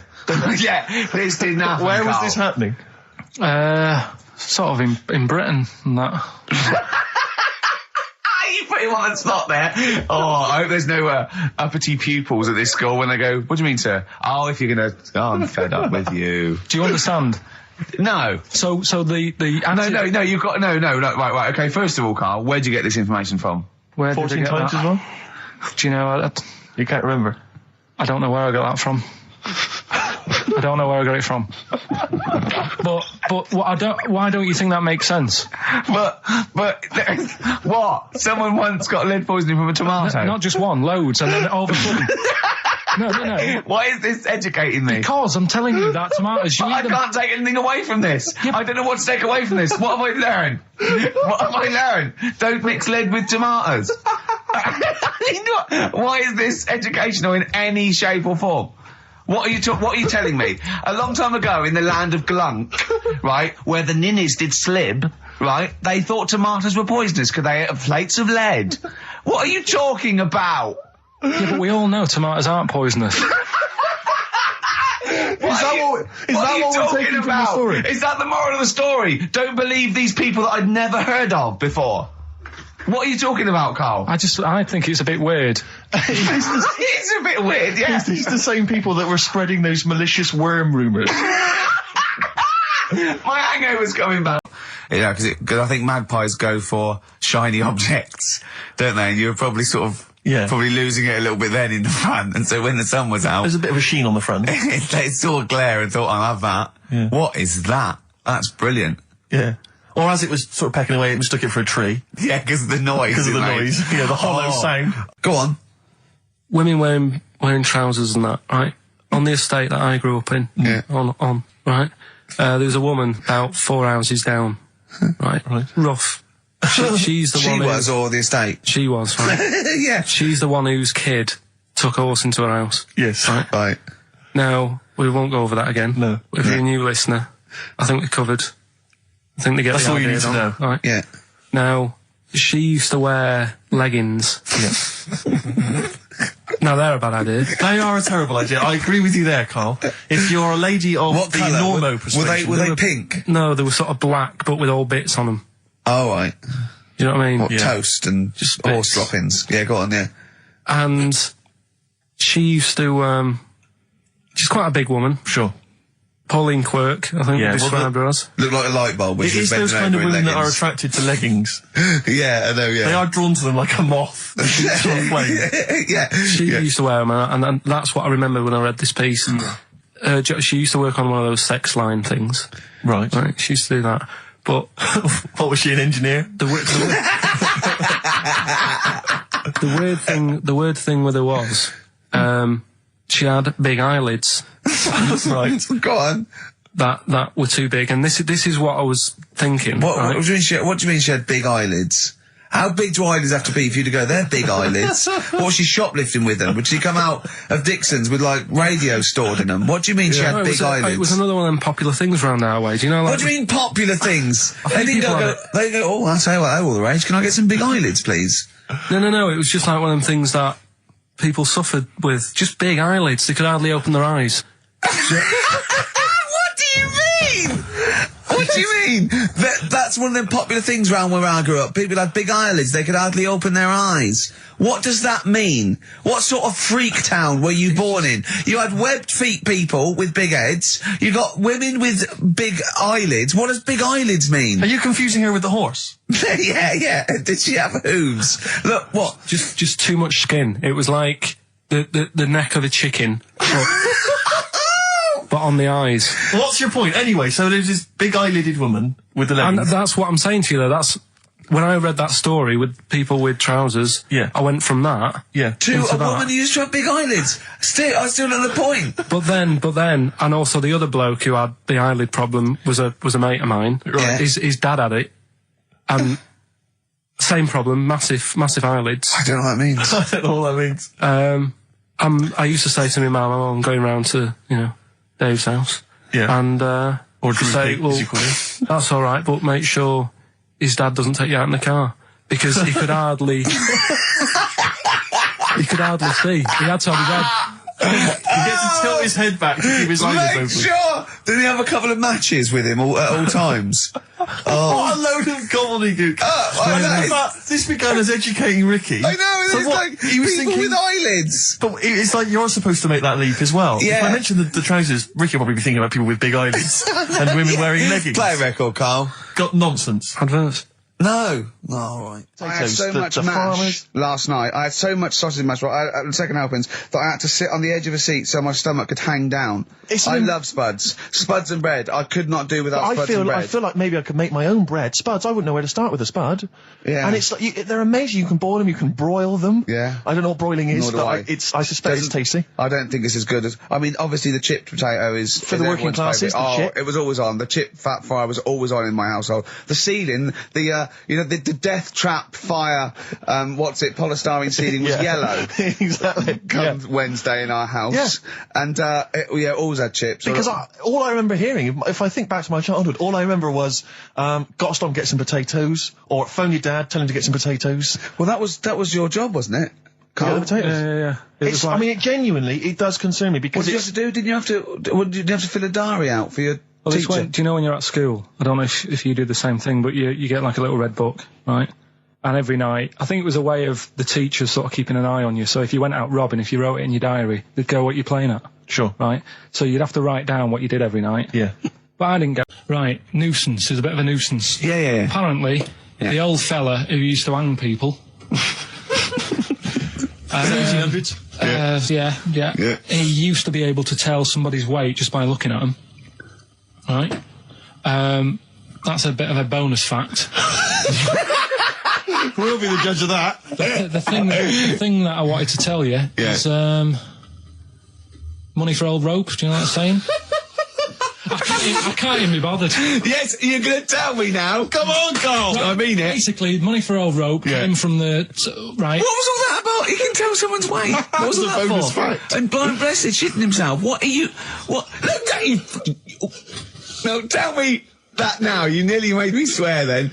I'm getting really annoyed. I'm getting really annoyed now. Tell me this back, Carl, or I'm going to go mental. Come on, Carl, time's running out. More that people years ago, when people used to be hung, right? Right. If you didn't like the person who's been hung, you'd go, God, I really don't like him. And so you never forget the time. Because if they're being hung, we take that as read. Yeah. So they never forget afterwards to get the hangman to get the rope and to cut it up into little pieces, and he'd sell them. He'd sell the little pieces of rope to people. See, Carl, that's the most interesting thing, if it's true, that you've come up with. Right, okay. And so so they sell the rope? They sell the rope, and it's money for old rope. Money for old rope? Meaning, like, God, it's easy to make money, that all they have to do is cut it up and sell it. I'm cynical. I'm not so convinced. Listen, we're really tight. We haven't even got time for a last track. We've got an ad break and we've got to give out... Okay, give the answers then. This is ridiculous. So, Steve, do you want to pick a winner? I've got a winner when you give us the answers. Okay, so the first clue was that army has got some nice trenches. Yeah. That was DW. Who's that? Dandy Warhols. That's brilliant. That's brilliant. All right. That's good, yeah. The second one, the top of them curtains are wrecked, all the material is worn. HV, that's Holly Valance. Oh, he got a phone call for a woman saying I haven't heard it, and he was talking to her off air, and she went, what is it? So-and-so them curtains. She went, right. He said, you know the thing around the top of the curtain is a palmet, not a valance, and he went, cut her off. Yeah, but... My auntie's always making balances on everything. I'll tell you about that next week, right? I'm looking forward to that. Right. Is this the one that farted for 5 minutes? Yeah, the very same. Right? So we'll talk about that. I was in Texas, I tripped up, I landed on my knees in a puddle, WH, wet knee Houston. Right? Wet knee Houston. Yeah. So, you're a maniac. So, who's a winner? We've got Pete, Catherine and Laura in Newcastle upon Tyne. They're listening online, I assume, and they're going to get digital. those great places. And remember, they got loads of stuff. They got the DVD here. They got Linda Green. They got Stone Roses. They got another compilation and Executive Decision. What did you read about Brian Blessed? Is it actually true, or have you libelled someone else? It was an interview with him in it. And what did he say? Oh, come on! What did he say? He said I climbed Everest and I played off it with me belly. Let's talk about it next week. We've really run out now. Oh, you're a fool. Have you got some educating, Ricky, for me? Got some education. I need some education, Carl. I desperately need some education. I want to learn about Chinese kids that are born hairier than average. I want to hear about deaf girls that can hear after their mum hits their head against a wall. These are the things I need to know. I mean, I don't wish to be disrespectful. He doesn't look like a genius. He doesn't look like But then I don't know what a genius looks like. Exactly. So, Steve. I don't want to be an look at Einstein. Yeah. Yeah. His mum thought he was mental as a child. Where'd you get that information from? That was in the Einstein book. Well, it was in the Einstein book, then it's presumably true. Which Einstein book is that? His Theory of Relativity? The big book of Einstein stuff. Oh, yeah. Yeah, the big bumper book of Einstein stuff. It's for a coach trip, and you have to fill in E equals MC1 squared, 2 fish, or 3 hello, and then it's multiple choice, and you fill it. It's great. Did his mum think, A, he was a genius, B, mental? Most people go for A, but it is in fact B. She thought he was mental at the age of 28. Oh, Carl, you never let me down. You never let me down. So have you got Educating Ricky for me? We've got Educating Ricky coming up. We've got Rockbusters. We've got Rockbusters. Great as seen and talked about in Heat. In Heat magazine. It's got really tough this week now. We're not messing about anymore. Right. Got some good prizes. Absolutely, yeah, we'll talk about those later. Because, I mean, was it last week that you had the classic? Was it, I can't remember, I'm paraphrasing, Carl, apologies. Something like, I'm here in Texas, I've fallen in a puddle, and my knee has got wet. Yeah. Whitney Houston. Whitney Houston. Yeah. Also, it was last week when there was a little bit of confusion over the one for Holly Valance. Right? Of course. I don't think it was confusion. I think it was your error. Yeah. No, it wasn't. And it was Holy Valance, and you meant Pelmet. Then Becky, who called up that time and said, if you're getting mistaken with Pelmet, right, she sent me an email in a week saying, I've done a bit of research. Yeah. It was my fault. I've made an error. Yeah. It is a Valance. Okay. And I know about Valances. As I told you last week, at the very end, my auntie loves them. Yeah. Right? She makes them. She started off just like putting them on top of the sort of window around the curtain. And then she thought, I can do more with this. Yeah. And she had a little coffee table that had magazines underneath. And she said, I'm sick of seeing them magazines when I'm sat down. She sounds like a Pilkington. So... I'm sick of seeing them magazines when I sit down. So she put a Valance around the table. Yeah. She just got Valances around everything now. Yeah. Then, next step... she tapes everything. She never actually watches telly. She tapes it all because she gets sick of listening to the adverts and that. Yeah. So she tapes everything. So she's got loads of videotapes and that. And the video used to get on her nerves. When she was watching a film, she'd see the clock changing. And it distracted her from the film. So she put a Valance around that. That's genius. Yeah. So that is or is it mental? Only Mrs. Einstein can tell. I don't know. She's even made a little Jack Russell look like a hovercraft. Yeah. He's great. So everything's got a Valance. If you go round and you stand still for too long, the chances are she'll put a Valance around your head. Yeah. This is this is Auntie who? Auntie Nora. And this is the one that farted for 5 minutes. She did. Lest our listeners forget. Farted for 5 minutes. Called his mum saying I'm farting. 2 minutes into the fart. She said about 2.5 minutes in. Yeah. Carl, you're making noises while I'm talking. Yeah, but you do this all the time trying to wind me up. And I'm not saying Manchester's the best place. And now it's Carl's bit. It's the re-education of Carl. He's like Liza Doolittle. And now he's coming to, or Lawnmower Man, if you've seen that film. More like Lawnmower Man, if you've seen the film. You know what I mean. And his homework was to just study quotes, really, on happiness and stuff and general well-being. He's not a big happiness quote fan, are you, Carl? Not really. So what have you done? You've come up with something, haven't you? Right, yeah, I told you, right? Because a lot of these are just things you say every day. They're nothing special. So what I'm doing... Well, you say them every day. Well, the sort of things you come out with and you don't even think about it, do you know what I mean? Yeah. They're on the TV all the time. People on the radio are saying these sort of little quotes. Sure. And... what I've done is, remember that programme on Channel 4, Faking It? Yeah. Where they got some, like, posh kid to be on a door and all that. What I've done, I've... Imagine if that was the pitch for the show. Dear Channel 4, you're just going to get a posh kid on a door or something? Yeah, come in, Carl. Come in. Yeah. TV producer. Yeah, go on. So, what I've done, this little book of quotes, happiness quotes, I've picked 2 that are real. Okay.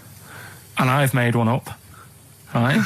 And we've got to guess. And you've got to guess. Okay, then go on. Well, I'll tell you what, Rick, why don't we, when we've heard them, we won't confer. No. You'll write down yours, A, B or C, and I'll write down mine and we'll see how it works. Carl, off you go. Right, and just because I'm looking at this book, it doesn't mean I'm actually reading. No, I know. Don't worry, we're clever. No, we know, we can't see yet. Like, call my bluff. Yeah, go on then. Nothing is worth more than this day.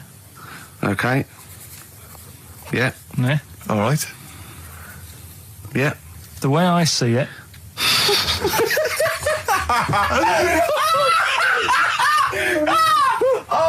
Oh God, my head's gonna burst. No, hang on. My head's gonna burst. No, hang on. this might not be Carl's. Oh, it might not be. How do you know I haven't tweaked them a little bit? Yeah, good point. Fair Good enough. point. No, good point. The way I see it, if you want the rainbow, you got to put up with the rain.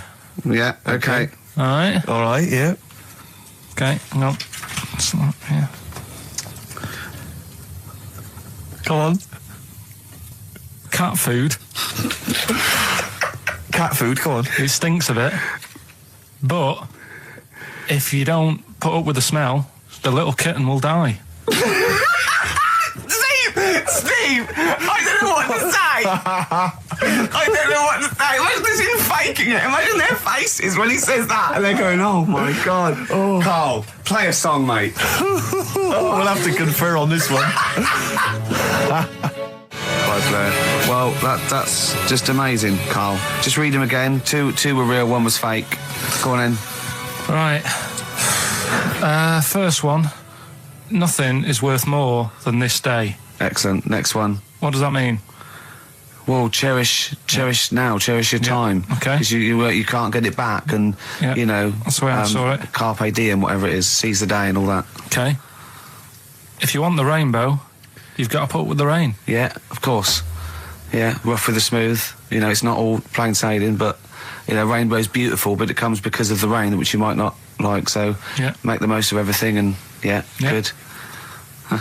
Cat food doesn't smell good, but if you don't put up with it, then the little kitten will die. Right, now, Carl, that is a good effort. Now, that one's yours. I mean, obviously, right? Right, no, but it's a good effort, right? I mean, it slipped seamlessly into the others. Yeah. Don't think it didn't. No, but it's good. I mean, we knew it was that one. But what I will say is, it's good, but what you don't know, maybe subconsciously, is, I mean, it's very similar to the putting up with the rain and the rainbow. But that's good. Why do you think that? Well... What does mine mean? Well, even though it smells bad, it's good for something.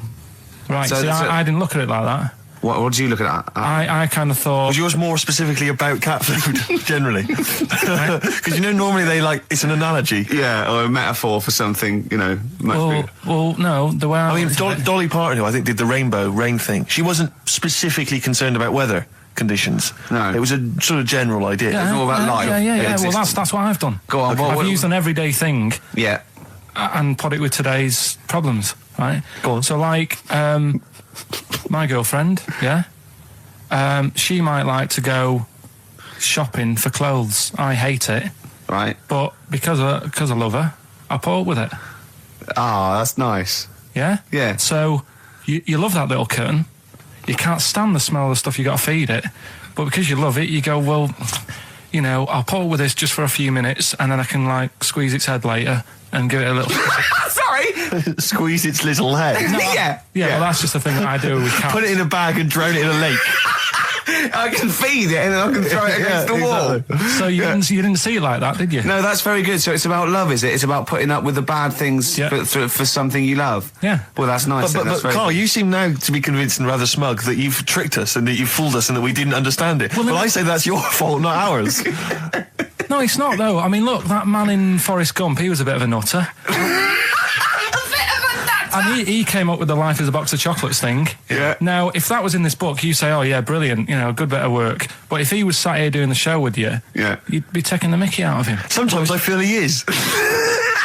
No, but, Carl, I could, in fact, if people are out there, we're too lazy, could you write down everything Carl's ever said? Because I think we could publish that. Yeah. He said one today, he saw my, salamander, it's not you. I get hassled a lot by the homeless.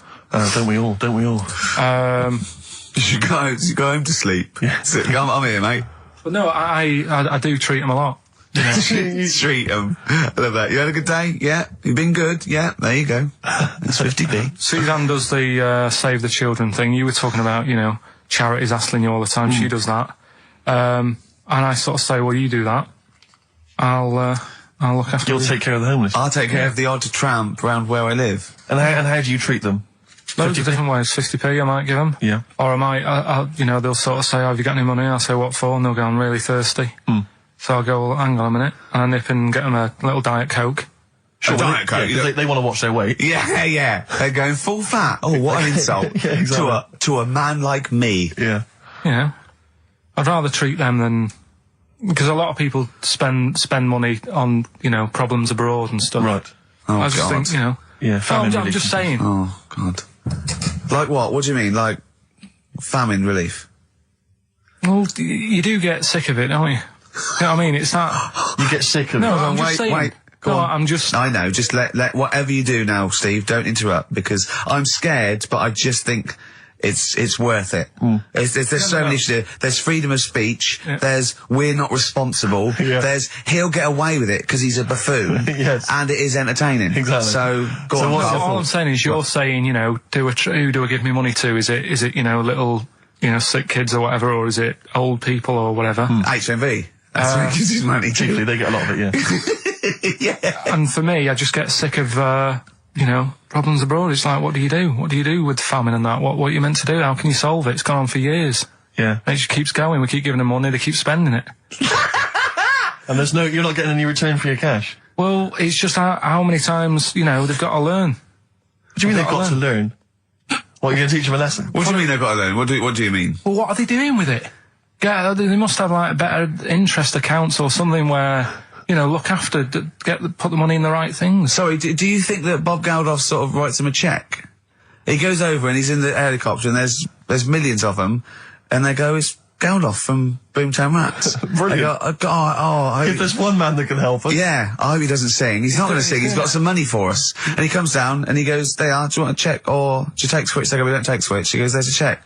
They get things doing like... it again though, isn't he, as well? I mean, he? I like, he used to work here, Bob. He's a lovely fella and that. But, Yeah, he's a lovely man. But how many times can you save the world? He's over there again helping out, and it's like, well, what do you do? Are you saying don't bother because it keeps happening? Not well, I'm not saying that. You know what I mean? I'm not daft. So that's what you're thinking. And Carl, you are daft. Yeah, exactly. I don't know what the answer is. Do you know what I mean? So you're just saying wash your hands of the whole affair, leave them to it? Yeah. Sure. Are you really just saying it's nature, it's tough luck, just don't interfere? Like a wildlife programme. Is that what you're saying? Don't interfere. Are you basically just saying it's not my concern? This has got a bit heavy. Can we do Cheeky Freak of the Week? Let's play a record.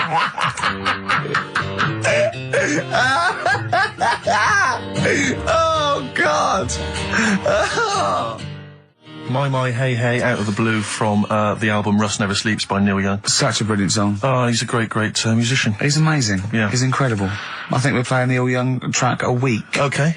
From now until Christmas. Brilliant, okay. Alright? Excellent. On XFM 104.9, I'm Ricky Gervais with Steve Merchant and Karl Pilkington. We were talking about the homeless. I saw a homeless guy in the week as I was walking down Finchley Road, and he was peering in the window of one of the Dixons or something like that, just checking out the details on one of those cable TV packages. And I thought, one step at a time. I mean, firstly, I don't know, start eating your dinner off a plate. Yeah. And then work your way up to, a house, a home, a widescreen TV, a roof, digital television. But it's odd. Well, that might answer one of the questions, because I keep getting recognised by homeless people, and I never know what to say. I go, I think, well, either they're not really homeless, and they've got sort of digs or something, and they watch television, or the scariest one is that they've become homeless in the last few months since the office. And I think, oh God, that's really scary. Or they are watching it in Dixon's. They're going, the office is on tonight. Yeah. What are you doing? Going down to Dixon's. Or they think you're one of them. Or that, well, I am. Because I mean, the way you dress. Well, no, some that are probably not quite, got their faculties, maybe a little bit worse for wear, think they recognise me. And they whole scenarios where they're going, remember we were chatting, I was going, yeah, how are you? And it's just they recognise someone. Right, yeah. But that's a bit weird. But I mean, I think that's the worst thing. On a serious note, it is outside health. Well, we're talking about charity, and I don't know, I sort of, got this stand orders where I've been sort of caught in the street. But the ones that I'd choose, I'd always think, charity is what touches you. You can't change the world, but you can change your bit. So cancer, obviously, because I'm mum, so I give to cancer. And I think outside health, the next one must be being homeless, because there's nothing you can do. It's got everything. You're scared, bewildered, you're cold. It's just everything. Even if you're healthy and homeless, eventually you're not going to be. Well, I do feel bad because, I always feel that I want to give to the health charities, like cancer, for instance, because there's that fear that I might get it. Well, yeah, it's not just that. It's just like, if you're not healthy, that's the first thing, isn't it? If your life's being threatened, there's nothing else you can really worry about. Yeah. But, I don't know if that makes it wrong, though, that it's like I'm investing in a possible future. Yeah. Well, not really, because it's the same for everyone, isn't it? But, Yeah. I saw a homeless guy as well, looking through the bins, but he wasn't pulling out food and scraps, he was pulling out newspapers. Just having a read. Yeah. I always found that odd. I see that a lot, homeless guys. I don't know if they're just checking out the TV listings. When he finally gets his When's The Office cable. on? Yeah, The Office, they've moved it. They've moved it to Choice and UK Gold. I don't blame him, because, there is some cracking stuff on cable TV. There's some great stuff. I was flipping through the other day, and on digital TV, you can see what other shows are on while you're watching something. I was flipping through, and there was one, and it was called, now, when are you ever in the mood to watch a TV show called I Survived a £200 Tumour? When was that on? Because it seems to me that if you've got a £200 tumour, you probably want to watch something else that'll take your mind off it, Big Brother or whatever. I'm not £200. Well, I can't imagine what this is. A £200 tumour. It must have been an error. £200 tumour? It must have been a £200 tuna. It was probably someone fell in the water. Yeah. And it came I survived a £200 tuna. Yeah, and it was just a spelling mistake. Sure. A £200 tumour. That's like, isn't that like kind of having That's Mr. another T person. That is another person. person. Maybe, oh my God, maybe it was all his life they told him it was a Siamese twin. But someone had just painted a little face on it when he was at school. Just drawn a little face exactly, on it. Yeah, and they go, it's not your twin brother. He goes, isn't it? Goes, no, it's a tumour. We better take it off. It's £200. £200? That can't be right. You sure it wasn't £20? I'm assuming that's what it probably would have been. But it was certainly £200 on the digital thing. Maybe that's a mistake. That's great, isn't it? They're trying to make it more interesting. Yeah. It's someone at Carl got there. £20 tumour. Let's make it 200. At least they're what? Exactly. That's what I'd be like, though. I wouldn't want to go to the doctors. You know what I'm like? Do homeless people ever think, I think I'll have an early one tonight? Right, that's what got me thinking. It's a bit weird, the whole lifestyle of it, the fact that he had an early night. So the fact, what if it's a bit weird that he's sleeping not in a home, but on the street? No, it's just that if I was homeless, I'd probably stay up quite late, because it's not nice. Do you know what I mean? What are you talking about? Just being homeless isn't a good thing, is it? No. People forget how bad it is. Yeah. Right? But surely sleeping gets you out of reality. They sleep because they're tired. They can't sleep very well, so they need all the sleep they can get. Yeah, but sleeping's nice if you've got a nice big bed. What, you think that they can go, I'll stay up, I'll go to bed at 2, I'll go straight to sleep and I'll pop up at 8 when the alarm clock goes off? Well, it's just what I was thinking, right? So I was thinking how bad it is, and it's, especially this time of the year, Yeah, it's terrible. It's the really worst thing. And to sort of give it some publicity and get a bit of help behind it, get celebrities, someone like Phil Mitchell, maybe, off EastEnders, who's a big fella, he can look after himself, put him in a shop doorway, have some cameras set far away in a building or something. Yeah. They can film him, and it's up to him how he raises money for food to eat. He could sign autographs. Well, they wouldn't know him though, would they? Because you never look at a homeless person. You get, what's her name? Gail Porter. Yeah. Gabby Roslin. Right, yeah. Narinda from Big Brother. Yeah. Who else would do it? I got a game show idea. Dennis, I reckon. I got a game show idea called On the Game. And what happens is you get Narinda from Big Brother. I've never been into getting presents and that. I had the problem at that Christmas one, that time with the Victoria Plum. Yeah, we'd hate that. We'd hate to bring that back. We've done that. Because you talked about the book, because it's kind of to do with your dad, isn't it? He's a very bad gift buyer. Was that the problem? Well, yeah, my dad just wouldn't bother. It was my mum who sort of made an effort, and she sort of worked out half of what I wanted, then she left it to me dad to get it off someone, see if he could get one cheap or whatever. I love the fact that usually people talk about, like, drinking heavily or violent abuse, right? Yeah. But here's what he's been left with and scarred with from parents is bad gift buying. Yeah, and that's the Victoria Plum incident. In the greater scheme of things in the world, that's not a bad thing to have, is it? Right, there was this, this is what it's like about getting presents and stuff, right? With my mum and dad. Go on. My mate, Colin, right? Colin Mackin? No, Colin Bailey. Oh, right? Yeah. He had a little Sinclair Spectrum, right? Computer, which was like the thing to have at that time, right? Yeah. You used to always go round to his house. The deal was... Not the one you had to play through the window because you weren't allowed to. No, that's another lad. Oh, right? yeah. This is a different lad. And the deal was, he came to our house and my mum gave him a pie. And then I'd go round to his and I'd stay there for a few hours playing, Hungry Horace and stuff like that on it. Right? Now, my mum and dad knew that I really wanted one of these computers, right? So I waited about a year. Came round to Christmas Day. I thought, I reckon might have one. Turned out they bought me the wrong one. They bought me a ZX81 instead of a Spectrum, right? And Christmas Day, I'm there trying to load the games up. It's not working. I'm thinking, what's wrong, right? And the thing with me, when I was a kid, I used to get quite sort of agitated. This is the moment, right? I found out that it needed a RAM pack to make it work, right? Looking in the thing and it's saying, and make sure you put your RAM pack in the back. And I was like, oh, where's the RAM pack? And my dad's going, I don't know, I've got you the main bit. That's it. So I was that wound up, I just was sick, right? Just sick. I didn't feel sick or anything. I just was like, oh God. Went to the sink, just sick. because I was that on edge about it. I said, come on, we've got to get one. And my dad's like, Tandy's shut. We're not gonna get anything today. Ruined again, Christmas Day. That was after the year when my train set got blown up by our kid. The following year, no RAM pack. And now you ask me why don't I get good presents? He's scarred. He just I'm gonna die. Honestly, I'm gonna die. He's just clean sick. Yeah. There's no RAM pack. Did you get to the bottom of it? Why wasn't there a RAM pack? You have to buy them separate. Oh, It's one of them okay. cons. What do you mean I can't play Frogger? Oh no. So, wasn't there another incident when you threw up? Spontaneously threw up? Through sheer anxiety? I do get it. It's not so much now because I've relaxed a bit, but as a kid I used to be quite on edge all the time with certain things. Do you think that's what happened to your The cat wind. that kept being sick? That it didn't get the food it wanted? And it just threw up? Do you remember that? Yeah. God, so they shaved it.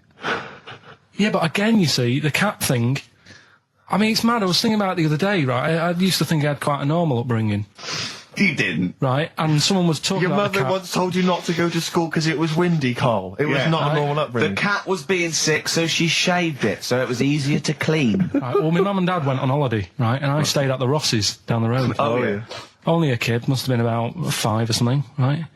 And I was always running around in the house. I had a lot of energy as a kid.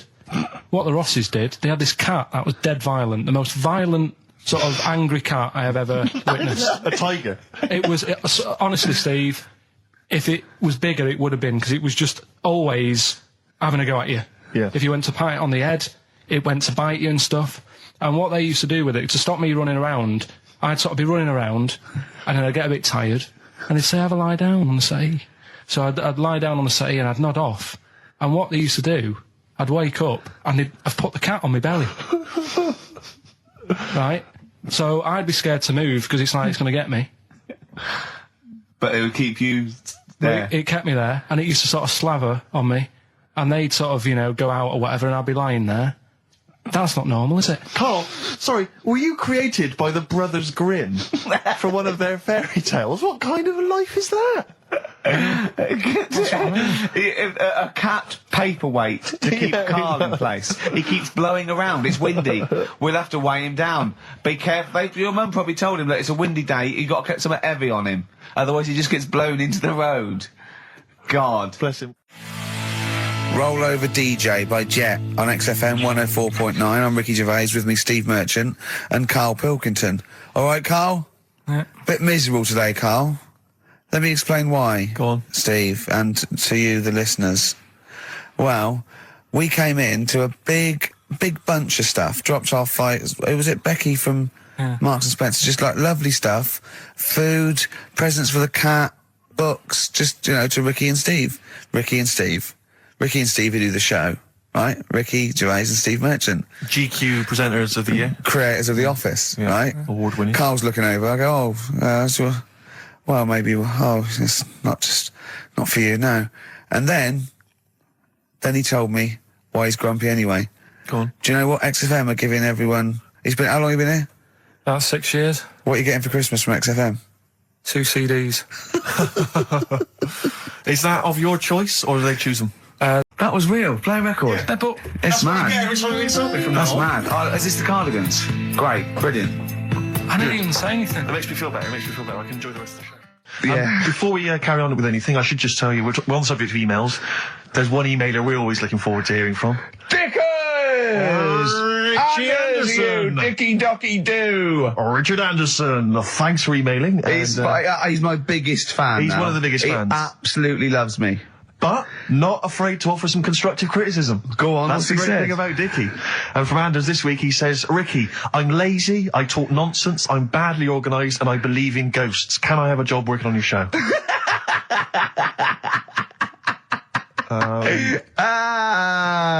Possibly, Anders. Maybe send in a CV. Or email a CV. He's put a little bit of all of us in that, hasn't Exactly. he? Oh, I'll ask him if he's a goggle-eyed freak, Steve. All right, calm down. Well, no, I didn't mean there's no need to get insulted. No, I didn't necessarily mean you, no did need I? to get nasty. Well, Also, I was thinking about that, actually, Steve. Oh, God. Just talking of the old, What? What? Talking to the what? No. Do you know, like... This better be good. No, you don't have that many girlfriends and that. what do you mean? Carl, why are we on this I was defending you in the whole monkey discussion. Come on, what's your point? What's your point? No, what's the point? What's the point? I just was thinking, if there was an infinite number of Steves. you're an odd-looking fella. Come on, Carl, get to the... No, I know that. I've told you that loads of times. What do you mean you know I know that? Well, there's no point pretending anymore. Steve, I'm flabbergasted. But also, you don't like spending money, right? He's mean and weird looking. Valentine's Day.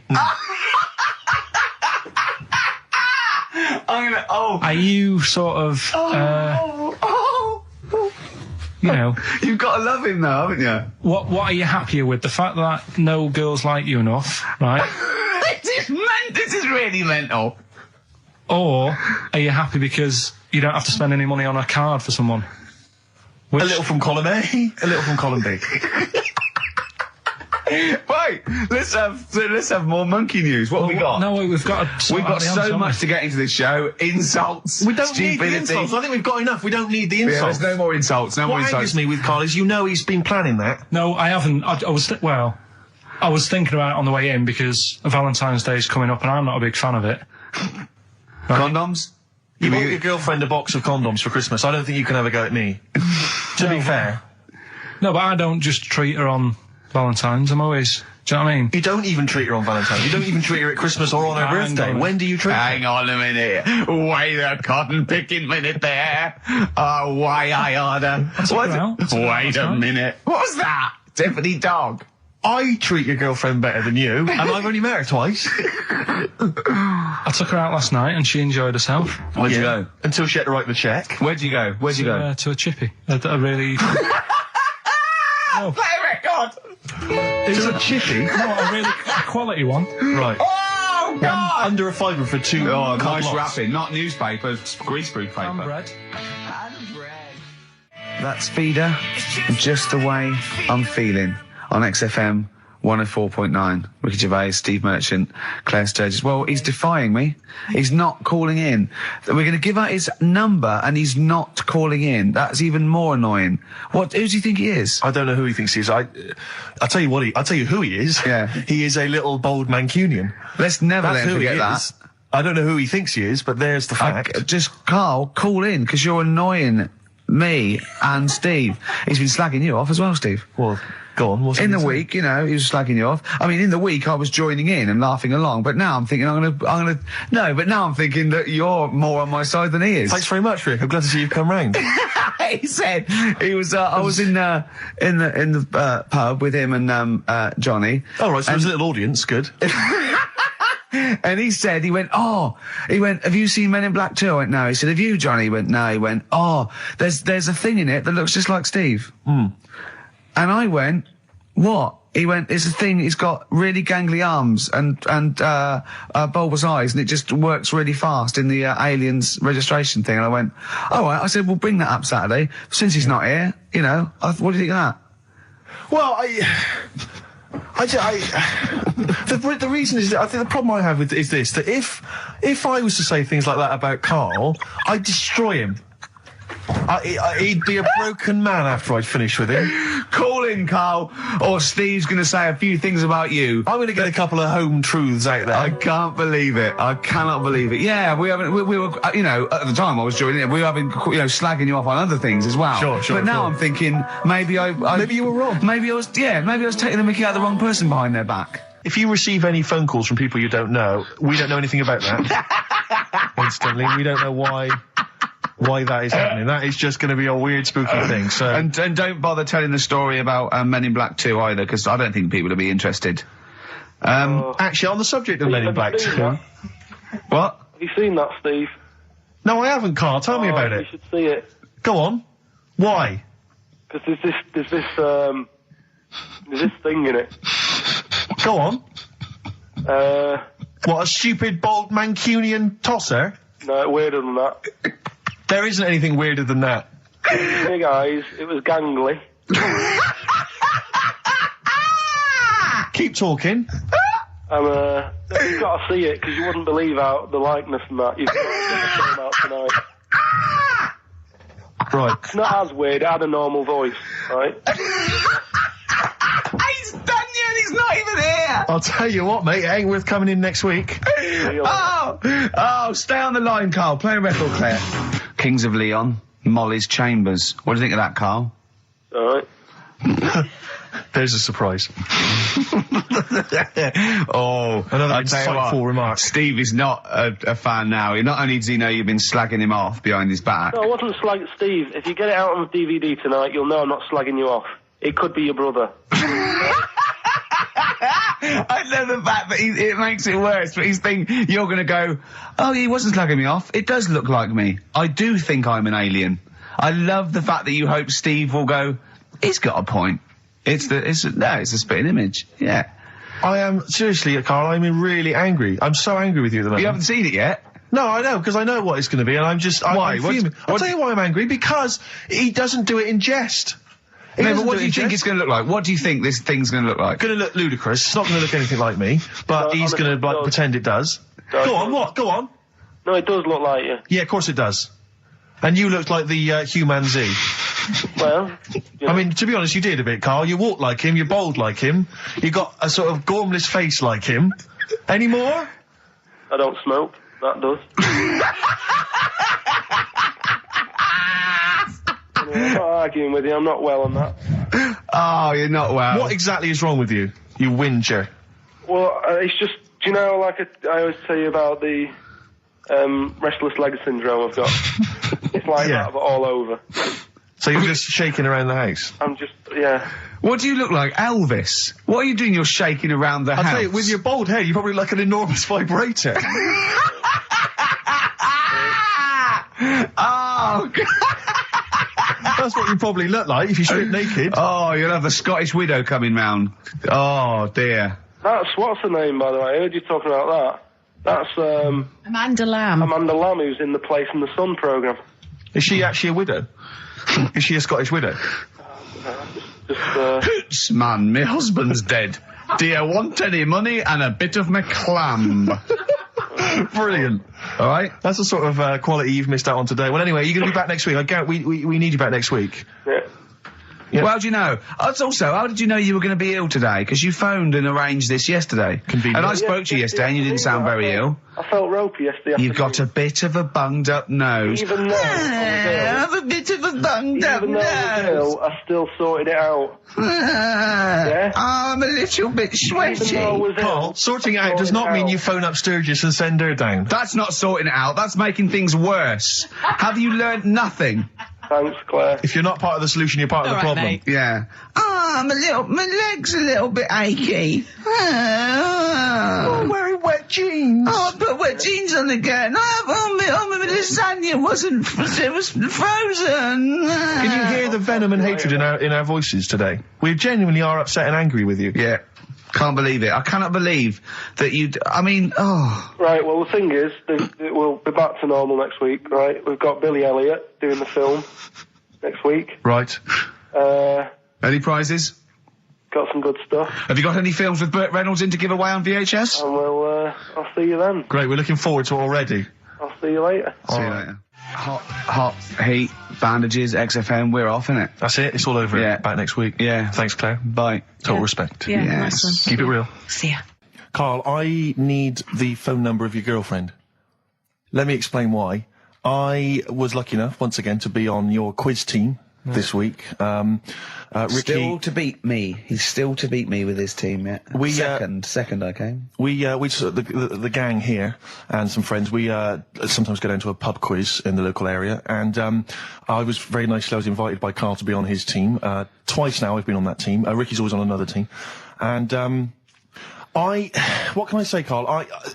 Do you mind me saying this now? Because I've analysed the team, and it's very much your team, and you've put the team together. You've recruited some excellent personnel. Your girlfriend's very, very good on the team, as is one of her work colleagues. And you normally bring in, someone like myself. I like to think I'm providing something with the entertainment section. I seem to remember last time I answered at least 6 or 7 questions that other people hadn't got. So I felt I provided something there. Carl, I rather like John Harvey Jones, who used to be called in to sort of troubleshoot companies. I see why you are not winning ever, and it's a rather pricey contest, isn't it? It costs a tenner to enter per person, and unless you get in the top 3, you're not going to get to see your money back. No. So I think you're going to maybe need to step down from the team because, Carl, I'm not sure. I am not sure. You consider yourself a kind of player manager, but frankly, I'm not sure you're providing enough. Right. See, this is funny because as bad as I imagine you are, I don't think Steve would make it into my team, so he's getting a bit cocky here. I want to know what your opinion of him, because he's told me he's great on it. Well, you bang out of order, first of all. Right? Okay. Do you have a good night when you're with us? I tell you what, I wish I'd lost a tenner every time I've come down. That would have improved it. You point out there about the football analogy. Mm-hmm. Alex Ferguson, when did he score a goal? Right. He doesn't. He tells the others how to do it. Right? That's He my doesn't role. take up one of the 11, though, does he? No, exactly. It's not like you can only field 10. Yeah. Because we only got 10 again. I want to be in the 11. Exactly. He's not running around in midfield, falling over. Yeah, shouting, "Oh, what have I told you?" Yeah. No. Right. I'll admit, And there's a limit of 5 players. We should explain that. That's the point. Yeah, there's only 5 players on the team. So but it was pretty tricky on Tuesday, though, wasn't it? It was one of the tougher... Tell everyone the one question you got right. Something about... Well, tell us the answer. The 2 words you had to say to get the answer. Danny Minogue. Danny Minogue. That was what you provided, Danny Minogue. Is this valuable? Well, no, not really, because there was at least 2 of us who also knew the answer. Oh, well, we gave him. No, exactly. We gave it to Carl. We massaged his ego. But I just feel Carl. Do you know what? I feel a bit bad now because I just he had a crushed face. Then. Can I just tell you right now? He just can't believe this. Can I just tell you right now? I think the problem is this. I think there's that precious 5th position that is not being filled at the moment, I think, consistently enough by a decent player, right? You've got a solid team. I'm thinking if you want to remain on the team, you are going to have to pull your finger out and find a 5th member that is going to provide, and I'll tell you where the weaknesses are. I can tell you right now, mate. The weaknesses are natural history and science. Something which Ricky Gervais is scoring on week in, week out on his team. There is a few. Now, if he was available for a transfer, we could be fine. But we've got to find someone to fill in that space. Otherwise, I'm either going to quit or you're going to have to step down. Because I don't think I can be on a team where there is these obvious deficiencies. There are visible deficiencies in the team. And, you know, the £10. That's £10. I'm not made of money. That's once a month. I've seen him depressed for 2 hours when he lost £20 at a casino after 5 hours playing. Don't bring that back. Don't bring up that again. Yeah. That story. He doesn't like wasting money, Carl. You know that. What do you think? What's the solution? We've got to think proactively now. We've got to sort this out. See, there's always other things going on in my mind when I'm in that pub quiz. For me, it's just a little bit of fun. Sure. It's a night out. You know what I mean? Suzanne enjoys it. Yeah. Bit of a get-together. We have a chat beforehand. Yeah. We have a bit of fun. Yeah. But there was other things on my mind. Carl, I could do that here. I don't have to lose a tenner. Wait, what were you thinking during the quiz then when the questions were coming out? What were you thinking of?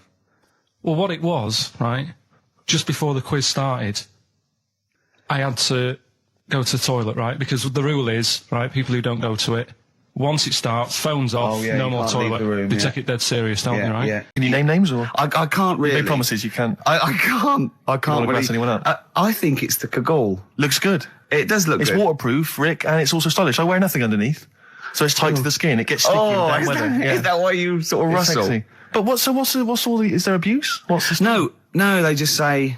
Because I'm pretty trendy guy, but I, as you say, I cut my own trend. You know, I make my own style. So just go back to insults briefly. Go on. You know, saying. No. See, that's goofy. That's not fair. No, because that's what he said. It's in my head. What do you mean he said? No, when did he say that? No, I mean, when did you call me goofy? No, he didn't. He said about what's in the head. Hey, no, when it's come off it. Don't start. Who's calling me goofy? No, I'm not even goofy. Goggle-eyed's fair enough. Yeah, but you can sort your look out. I can't. What do you mean I can? How can I sort my look out? I'm not even goofy. That's not fair. You've got the proper features. What? Just needs sorting out a bit. I can't help it if my hair's not good. I noticed the other day when Carl was sitting on your knee having his picture taken. Yeah. It's a long story, right? He's got a completely spherical head. It's slightly too small. I'm not being funny because, I mean, you know, I'm not perfect. But he's got a completely spherical little head. He looks a little bit like a baby hamburger. You know hamburger off McDonald's? Sure. He looks like a little baby hamburger. And it's sort of quite put upon. Suzanne thinks I look like that thing in that Dulux advert. Do you know when the woman pulls the head off that? That little plasticine morph type. And then they make a new head for it. And it's like a little head. Really? And that's your girlfriend saying it. I know. Anyway, listen, let's get back to business here. This is a great track. It's America by Simon and Garfunkel. This is where I started saying we don't care about being trendy and all that. That was it. Because I just want to mention to people that they should be very excited because it's going to be Carl's special night tomorrow. You excited, Carl? Oh, yeah. Oh, this is, me and Steve, because we were nominated, we get a guest. For the BAFTA Awards. And it doesn't say guest, it actually says, partner. So I'm taking, my partner. And, Steve's taking Carl. Yeah. But what Carl doesn't realise is, you will have to pretend you're his partner, otherwise you wouldn't be able to. We'll have to hold hands when we go on the red carpet. Is this really your partner? It's not just a guest.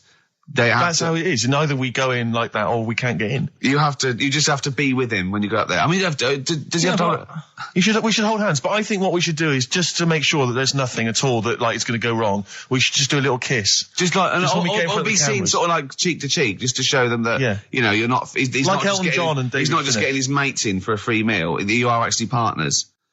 No, I'm not up for that. Why not?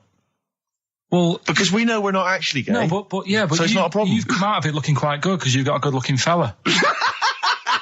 But I'm meant to look like, I mean, I'm not gay, but if I was, I don't think I'd go for your thing. Oh, he's done you, Steve. It's turned on you again. I cannot believe we were trying to get him. Wait a minute.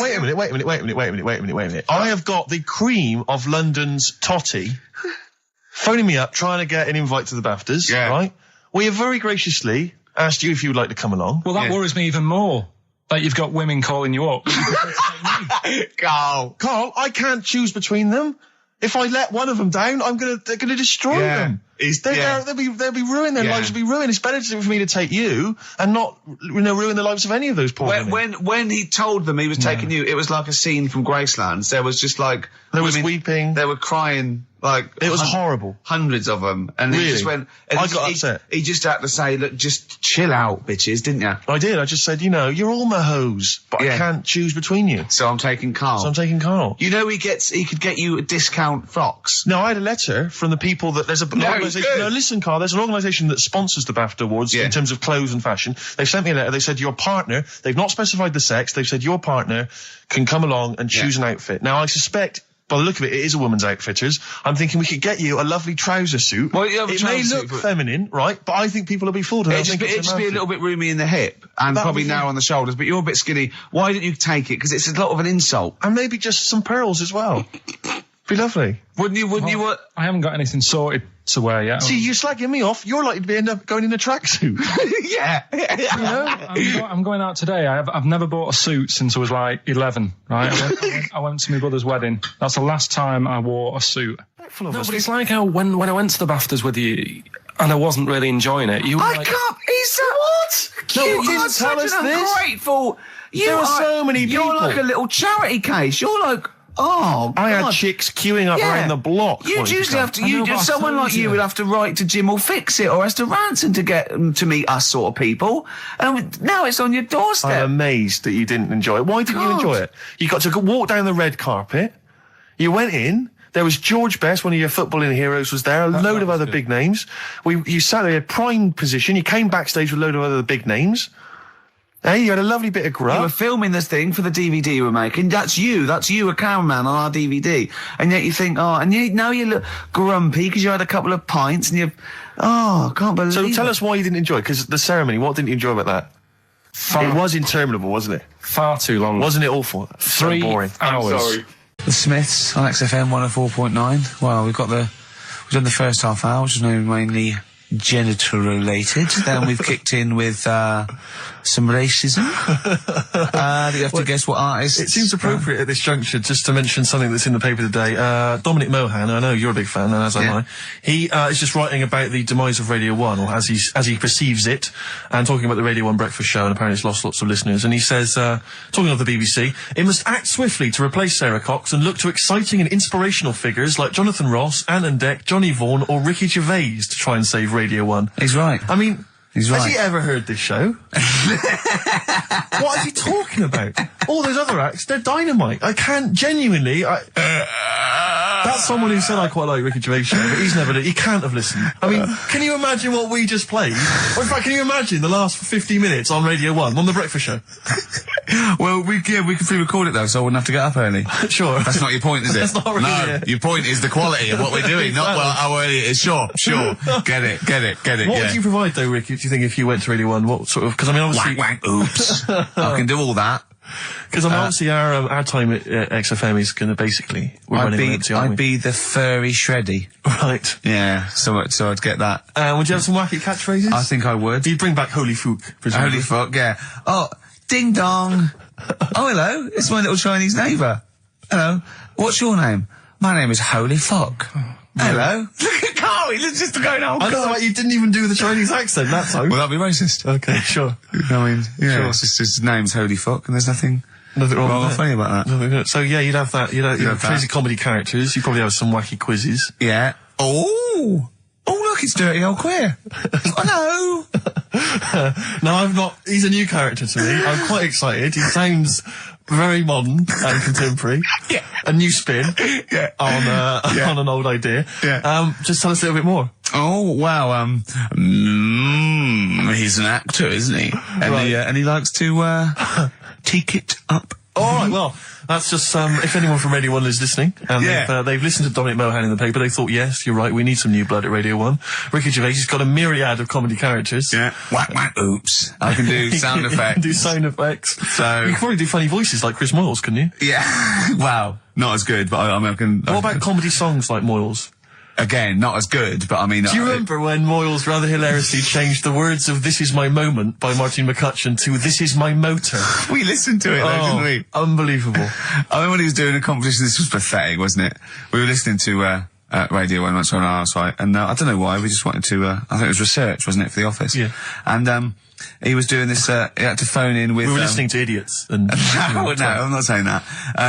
And he was doing this competition, you had to call in with some songs that are golf related. And people were phoning up going, drive the cars. He was going, drive the cars, good. And I was on that phone, I must have wasted about 40 quid, and I wanted to get through and go, hello, Chris, it's not Milesy, yeah. Derek here, I got one. Oh, go on then, Derek, what is it? Something like Spandau Ballet with golfy golf cart and that. And I just wanted to do and I waited. And just, I thought the joke's on us. Yeah. I wasted my phone bill just to say something stupid. Yeah. Oh, dear. Oh. His show's better than this. Yeah, anyway, if you've got any hilarious golf-related song titles that you'd like to email in... What's the number? Oh, let me email in. ricky.gervais@xfm.co.uk. What would a song title be if perhaps we were doing something about, I don't know, air travel? Yeah. If you've got any crazy ideas, email in. We'd love to hear them. Yeah, brilliant. I've got a thought of another golf one. Okay. You know, Duran Duran? Something down the fairway or something, if they wrote that. Alright? Girls on the putting green? Yeah. Or something? Alright? Yeah. Oh, hello. Have you introduced you? My name's Holy Fuck. I'm Dirty Old Queer. I could do all that. Ding dong, whack, oops. Elbow. Fallen Angel. See, they're the odd one out, you see, because of what they're like and who they are and how successful they are, I can imagine saying, will you please welcome to the stage, Elbow. Indeed. But yeah. I wouldn't have. On paper, I'd have thought that was a terrible band name. Yeah. Yeah. No, I know what you mean. There are exceptions to the rule. Yeah. Ladies and gentlemen, please welcome to the stage the Boomtown Rats. Yeah. Yeah. See, I'd have thought that was I mean, I think it is a bad name. It is a bad name. But you can't imagine it happening. Yeah. Yeah, so that's a bad name. So call in if you've got email addresses and call in with funny observations on life and shit. So, well, it's going well, isn't it? That's halfway through. Carl, what do you think? Yeah, it's been alright. It's been alright. Yeah. We've covered a lot of bases. We haven't taught them anything. Not taught them anything? No, I think we taught them to tune into a different station. Yeah. I think Heart 106.2 is probably picking up a few of our listeners as we speak. Yeah. Who's on at the moment? Don't know. Doesn't matter on there, does it? They just sort of... Don't slag them off. No, I'm not slagging them off. I'm just saying I don't think... You tune in because you want to hear Simply Red and that, don't you? Do you know what I mean? Well, they play other great stuff as well. Magic is the one that I love. All right. Here we are then. 1 o'clock. Yeah. Hey. XFM. I'll tell you what you should play. No, I'll tell you what, before you say. Yeah.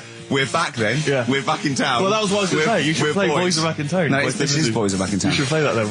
This is just a sec. Talk then. Someone should talk. It's obviously already a shambles. Can you believe that? I'm amazed that we're back on the air and it's already a shambles. What are you doing? What? What are you talking about? I'm talking, no one was speaking, the record was ending, no one was speaking, it was just, well, I might shoot off. Already, I might shoot off. It's Been like busy. nothing's changed. Boys are back in town on XFM 104.9. We're back then, aren't we, Carl? I'm Ricky Gervais, with me Stephen Merchant and Karl Pilkington. I'm not coming back, I'm definitely not coming back. Oh, care that I'm not coming back. Rick, I seem to remember the end of the last time we were on, what was that, 3 months ago? Yeah, 3 months Carl ago. said he's never going to do the show again. There was nothing that was going to bring him back. Yeah. He didn't enjoy it, wasn't going to do it. All a ruse, right? Really? Yes. I've only been coming back for about 2 months, you know, because he's got our agent now representing him. I thought he was a fool. I haven't really. Why? Well, what's he done for me? What's he done for us? No, I know, but I mean, he's your agent, so, and he's sort of calling Graham, and it was all a con, so Carl could get Mondays off. Poor Graham, the station's struggling enough as it is. Yeah. It's like running around like a headless chicken. Yeah. No one's listening, That's why I don't bother talking on a record then, because there's no loss to London. Sure. Right? It's pointless, this show. We don't do it for the money, we don't do it for the kudos. I don't know why we do it. No. Is there anything on telly at this time? I could have had to lie in. I know. But, it's all a ruse to get Mondays. He's got Mondays off now, because he has to do the show, 2 hours, right? And he's still getting paid. And it's all a con, because he knows that he's holding him over a barrel, and it's like, we've got to keep Carl happy. Right? I had Mondays and Tuesdays off before Duncan got involved. No, but you know what I mean, though? And it's like, poor Graham, who's the MD, in charge of the thing, probably pulling his hair out, worrying about the station, right? You know, it's a sinking ship. And then Karl comes along, well, I'll do it, but I want Mondays off. He's probably sitting at home now. His family, he's probably ridiculed by his wife. His kids almost certainly would have lost all respect for him. That he's been fooled by Karl Pilkington. He calls his mates and goes, I'm busy, Graham. I don't, I just can't think. It's embarrassing. But do you know what I mean? And you think it's funny, and you think you've got one over him. He's going, Monday's off for 2 hours. Yeah, you do. You think, and now you're embarrassed we've said it on air. But you're only conning yourself in the long run. Because, do you know what I mean? I hate that sort of, the world owes me a living, what can I get out of the world? What are you going to give back to the world, Carl? What are you doing now then? Are you going to prepare Mondays? What have you prepared for this show now? You've had 3 months to prepare. Yeah. What have you got? What have you got for us? Okay, what's happened in the last 3 months? What? In this place or just my life? Well, what have you got for us? 3 months, we're cloning about, you get Mondays off, you're getting paid for it, you've got a cushy deal, you're having a laugh, you're taking the piss out of the management, right? So, what have you got for us? Give it to us. I've kind of, updated Rockbusters a bit. Right, brilliant. Yeah. Right? So, and you said don't mess with it. If something's good, don't mess with it. What do you mean it wasn't good? It was never good. It was never good. No, of course we had good. to fix it. It was fun to do. It was a laugh. I mean, I imagine it was much more fun for me than the 450 listeners. You know what I mean? I enjoyed it. I enjoyed squeezing your head and dressing you up. No, but that's just it. When I had a meeting with Graham, right, I said, look, I'm not being funny. I don't want to do it anymore. Yeah. I've had enough of it. Yeah. And he was like, oh, what's up with you? You sounds like you have a right good laugh. I said, yeah, but that's all good acting and stuff. I said, it's hell in there. I said, he's talking about Vietnam. Yeah. I said, having my head squoze, right? What? Squoze is still not a word. We've been away 3 months. It's still not a word. Right? Yeah. I said, he's putting a dustbin lid on my head. Yeah. You told this to the MD. He's hitting me with a tray. Yeah. He's chucking toilet paper at me. Yeah. And he said, yeah, but that's all over 2 years. I said, no, that was the same day. So, okay then, what has changed in 3 months? They're listening, they've been listening for 6 minutes now. Come on, give us something. Bit of Nickelback. What's happened in 3 play a days? record and let him 3 think. months? What, in my life or Yeah, here? Nothing's yeah. happened here, nothing's changed here. Right. But, I don't know, do you know last time we were on? Yeah. Right? And, I was telling you about the woman over the road, where I live. The one that walks around naked? There's a woman who walks about the flat naked, This right? is when Carl was watching a woman naked, then she looked at... saw him looking, so what he did, this is the genius he did to get out of this, he pulled his pants down, so he was naked too. His girlfriend comes in and goes, Carl, what are you doing? He went, I can't tell you now, but don't look out of the window. Yeah, go on, sorry. That woman, she's bought some blinds.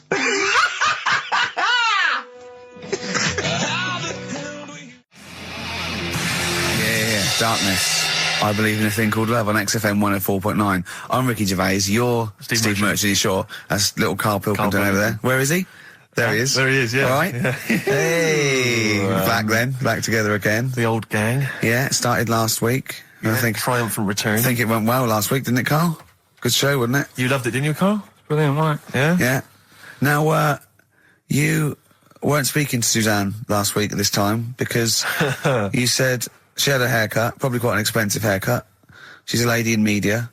She's got to look good. She probably doesn't go to the barber like you or just shave it at home. Probably spent quite a little bit of money on it. She came home. She thought, well, my sweetheart, my lover, my sweetheart, you know what I mean? The man in my life is gonna love this. Well, he adores everything about me. He's gonna love my hair. She walked in. Hello, Karl. All right.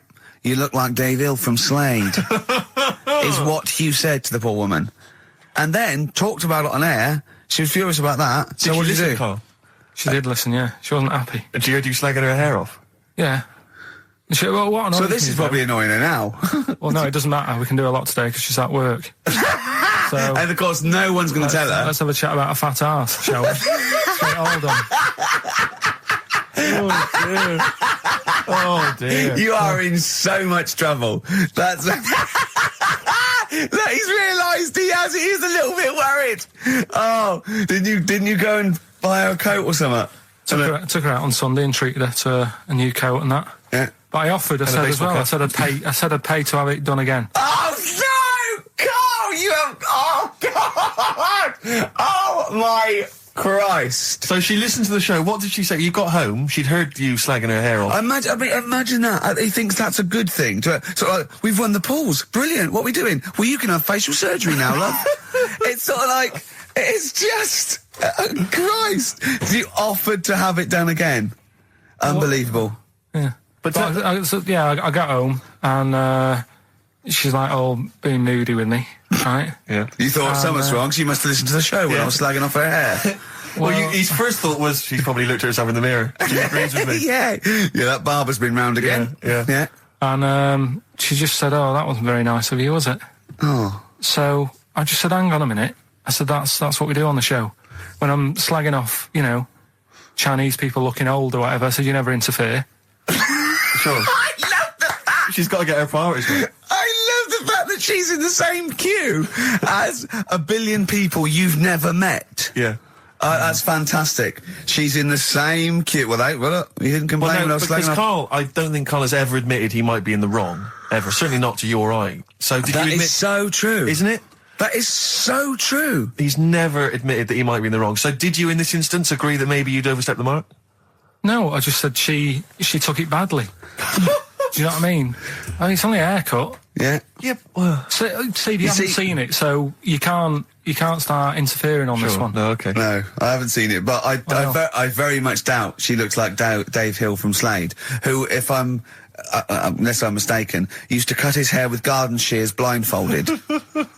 Well. So, you know what I mean? And did her teeth stick out and she started speaking with a Brummie accent as well? I've got used to it now anyway. So. And so did you bought, so at some point you came crawling back and you said, do you want me to buy you a coat? I just said, let's leave that, let's go out and have a good weekend. Sure. But get your hat before we go. And, treated her to a new coat and that. It's a nice coat, so people will look at that rather than looking at the head. So does it do flash? It's got obscenities across the back. If anyone who knows Karl's girlfriend is listening, tell her. And maybe you're a work colleague and you're listening to the show. Because I think this is terrible. Get her to phone him now. Get her to phone him now. I mean, forget the phone on the XFM number. What's the fat ass complaint line? Because you are in deep shite. That's Michael Stipe and his boys from Rapid Eye Movement. Bad day. I hope you're not having a bad day. It's Saturday. It's 1:05. I'm Ricky Gervais with me, Steve Merchant and Karl Pilkington on XFM 104.9. Big up and a big thank you to Alex Zane for the last 3 hours. Yeah. So I went to the toilet. Now, I'm not being out of order here, it just got me thinking, right? I went to the toilet. The gay fella in there, right? There was a gay fella in there? Gay fella in the toilet. Now, how could you tell? How did you know? Just typical, everything about it, right? Everything about it, right, yeah. Oh. What, large handlebar moustache, leather cap. Butt plugs, amyl nitrate. Could I just say that these views do not reflect the views of the management of XFM or me and Steve. Or most of the people in this country. Go on, Carl. What's your problem? Yeah, but this is what I'm worried about, really. But this is why I only got Danny Minogue right. Right? Because this was floating around my mind. Went She's to the a big toilet. gay icon, now, isn't she? go into the toilet. They have like men's cubicle and they have women's cubicle. Yeah. Now, without sounding out of order, is it wrong for me to think gay men should have their own little cubicle? Go in. They should have their own... Well, not cubicle, you mean an actual toilet, I suppose. When I was at the urinal, yeah, normally, you know, there's a fella there and then you go, all right, and there's no pressure. But I couldn't go. I was thinking, should I wait? If I go into the toilet, it'll look obvious. Yeah. I had loads of pressure and But this was what were going you on. worried about? I'm so sorry. What were you concerned about? Viewers? I'm so Well, sorry. it's like, right, listen, when I was a kid, right, and it's all right for you to go into women's toilets when you're a kid, it's like, oh, it's a bit cute, right, as long as you're not, like, over 15 or something, right? Right. But when I was a kid, I went into a toilet, and women, when they use their little cubicles, they don't shut the door. Some of them just sit down on the toilet, right, and you see everything. And, no, seriously, that's probably one of the first times I saw, like, a woman. Yeah. That, right, and my Auntie Nora when she was staying over. What happened with your Auntie Nora? She was, she's into wearing caftans. Into wearing what? You know, caftans. Oh, yeah. What are caftans? Big, bellowy sort of dresses. Right. And, yeah, I used to sit on the floor at home in front of the telly. Sure. She was on the chair behind. Yeah. She did a bit of a, sort of a Sharon Stone scene. Oh, God. Yeah. Did you see it? There was no underwear? No. What age were you? What was it like? What age were you? It was like a ripped tennis ball. What? Right, we're off air. We're off air. Either that or put us in for the Stoners. All right.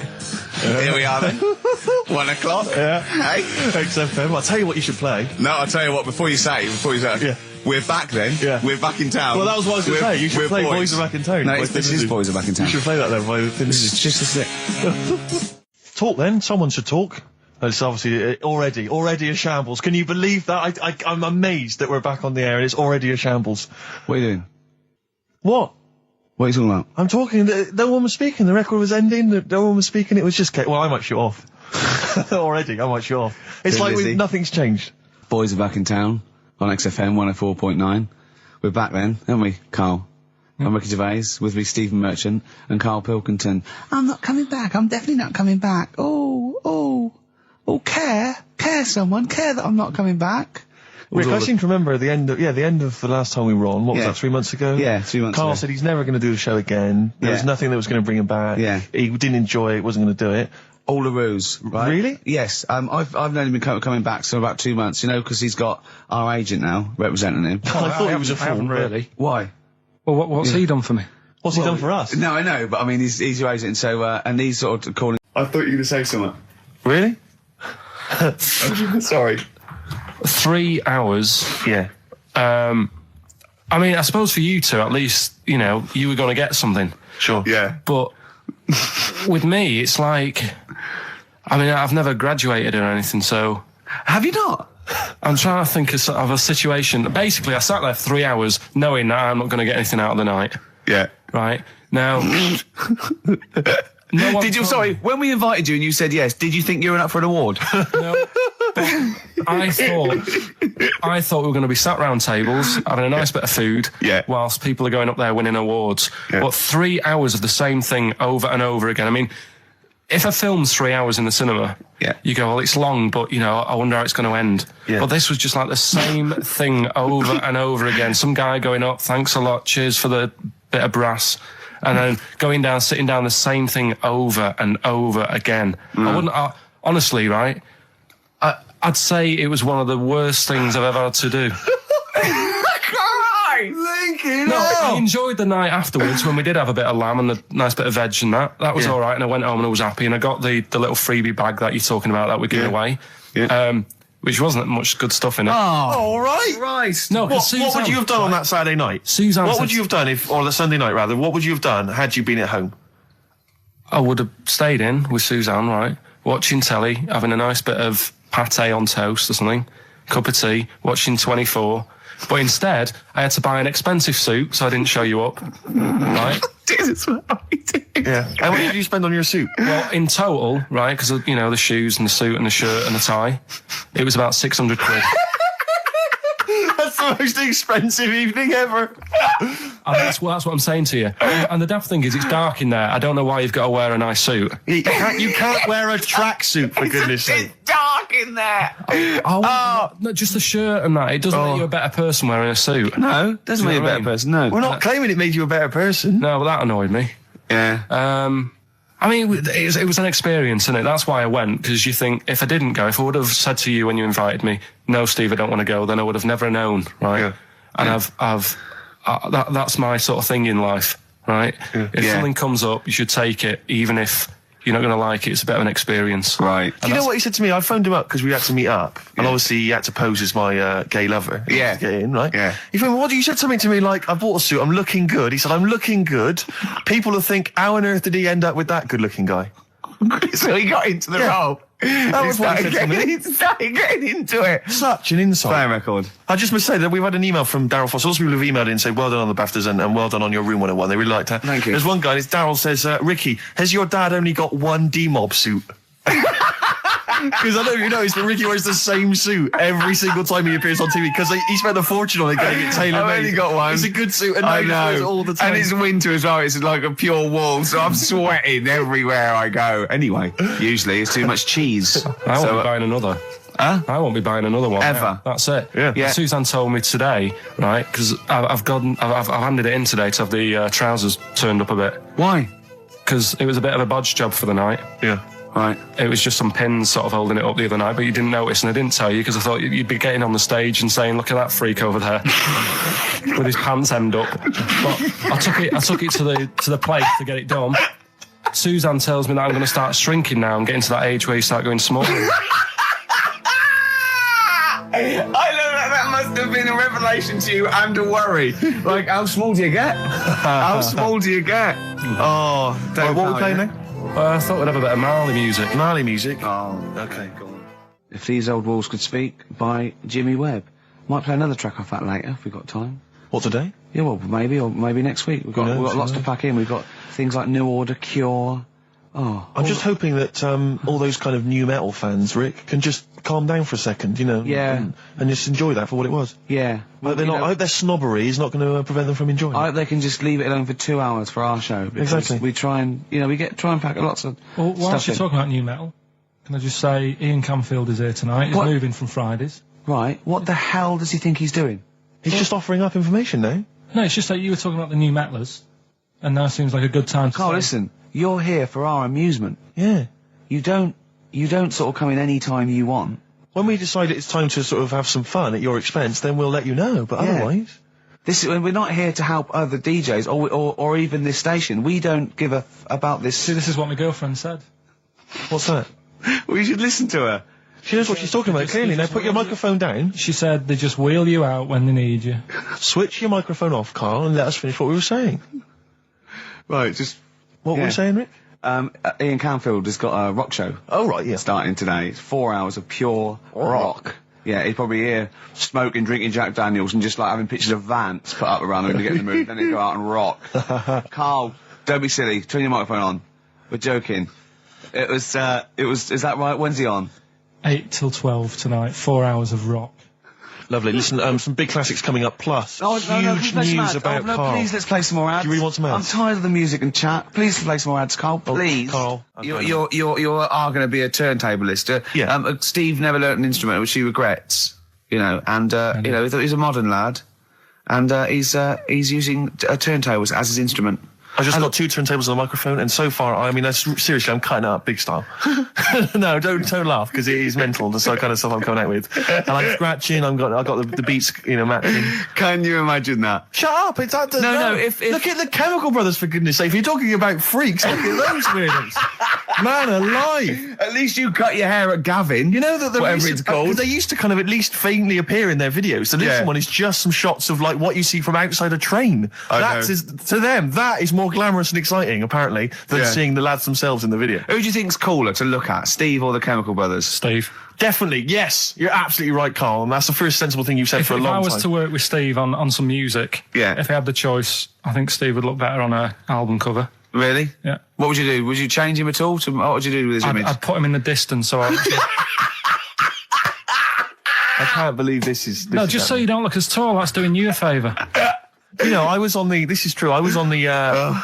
tube, right, coming in to meet Gervais the other day, and I was wearing a suit, and my mobile phone slipped out of my pocket, and it landed on the seat, and I didn't realise this, and as I was about to get off, some bloke who was sat there like an old guy, he picked up the phone, he went, "Oi, Lanky, you dropped your mobile phone." And I was like, well, I thank you for pointing out I dropped my phone, but did you have to do the Lanky? Well, you knew who he meant. I bet you turned round straight away. It worked. Knew what he meant, Steve. But he's done you again. But I was the only person stood up. It was a fairly empty train. Was there any other lanky people there? No. Well then. No, but my point was there was no one else at all who was about to exit the train. Okay, so he didn't need lanky. He could have gone, "Excuse me, sir," or "Oi, you," anything, but "Oi, Lanky." I know. It's that thing, though, isn't it? That's what I'm talking about. You say the thing that you don't want to say. It's like me with Ken Dodd and Will. I think he wanted to say this. Oh, well. I think he took pleasure in it. I think he went, "That bloke's lanky. I shouldn't say that." "Yeah, I should." "Oi, lanky. What's he gonna do?" Phone. Yeah. "Do you want your phone back or not?" Electric Soft Parade. Same way every day on XFM 104.9. I'm Ricky Gervais. With him, Steve Merchant. Sure. Rick, I only had one thing I had to do all week. Okay, what was that? I was so excited about getting up Friday morning, getting Bruce Springsteen tickets. Yeah. The Boss is playing in October.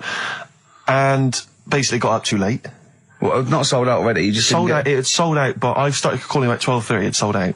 I trawled the net, I trawled all the phone lines. Some of those buys are bulk buys for selling on, aren't they? They're not all individuals. This is the problem. I mean, I don't know how many people they can fit in Wembley Arena, but sold out by 12:30, and that's popular. Wembley Arena? Yeah. It's about 12,000, isn't it? I was so gutted. It was all I had to do. I was so looking forward to it. I phoned up one of those like quite dodgy ticket agencies. Do you know how much he was offering to, they're 45 quid to buy. He said the starting price is 225 quid. I mean, that to me is like a ticket tout, like a legal ticket tout. Are they allowed to do that? I don't know. It's crazy. I was so angry. They'd have to say their booking fee was £150. Yeah, exactly. But now I'm like desperate. I don't know what to do. I'm just wondering if I can abuse our position on the radio and just try and scrounge them from anyone who's listening. No, I mean anyone who's listening who's got the power to get them, or... This is begging, isn't it? It's exactly what it is, Rick, yeah. Yeah, I was going to try and dress it up. Yeah. But it's just begging. Ticket touts after you as well, for dissing him. Ricky.Gervais... Don't bring me into it. Shut up. Ricky.Gervais@xfm.co.uk. If there's anything you can do to get me a ticket, I'm willing to pay for it. Up to the price of 45 quid. Yeah, wow. No, second hand. Yeah, 30. Yeah. You don't want to throw your money around, Steve. I'll give 25 quid, come on. Don't you know who I am? Yeah. But that, I mean, do you know what I mean? Because I'm just, like, I asked Carl if he could sort it out. He's done nothing. He's achieved nothing. I know. So I'm just desperate. I'm in a desperate situation and I don't quite know what to do. I'll tell you this though, Carl. Don't bother doing favours for him because he's not grateful. You give him something and he goes, "Right, does this mean I have to give you something back?" And I go, "Well, no." He goes, "Good." Well, I got you Cure tickets and you did nothing but whinge about it. It was rubbish, that gig. There you go. It was rubbish. I went along to that gig. It was a balmy summer's night. The Cure, as far as I'm concerned, owe me a balmy summer's night because I wasted it. Hour and a half they played for. They played 4 hits. I don't want to hear their dirge from like some dodgy album and from like 1984. I'm not interested. Play the hits. Boys Don't Cry, Love Cats, blah, blah, blah, blah, blah. Instead I got nothing. I was so angry. I was just, oh man, You were probably angry at Carl, weren't you? I was angry at Carl for wasting my time getting me the tickets for free. Do you know what I mean, if I paid for it, are you getting to see what sort of a bloke Steve Merchant is? Doves, Caught by the River on XFM 104.9. I'm Ricky Gervais, Steve Merchant, hello, Karl Pilkington and everything. No, I'm going to be honest with you. Go on. A little bit hungover, didn't feel very well. Yeah. I don't know if I'm hungover or still a bit drunk. I don't feel... You sound like you're still a bit drunk. Yeah, so what I'm worried about... You do every week, so... But what I'm worried about is that the standard will slip. Yeah, if I'm not right on the ball. And the other thing is I haven't had a lot of time to prepare the show today. Okay. So I don't feel, 100%. Yeah, I haven't done the Carl. Right. Look, Have you finished that sentence? I don't make me laugh because it hurts as well. And there's the other side effect to me being a little bit hungover or drunk or whatever, right, is that I can be annoying. Right, yes. Because just to amuse myself, I sort of like turn my body off a little bit and just poke and like that and annoy people and that. I want to sort of like. Well, you do the physical equivalent of freewheeling. Don't you? You just I sort of want to climb on Karl and go to sleep on him. Yes. Do you know what I mean? Yes. They'll both annoy him and it'd be comfortable. Yes. Which is, can be annoying. Just a little thing just to make this show a bit easier. If you'd put your hand up when you want one of us to speak, because I'm not quite sure when the sentences are finished. The hands are up. Okay, good. So, the hands are up. Okay. Okay. Good, alright. Okay. Are you gonna just keep them up the rest of the show, or? No, Karl, do what you, huh? Good, alright. Do you want to, is there an excuse as to why you're a bit hungover? Too much wine. Okay. Last night, yeah. Yeah. Good. Thanks for that. Because this is the only work you've got to do all week, isn't it? It's like, unless I'm very much mistaken, you don't have to do anything. You just sit at home eating cheese. Yeah. Then occasionally you do a bit of sort of shadow boxing, and that's exercise. And then you sit and watch TV. Yeah. Is that roughly what you did this week? Yeah. Uh-huh. So this is the only 2 hours you had to do anything for all week. This is you had to prepare for this. Yeah, but who can plan a hangover? Right. You'd think, Karl, you said you had some stuff. Yeah. What have we got? I love the fact that, whereas I was a little bit slow, Karl there leapt into action to keep this show afloat, keep the pace up. Go on.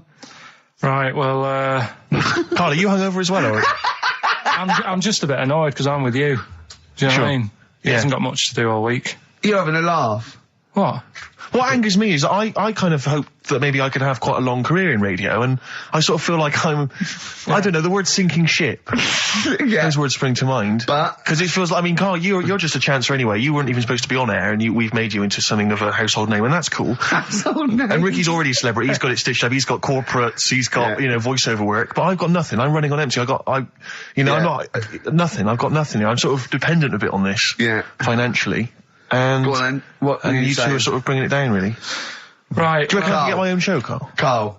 Tell them what I did out there with a bit. No, Karl, tell them how funny I was out there with a bit in that a minute ago. So anyway, come on, I'm bored of this. I'll tell you what. will we tease them with what we've got coming up next? Yeah, Karl, tease us after the next record. I think we've already got them for 2 hours. Yeah, we've hooked them, Karl. Don't worry, this is textbook radio. What's this? Badly Done Boy. Yeah. Rick, can I just... I don't mean to abuse our position again, but... Bruce Springsteen's performing in London tomorrow night, and you remember I made an appeal to try and get a free ticket. Yeah. Well, I don't even mind paying. I tried to pay, but that's good of you. No, I'm a generous kind of guy. And I thought you were mean. No, go on. What are you going to say? But you were going to pay for the ticket. Face value. I mean, you don't want to be ripped off, do you? No, don't be crazy. Ideally half price. Yeah. And I've been chasing kind of my tail, really.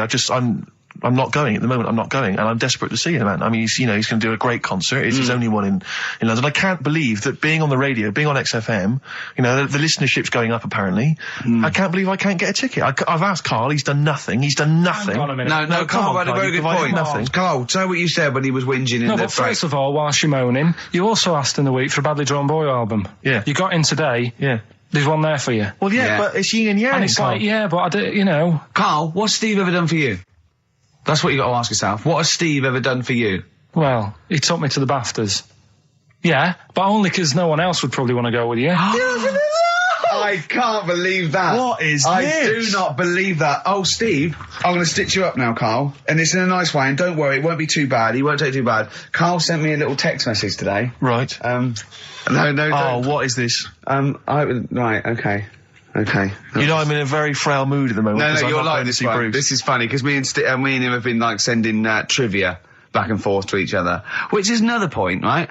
I sent him... Oh, well, I'll get to that in a minute. I thought he'd really be amazed with, Well, while you're fiddling, if you can make my dream come true, to go and see Bruce Springsteen tomorrow, then give us a call on the usual number. Well, like I said, Steve... What? Right, It wouldn't be right. You just said when the song was on, can't believe it, right? We work at XFM and I can't get tickets for Springsteen, right? Yeah. We work in radio, we should get tickets. Right, now think Which of I'm the willing amount to pay for. Yeah, but think of the, but if it's sold out, it's sold out. Yeah. Right? Yeah, but that's just something they say. Right, that's just what they say, is it? Right, so everybody on local radio stations say, do you know, I like that Bruce Springsteen, I want a free ticket, right? So another say, I tried to phone. I phoned for an hour and a half. I couldn't get through. Not long enough. I've put the hours in. Not long enough. Not long enough. What are you talking about? I put the hours in. No. Right? So another 400 people turn up at the gig. They cram them all in. There's people being crushed.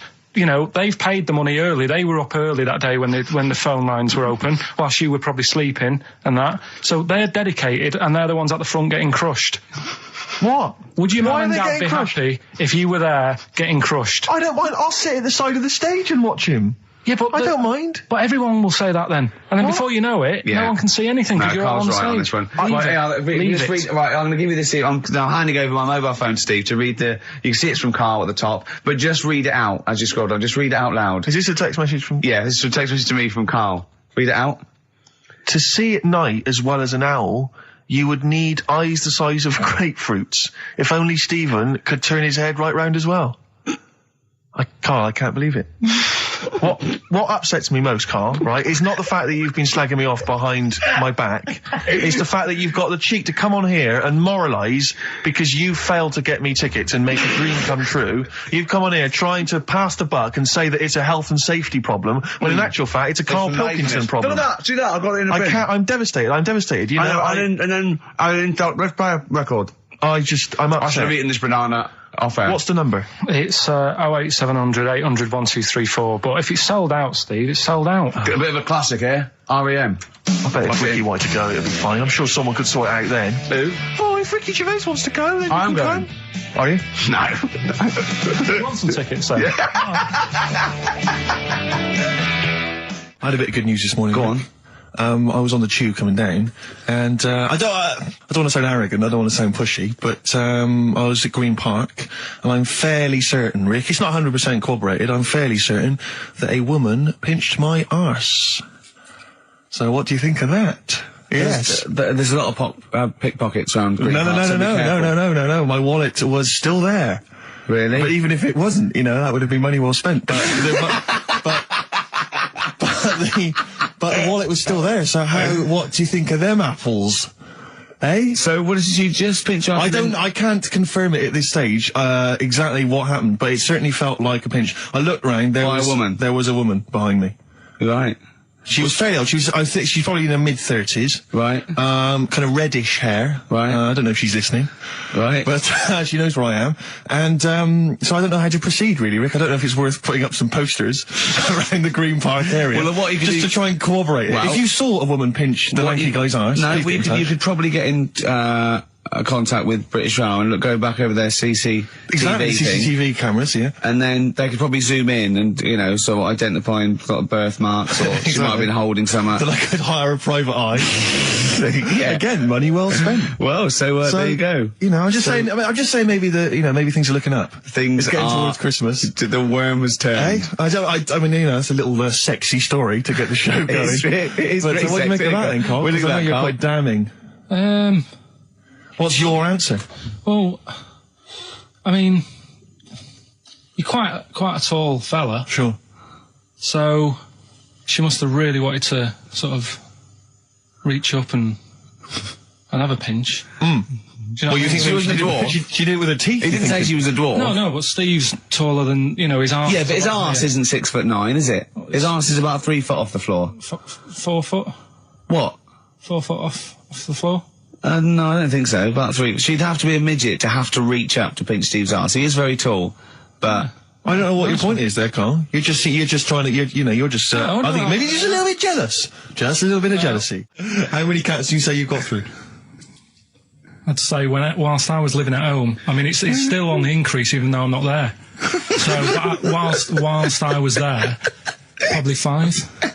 God. Wow. Oh. Yeah. And were you upset each time, or you just got used to it? It's one of them things, isn't it? Like I've said before, when you first see something, it's a bit of a shock. Do you know what I mean? It's like the Elephant Man or whatever. Yeah. First time you see him, it's that sort of, oh, look at that. Yeah. Do you remember the first time you saw Steve? No, I'm not being funny. Do you remember the first... Yeah, but I've said this before. It's always... Then you get used to how people look, and you don't... No. I'm going to burst. You have to play a record. No, but... No, but I've got used to it. Shut up. But what I'm saying is, there's bits of it that I really miss. Yeah. Like last Sunday, right?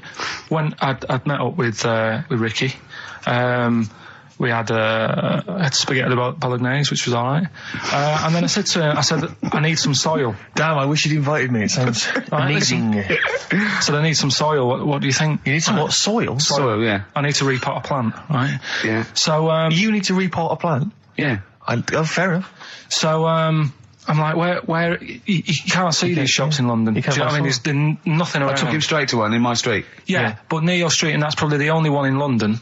Well, you say that, Carl. No, it does annoy me. Round my way, it's like, you know... You can't move for soil shops. You can't. There's earth. You can just pick up handfuls walking down the street. Yeah, incredible. People just lean over into someone's front garden. No, you can take the plants as well. No, but what I'm saying is, Go on. Manchester, there's loads of decent hardware shops. Yeah. Here, you know, if you want a panini and a latte or whatever, you can't move from 'em. But for soil, I had to go virtually how many miles away from me to carry that soil home and stuff.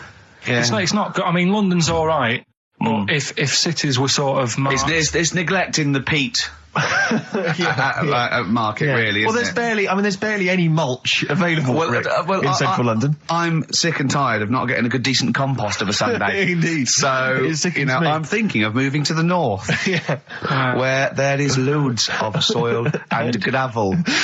Indeed. And animal shite. whatever. Yeah. So you were going to say, if you're marking cities out of 10, what would you give London? Well, if you were marking them on, like, you know, on what they have. Right. As opposed to what?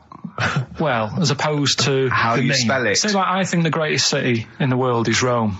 Right? Okay. It's pretty amazing. Yeah. Have you been? What? Yeah. Why do you think that, though? Just because, like, you turn a corner and there's something there that's really old.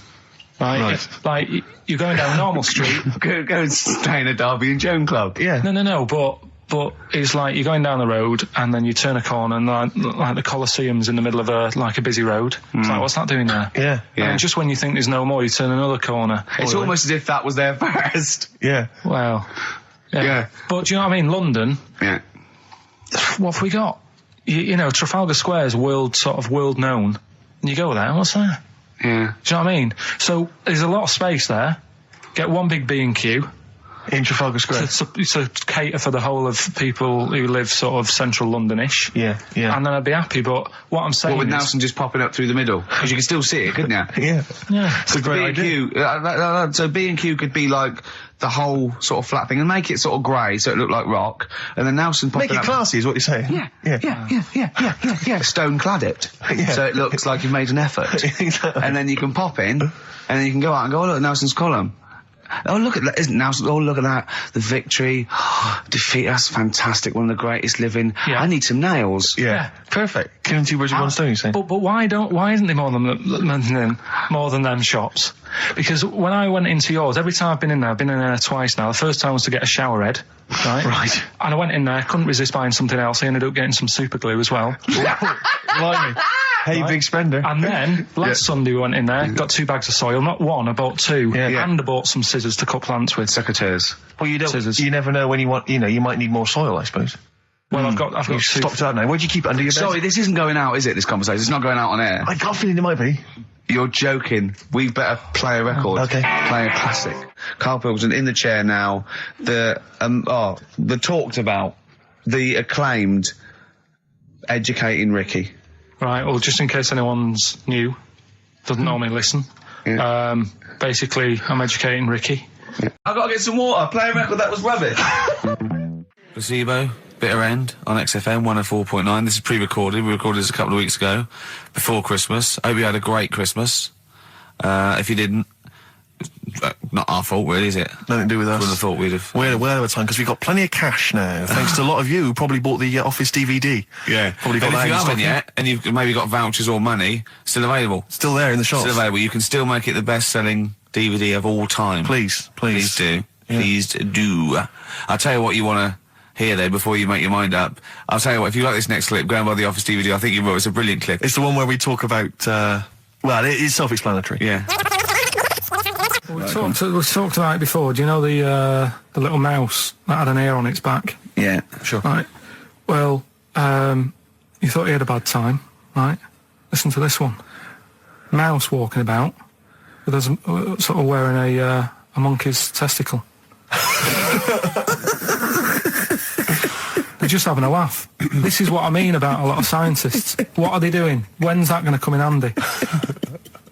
I don't know what you mean. Well, they were seeing if, say if a fella loses one, right? Yeah. Hitler or whatever. And they go, well, don't worry about it. We can sort you out. I don't know what the monkey's going to do. I don't know if they keep passing them on or whatever. But the actual monkey testicle was put on the mouse. And it worked. It worked for the mouse. But isn't it... I mean, isn't a monkey's testicle quite large in relation to a mouse? Would it not look like the mouse was on a space hopper or something? Oh, yeah, it didn't look good. Well, they didn't put it where its testicles would be. No, they did. They put it... Well, how could it walk, then? The ear was on his back, so he could just get about. Well, I don't know. But you don't know, do you? You just guessed. Did they grow the monkey's testicles where the mouse testicles would... Well, it looked stupid anywhere else, though, wouldn't it? Oh, whereas a mouse with monkey testicles, that's fine. Oh, you'd be showing off. You'd be all right. I'd prefer that than the ear. When that mouse gets put back in with the other mice, do the other mice go, George, you look different. Have you had anything done? But the weird thing is, as well, apparently it still works as a monkey. What? So, like, what are you talking about? Like the sperm and that was it was still sort of monkey. Of course sperm. it was. What are you talking about? Well, that's weird. But what, Carl? What do you? It's only a thing to give it nutrients. That's all the thing they're testing. It's like grafting at that level. Right. What's your question? Because I'm right. What do you think? It would change eventually. It would have changed into a mouse testicle because it had been hanging around a mouse for so long. No, I thought the actual sperm of it though would be a mouse's. Why? Because it's hanging off a mouse. No, but your sperm is actually created in the testicles. So that's why it has to be outside your body. Otherwise, we put them in a nice little cage. But I'm guessing then that they've done this operation so that they can do it to humans. Yeah. Why would I want a monkey testicle if my kids are going to be monkeys? What use is it? No, think. That's no. That's going to happen anyway, Carl. Yeah, but think. Think of what you're saying. They've grown a monkey testicle on a mouse to see if it would still function as a monkey's testicle, okay? So they can do that to humans. So think, Carl. What they'd do is they'd grow a human testicle on a mouse and it could still be used as a human testicle. So what? To give you a testicle that you've lost. From a mouse? No, from another person who it was kept alive on a mouse. Because it's kept the nutrients alive, as opposed to keeping it deep freeze. Maybe bollocks go off after a week. I don't know. Maybe they get accidents. He had a little a card. Do you donate your testicles? Yeah, I'll tell you what. No one needs testicles yet. Let's keep them on a mouse. You have yours ripped off in some sort of bizarre skiing accident. You go, well, you're in a Battersea dog town. You pick the ones you want. They can grow them on anything. They can grow them on a Dachshund. Bulldogs are growing them usually, that's where you see a bulldog. Usually that's waiting for an operator. What don't you understand, Carl? Hang on a minute. I thought this was knob news, not testicle time. I don't understand why. Yeah, this testicle time's not for another 10 minutes. Yeah. No, it's all sort of linked and that, though, isn't it? Well, sometimes it's linked to a mouse. But what do you think about, like, I don't know, testing stuff out like that? Is it worth it? Could you not just go straight from... But listen, Carl, I'm getting this information from you. No, if this was on Question Time and someone said there were, Dimbleby and Paxman or whatever said it, I'd think about it as a moral dilemma. You've just said you saw a mouse with a monkey testicle. What do you think of that? I don't think anything of it. I don't think anything of it is the answer, Carl, because I can't trust the info. I cannot trust anything that comes out of your mouth. Well, it's true, but it's just all this... It's the same thing, innit? It's the leeches in a blender. It's the fella looking at an electron. Yeah. It's the mouse with an ear on its back. Yeah. I don't know what the point is. But you don't read on. Because I've seen you read something and you're going, look at that. Man survives on eating knee. And I go, what else? You go, I didn't read on. I didn't read on. You look at the mouse with the ear on the back and you just think, that must be murder at a concert, you don't think. You don't think. No, anything I else. just You don't think, read is it worth sort of wasting all the... You think he swallowed someone's ear? He gnawed it away and swallowed it, and it's just in his system. Yeah. No, I just get a bit sad about the mice and that. I agree. I mean, that is sad, yeah. Of course, anything like that. Chris Campling did a review of the show. Right. And basically said that Karl Pilkington is a creation of Gervais and Merchant. Well, if only that were the case. He said he started off saying he liked the show. Yeah. He was excited. Said it was a good show. A lot of the jokes. I'm already questioning his critical faculties. Yeah, exactly. And basically said that we didn't contribute much, or seemingly didn't seem to contribute much, and we couldn't sort of like ad lib or anything. We just laughed at, particularly me, laughed at Karl Pilkington, who was coming up with some, quite funny stuff. Yeah. Right? But then he does a twist on it. He goes, but the thing is, we're the puppet masters. He's a created person. We've created the persona Karl Pilkington for our own amusement. Right. He bases this on simply that we talked about... What was it we talked about? The Chinese not aging well, and he heard him talk about that on my DVD. But clearly I say, Karl, remember when you were talking about that? It's a news, or remember in the week, and so he thinks it's all scripted now. Imagine if this show was scripted. I'd be ashamed. Yeah. If this show was scripted, I would send back the BAFTAs for the shows the actual shows we've written, and I would say... I'm having a go at Chris Campling. He's nice about our other work. He likes The Office, and he likes my stand-up and everything, and he likes the show, but he's saying...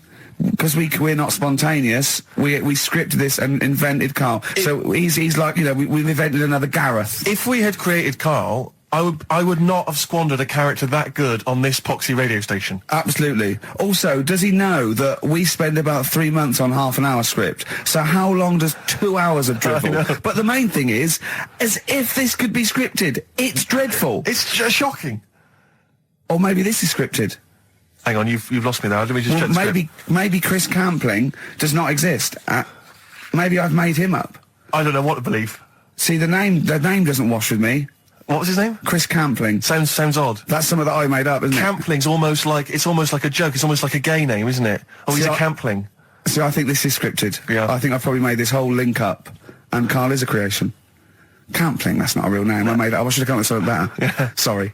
I could do How long it. could you keep going with That's that? it. That's it? That is it. Because you see, Alex saying we came in while he was doing his last link, and he's an absolute pro. He really is. I was watching him, and he was, at home, you probably think that he's giving you his full attention. He's not. He was looking through a listings magazine, probably figuring out what movie or theatre piece he's going to check out, with a lady later. Yeah. Probably going to cruise down there with a couple of, chicks. And he really is an absolute pro. Yeah. Looking at you, Ricky, and it's like you can sustain it for a while. Yeah. You're a talented performer, but it's sort of, I don't know what it is. Is it concentration with you? It just ebbs away almost instantly. And you try and do 2 things, 3 things at once, but normally on air, that's you eating, picking fluff out of your belly button. I remember once when we were on the set, we were filming The Office, and I'm trying to put off actors, just coming up ways, instead of remember lines, coming up ways to sort of ruin the shot or make them laugh.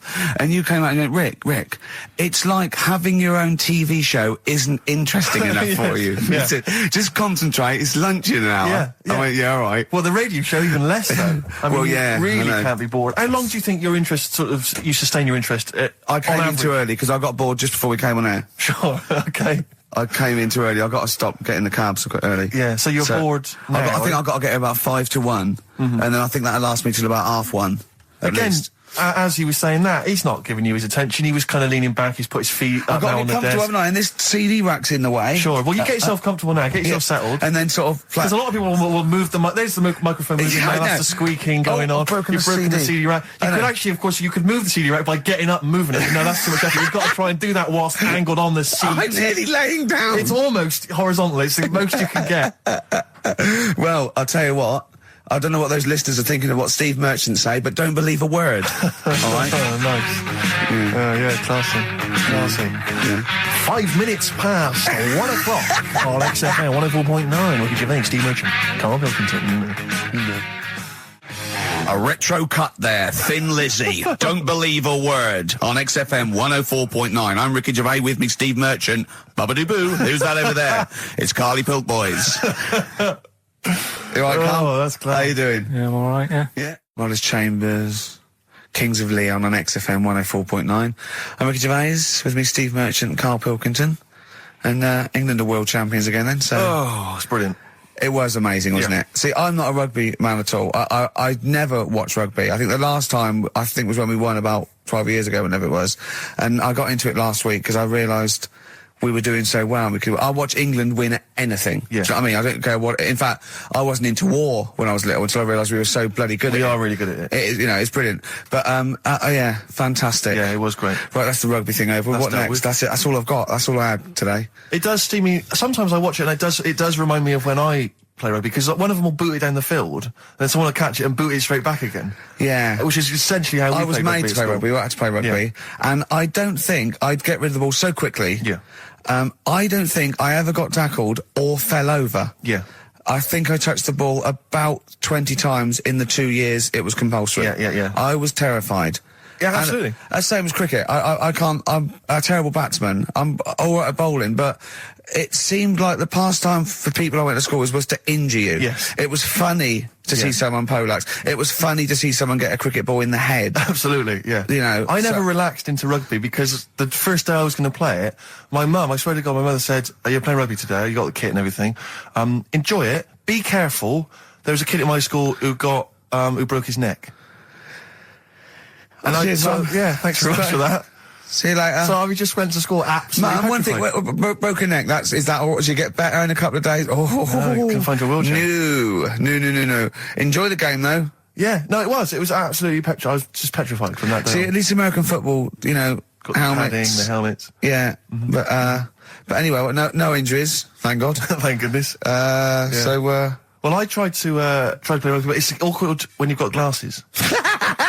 I don't know, there's something about you didn't really play with glasses on? Yeah, quite. Well, I couldn't see anything, could I? I couldn't see anything. How else was I going to play? Oh my God! And so you're bound to be cautious, because inevitably you're a bit more cautious when you've got glass next to your face. You were the tallest person on the pitch as well. Yeah. I mean, you were when you were about 14, you were probably 6 foot already, weren't you? Yeah. And everyone else was what, 5'2"? Yeah. So you were towering above them with glasses on. Just with the glasses on. And you've got pretty cool glasses now. You've had a bit of a makeover. It's like Trinity and Suzanne said, first thing to go, the glasses. Sure, sort them out, Yeah. And presumably you used to have those National Health sort of bottles. Pretty much.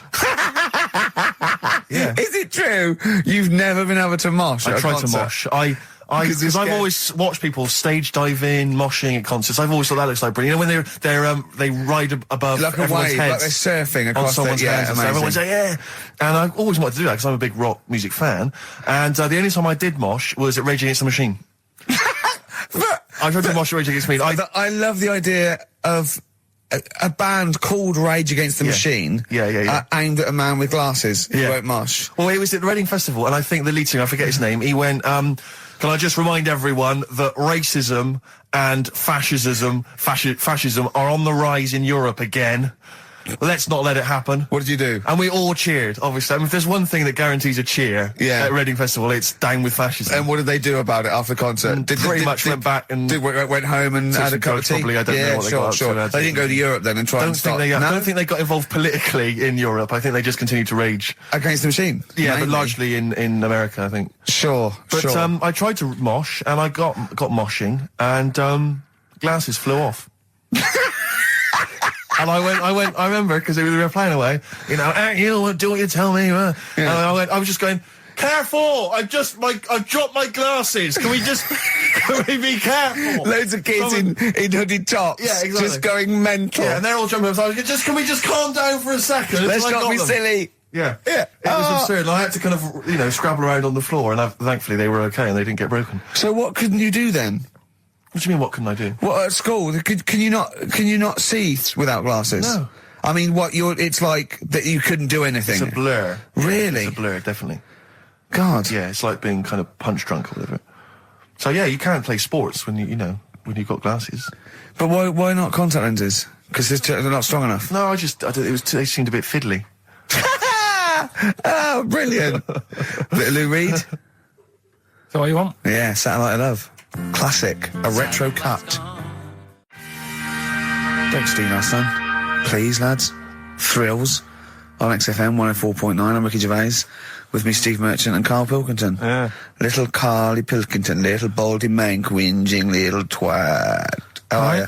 Yeah, all right, yeah. What are you doing? Happy? Feeling a bit happier today? You look as full of spunk, as they say in America. Yeah, I'm alright. Just a bit of a miserable day though, isn't it? Yeah. A bit miserable. Yeah. Walking in today, right? Do you know I walked through like the sort of the gay district of London and that? Right. You don't walk, you mince, don't you? I'm just walking through on the way to work, and I'm always interested in their little shops and stuff that they have, right? Loads of Their little shops. There's no be ashamed of. If you want to go in and buy something, go in and buy something. I'm just having a look at, looking in the windows and stuff. Little postcard just near the entrance. Yeah. That's meant to tease people in, to make people go, that sounds good, I'll nip in. Right? Little postcard. Free butt plugs with every sale.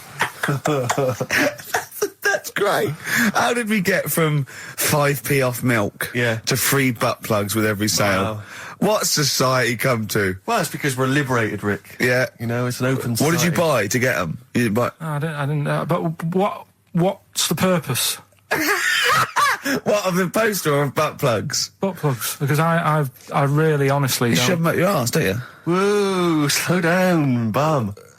Shove them up your bum. Yeah. But when? Is that just like when you're doing whatever, doing stuff around the house, or...? I think it's not to keep things out. Is it like you would use a plug in the sink to keep, the water in the sink? Oh, if you're not gay. Get that? Oh, yeah, no, I know what you mean, yeah. I don't know. No entry. What is it? I mean, I don't understand what that's I don't know. I assume it either feels good or are they... well, I've got to be careful here. Or are they sort of like breaking it in? Right, yeah. Do you know what I mean? Like it's like a shoehorn. Sure. or It's like when you stick paper in your shoes if they're a bit tight. Or those people who sort of like put little bits of wood in their lips, and then as soon they've got big plates in their lips. Yeah. Same as the butt plug. It means you can, you're ready for anything. I don't know, do I? And look at Carl's face. Well, if you know what butt plugs are used for, then why not get in touch? Gervais at XFM.co.uk. What do you think? If there's any... I can't believe we're already on this subject. I know. It's 1:05 and we're I was going to say then, if there's any people who use butt plugs, and I was thinking that Carl would have said, well, they're not up yet. Yeah. Because they go out late. No, but what is it? We're award-winning people. We've written a TV Not on show, radio, it's though. respected. Not on radio. We're rubbish on radio. I know, but We've got nothing to lose. I always say to you, Steve, that I like educating people and that. Now, the way I see it is I didn't know what they were. Let's phone to go. Someone might know about butt plugs. All right, we'll get. No, get them on. Get them on. Ask them. No, because they might say something dodgy. Oh. Yeah, whereas what have we just been doing? Just take a chance. Take a chance and tell them not to swear. Well, you tell them. Okay. Right, Steve. I haven't got my headphones on. Hello, who's that? Hold on. Who, sorry? Nicholas. Nicholas, hello, mate. You're not going to swear, are you? No, I'm not going to. Keep it clean. Yeah. Keep them keen. What were you calling about? I'm phoning about your plugs. About not my plugs, but sure, plugs in general. What do you know much about them? No, Are you a plug user yourself? No, I'm just thinking if maybe you've got some gay friends and you're spending the night at their place, you might want to use one. Right. What, you mean experiment with them, or? No, so you can make sure they're not going to do anything while you're asleep. Could I suggest, just lock the door? I mean, that is easier to me. Can I make a bigger suggestion? That's probably the most homophobic thing we've had said on the show today. Thanks very much for your call. Right, okay, good. Well, that's why we shouldn't put people on the line. Just, without checking first. I think Carl's made a good point. That's the calibre of listener we've got. And the results of We ain't got a winner for the first time. Yes, we have. We've got loads of winners. No, we haven't. We've done this feature for 3 weeks. This is the first time I've managed to sort of... What? Well, let's go through them then. What have they got wrong? The first one. The first one? What was the first one? Well, hang on, let's do them in reverse order for a second. So what's the last one? The last one, the clue was, that bloke does sport on the telly and he's got a little kid. What's that? That's Destiny's Child. Des, who does ITV Sport, has got a tiny child, right? No, that's fine, they got that. Okay, Destiny's Child. What's the middle one? Right, the middle one. Right. Child. The second one was, he doesn't like women, yet he's got a couple of kids. That's a bit weird. Yeah. Right? That was PD, that was Puff Daddy. That is offensive. Go on. But it's not Puff Daddy. It's Puff Daddy. And he's not even called that anymore. He's called P. Diddy. Well... Okay, fair enough. But they got that one. Yeah, yeah. And if I'm being tight, these lot are as well. Yeah. Yeah. Tight means something in Manchester. Go on. Right. And the first one that they're having problems with, I don't think them birds should be allowed in this area. Got it. Boyzone. It's not Boyzone. What's the clue again? I don't think them birds should be allowed in this area. That is perfect. A boy zone. No birds. No women. No women, yeah, birds, right? A boy zone. Sorry, Carl. If that isn't the answer, their clue is better than yours. That is brilliant. What was yours? Boy zone, it works perfectly. What's your answer then? Bangles. I have no idea what that means. Like seagulls. So you don't want them in this area, so you're banning them. Bangles.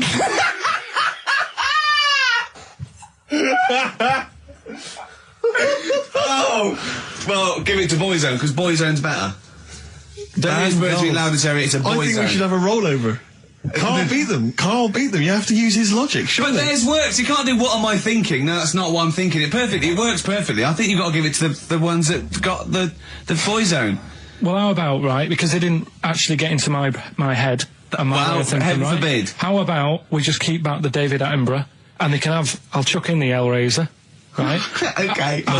And Blondie album and the Madness one. Yeah, okay, pick a winner at random. Pick a winner, Steve. I'm going to give it to Paul Sloman, who got those answers, and he also says, P.S. Carl, you're a moron. So, I'm giving that to Paul, and good luck to him. Right, well, he's got a crazy night tonight. If we can rush these over to him, he's got a cracking Saturday night. Well, if I'm a moron, I might get your address wrong when I send them to you. That's been the only sort of... I suddenly, why did it suddenly turn out to have to hide on a Sunday when they're coming round? Because they wouldn't leave. They wouldn't leave. Who was it? Were they adults? It was well, he seemed like an adult to me at the time, but he was probably about 27. Well, that is an adult. Yeah, but do you know what I mean? He seemed a lot older when I was a kid. Yeah. And he came knocking and that, and he used to say to me, Mum, I'll just tell him I'm ill or something. And he used to hang around to see if I'd eventually come out to play and that. And if I did, I think they would have grabbed me and took me there. I love the idea that for you, religion has to bring with it some kind of gift. It's like, join our faith and you get an alarm clock radio. It's like something like I think religion does bring a gift. Usually, it's the gift of the Lord. Well, the gift of everlasting life, isn't it? And that's the problem with it, A lot of people believe in it because they think... But for Carl, his feeling is like, that should be a given. That's safe. I'm definitely going home with eternal life. But what else can I have? Is there an iPod? You have to have a religion? Because obviously I don't have a religion. I don't miss it, and I wouldn't want one. I'm an atheist, and that's out of belief. That's out of logic. And we don't get into the politics or the morality of it. Why do you feel you need a religion? Why don't you just get a hobby? Well, I didn't want one. I don't want one. I just was saying that, if I was to get one, which one would I go for? Is what I'm saying. I'd like to see you perhaps as a Jew. I think Judaism would suit you well, I think. What are the hours like for that? Tough. Can be tricky. That's what I mean. I don't want anything that's, And they have a day where they don't eat and stuff. I couldn't be doing that. So they have days when they eat too much? Yeah, but what happens if I'm not that hungry that day? Like I say, I don't like change. What did I say? What did I say I had left? Well, I'm not doing it again, 88. so... You had 88 left. So 62. God, you're only at 62. What's the matter with you, Carl? There's people start you at 62. That is rubbish. That's disappointment. Let's leave So you failed on 2 world record attempts then? 62, and the record's that is rubbish. What were you doing? Oh yeah, but like I said, I've got a small throat. I can't drink a drink quick. Ever since the Mr. Freeze Pops when I was 6, that I nearly choked on, I nearly died on, I can't go back. It'd be like asking, I don't know, someone who got run over to play Frogger or something. What's Frogger? What, you mean real life Frogger? Game. Well, just a computer game brings back memories, doesn't it? And I can't do that. What's Frogger? Does Frogger get run over? Yeah. It's a little frog that has to run across a busy road. Do you know who he reminded me of? Apart from Hamburglar and Zippy and all that. When he was mentioning those grapes, because the shape of his head, it looked like a game of Pac-Man. Yeah. It did, as he was getting to him, it looked like... We should have had that music. It looked just like it. Oh, God. Do you remember there was a board game version of Pac-Man? Was there? I mean, the only thing that Pac-Man had was the fact that it was on a computer and it was a little face eating things. But imagine that as a board game. But there's board games of like things that you don't need board games for. Yeah. It's like there's board games of charades. Do you know what? You don't need that. It's like parlour games. Board games of let's watch the telly. Yeah. Let's play sit around. And it's all like 1999. You don't need it. New from Mattel, a stick. Simply run along, clanking it against a fence or a metal grate. It's fence stick. And a picture of it. Oh, Nan, that's my stick. I'll tell you That's what. my fence stick. Do you know I saw in a shop recently the board game of Cold Feet, the TV show. That is a winner. You are John Thompson. Yeah. Go back. Yeah. It's a good game. Drink 8 pints. Go on. Songs of phrase. Songs of phrase, nicely done. Right, we'll get this going. How do you feel, Carl? Yeah, all Again, right, all disappointment. right. Disappointment probably to your family and friends. Well, I don't think they'll be that gutted, to be honest. Right, songs of phrase. Well, Carl, why don't we play it and we'll come up with songs of phrase, because it's a big tease. People love that. Yeah. It's one of the hot new We've got quizzes. one more thing for you to eat. No, I'm not doing any more of that. Seriously. Play a song? Right, songs of phrase next. Right. That was rubbish, that half hour. Rubbish. That's great. Roots. The Seed, XFM 104.9. I bet that is a record. Eating grapes whilst DJing. Possibly. I'm assuming if there's any listeners out there that have a record-breaking attempt they'd like to see Carl undertake in future weeks, they should email in. I think Jono's got that one. Right, what have we got then? That's that. Right. That's the serious side now. Let's get on with the proper show. Right, songs of phrase. Yeah, let's do that. On to the classy stuff. Yeah. Do you want to do the prizes first? Right, now then, where are they? Here they are. I haven't seen these, but I'm excited as ever. All right, we have a T-shirt there, arbitrary T-shirt that you have probably stolen off of someone. What does it say? Is it the Red Hot Chili Peppers? So if you found that, that's not too bad. It's a big T-shirt there. On DVD. This should you be giving this away? This looks like it's the film Don't Say a Word. Yeah. And it's it doesn't have all the proper packaging. It's literally the disc, the DVD disc, just loose. So enjoy that. The current album from Oasis, Heathen Chemistry, DVD, on DVD, The Life of Mammals, the complete series, the David Attenborough recent DVD, that. Walking with Cavemen, which I think is a DVD, it's currently on TV, isn't it? And, well, there you go. Also the X-List, which is a good new compilation, double CD compilation from XFM with loads of stuff on there, including Nerd, Snoop Doggy Dogg, Athlete, all sorts. Go on then, Carl. So not bad, actually. Nice one. Well done. Right, so, yeah, it's a phrase that's been said at some point, or said a lot on the show. We've had, like, Hairy Chinese Kid. We went back to my mum had wind for 5 minutes and that. Today we're looking at my neighbour had a horse in a house, right? Yep. If you remember, we were talking about that probably about a year and a half ago now. Yeah. Yeah, of course, Right. of course we remember. They've been talking about it ever since, Carl, I imagine. Yeah. Well, it's famous. It's a world famous phrase. My neighbour had a horse in her house. Right, so this is this week's Songs of Phrase, and what I've done is I've got songs with those words in that make up that sentence. Yeah. You get to email in ricky.gervais@xfm.co.uk. There's 6 different songs, right? You email in with what? I don't know. would There you- is 6. Me neighbour had horse in house. Is it really that sentence? My neighbour had a horse in her house. It does work. Honestly, it works. Yeah. Okay. Don't bother explaining it. You Just ready? play it. Right, Yeah. so here's the. Here it is. We're just going to do head horse in a house. Right? What in God's name was that? Yeah. Name the 6 songs. Head horse in a house. Huh? Are we naming the artists or the songs? Either. Artist. Anyone who gets anything can get a prize. What's Jeez. more, Carl? Artist. Here we go. Head horse in a house. That's tricky, Carl. That's very hard. Once more. Head horse in a house.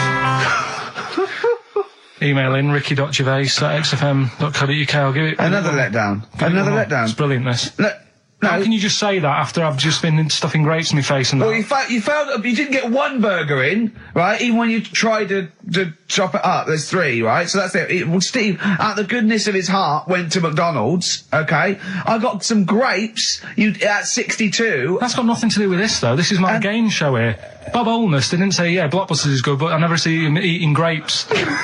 So this is a different thing. Forget that. Right? Here's the clips again. Here's the clips. Head horse in a house. Carl, you know I said I was going to turn over a new leaf and not criticise your ideas?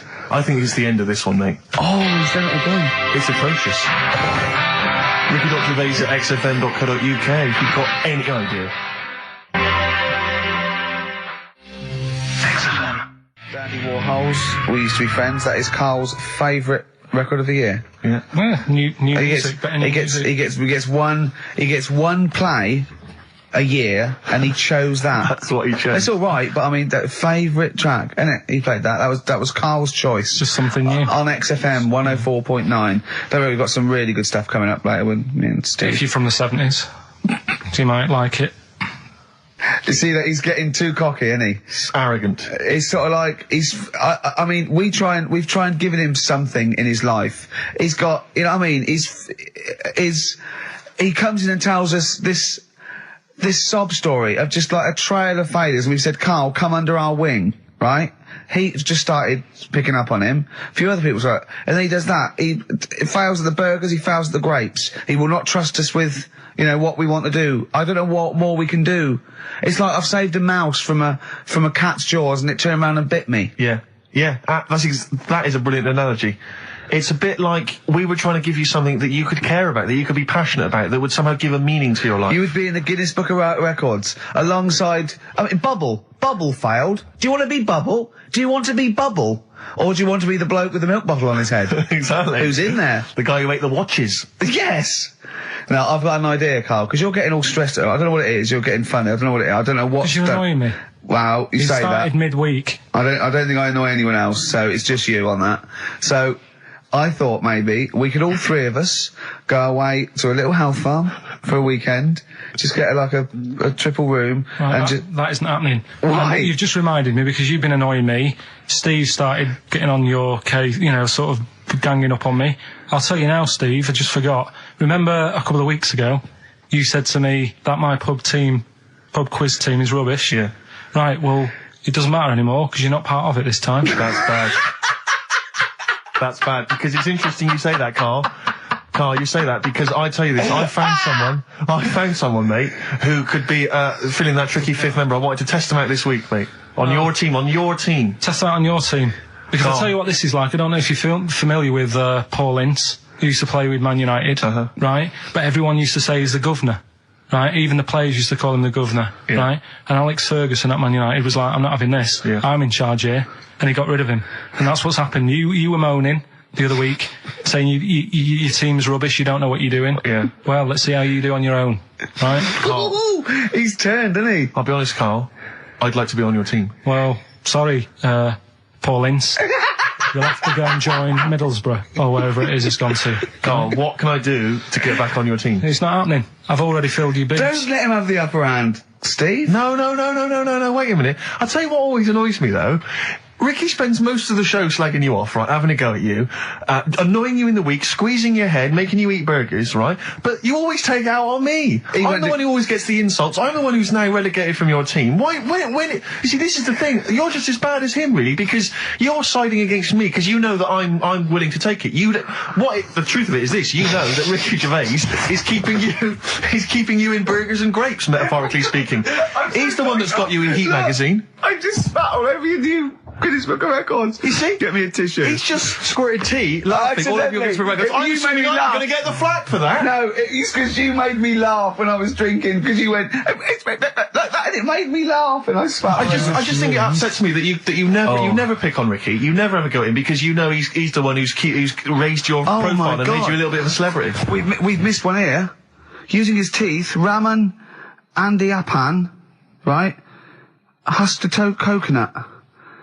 He did what? He husked a coconut. He's the fastest coconut husker in the world. What does that mean? I don't know. He pulls husks. What's that? Little nice. What's a coconut husking? He pulls the cast off. Look at Carl just with his head down. Carl, come on. What's the matter? Because that cost me 20 quid. I know. Well, I'll see you all right. I'll tea all over the world's smallest man. Why have they stood him next to the world's biggest man? Right, I'm in a bad mood now. Oh dear. So you haven't got a team? Steve, I'll sort you out. Come to me. I'll sort you out. Seriously, mate, I found someone who would help you win this week, Carl, and I was going to tell you about it, and now... Steve, you can be on my team this week, and I know something about the quiz that Carl doesn't know. So... I'll tell you, I just think that it's so ungrateful. So ungrateful. Right, songs of phrase, just give it a couple more plays. Just email in, we'll pick a winner soon. Ricky.Gervais@xfm.co.uk. Well, this is rubbish this week. No one knows it because it's rubbish. Steve was right. There's 6 songs there, so if you know what they are, just... That's the end of that, I think. That's the end of songs of phrase. Email in. I think. We've got none there. No. That's the last week for that. That okay, is well, rubbish. why don't you give us some monkey news? Is it monkey news time? Come on, monkey news. We'll play a song and we'll... No, do let's monkey news. Let's play a song. Oh, it's a great track. Cheer up, Carl. Is it new? Is this Waiting for an Alibi with Thin Lizzy. What year Doesn't was have to be new. It's brilliant. What year was it out? Oh, Einstein wasn't new when he came up with the greatest theory ever. Oh, hold on. Hey, hold on. You're not new. You're not new. Waiting for an Alibi by Thin Lizzy on XFM 104.9. Right, okay, this is, with all the trauma in the world, I thought we'd come on a little bit, and he's just brought it right down, little mank twat, whinges. No, but I mean, do you know what I mean? He's had a go at you, he's thrown you off his team. I'm devastated by that. That was the one thing I was looking forward to this week. To be fair, you were looking forward to telling him you were taking over the team, so it's sort of poetic justice has blown up in your face, to be fair. True, I was trying to squeeze him out of his own country. You were going to try and get him out of his team. Yeah, well, it was a hostile takeover, and they clubbed together. To be honest with you, there's normally 3 regulars on his team. I got 2 of them on my side, one of which was his girlfriend. So I only had to work on him to try and get him to resign, and we'd have been away. Still. You know, we should give the prizes away. Yeah, well, this has been dreadful. This thing. We started off well with him trying to force burgers in his mouth, and then he come up with this tat. I mean, this is the end of this because it was shoddy to start with. No little duo couple. Well, this is not only. I'm just saying. This is what I was saying in the pub yesterday when you try to be sick on my leg. I was saying, come up with new ideas if you don't like them, but you diss them on air. Well, it's just disappointing, isn't it? And right. What's that? I was disappointed when I was choking before. We were disappointed as well. Yeah, you didn't try. You didn't try with the grapes. You were just like chewing on that. You meant to just throw them in and swallow them. Songs of phrase. It was 6 songs. It sounded like this. Boring. Right, what are they? Just give the 6 answers. songs there. We had Lionel Richie, My Destiny, for my. Tricky. Neighbour. Oh, that's XFM. Ooh. My Neighbour was Space. Neighbourhood. Had Harry Connick Jr. Had to be you. Yeah. Right. Had a neighbour had a horse. America. Yeah. We had a horse. In was Lisa Stansfield with pathetic. In All the Right Places. Oh, pathetic. Did anyone get that? No one got that. Animals. So that was pointless. All right, well, the most anyone got was 3, and we're going to give it to Deborah, and that's possibly Deborah and Kate. They got at least 3 of those, so well done. Okay, well done. Yeah, there's prizes on the way. That's the end of that. So that's the no cheapest chimps, none of that anymore. What have you got left? You got the film to do? Let's see what you've done with the film. Hang on, I'd love to have some monkey news, though. Go on then. Got any monkey news? Yeah, got some monkey news. Come on then. No, Rick, come on, cheer up. Well, it's a sort of like he moans that he's got too much time on his hands, and he comes up with that. Okay, shite. Monkey news. The jingle, please. Oh, chimpanzee, that monkey news. Okay, There's been quite a lot of stuff going on. There was a few bits in that Guinness Book of Records book that cost me 20 quid. Yeah, well, that's not news, is it? They printed that probably last September. No, so there's one in there. New music. New monkey news from last September. You're a lord. Come on. Waster. Please, Ricky, monkey news. Right, there was this monkey in a zoo in Brazil. Right. And this little man monkey, little woman monkey. And you're a scientist, aren't you? Go on. And they said the people in charge were like, oh, wouldn't it be good if they had kids? Brilliant. Right. So anyway, the chimps used to stand sort of, they'd have their little caves each, and used to sort of lean on the fence having a bit of a chat and stuff with each other. Right? With a chat, of course. Well, gossiping, the equivalent sort of thing. Yeah. So anyway, they were getting on a storm, and like the zookeepers were like, "Can you hear that, cheapest chimps this week?" I thought it was fascinating. Yeah, just gossiping. I understand. So what's any monkey news? I don't know. Let's tune in. What was some monkey news this week? Come on. It was from last September. So they were there was stood there having a chat, and the zookeepers were like, I wonder if they're ever gonna have kids and that. Yeah. Anyway, it went on for ages. This just chatting, no sort of action. Blimey. So what the zookeepers did was they said, I know they'll have kids. Are we letting that go? They were just chatting. Are we just letting that go? We're letting it You know go. what I mean? Just doing whatever monkeys do. Okay. Right? So the zookeepers were like, yeah, I wonder when they're gonna, have some kids. Yeah. Anyway, what they decided to do, to egg them on, bought one of them a suit, one a wedding dress. Right. Keep going. No, I'm not having it. Shut up, Gervais. Fade him down if he's going to interrupt. I want to hear the rest of this. They got married. So they got married? Yeah, they got married. Right. What? That's the end of it. This is why I don't. Right. That's the end of monkey news. That's the end of monkey news. Don't do that again. You've got no features left. Why don't you like that? Well, it's not a story. It's about two chimps chatting, which doesn't happen. The zookeeper's going, I wonder if they're going to ever have kids. Egg them on. They got married. That's the end of the story. What are you talking about? Hang on, just calm down. Let me just check that you didn't make a mistake there and didn't lose out. What do you mean you didn't make a mistake? Wait a minute, he may have just left out a fundamental piece of information. What, the story? That would have made it into a story. Right. Let me just check the facts. So they bought them wedding outfits. They were married. Did they propose to each other, or were they just forcibly Don't married? encourage him. Just forced onto And it. then what was the outcome? Once they got married, what happened? They fell in love? Yeah. What? Whoa. It's not a marriage, Carl. Be quiet. It's not a real marriage. I don't know what you've got in your head. It's like the head of Homer Simpson. I'd go in there and there'd be a wedding reception and there'd be a couple of fights and they'd be talking about stuff. They got married. They fell in love. Did they have children? They're not back off the honeymoon yet. Play a record. You got no features left. You got one feature left and come back to the film. You and the Satisfaction, new single. Yeah, XFM, quick, play it. Right, we've waited 3 weeks. We are going to play it. I don't care whether we're late. We were late in because there was news. So, play it. Which film are you in this week? Looking at Silence of the Lambs. Right, play it. Just play it. Have we got a question? Well, come No, on, who the question cares? after. Who cares? Should Carl carry on? Play it. Right, Silence of the Lambs. The bit where Jodie Foster is having a chat. Good evening, Clarice. Right. Just thought I'd come and see you. How very thoughtful. Don't mind me popping in though, do you? It's just no one else is interested in the sort of things I like talking about. People will say we're in love. Well, say what they want. Did you hear the show last week? We were talking about gay people, if they should have their own toilets or not, and stuff. That was good. Yeah, it's all right. Got a good debate going. Enjoy doing the show. It's a favourite part of my week, really, just talking about weird stuff and that. Oh, Clarice, your problem is you need to get more fun out of life. I have a lot of fun in my life.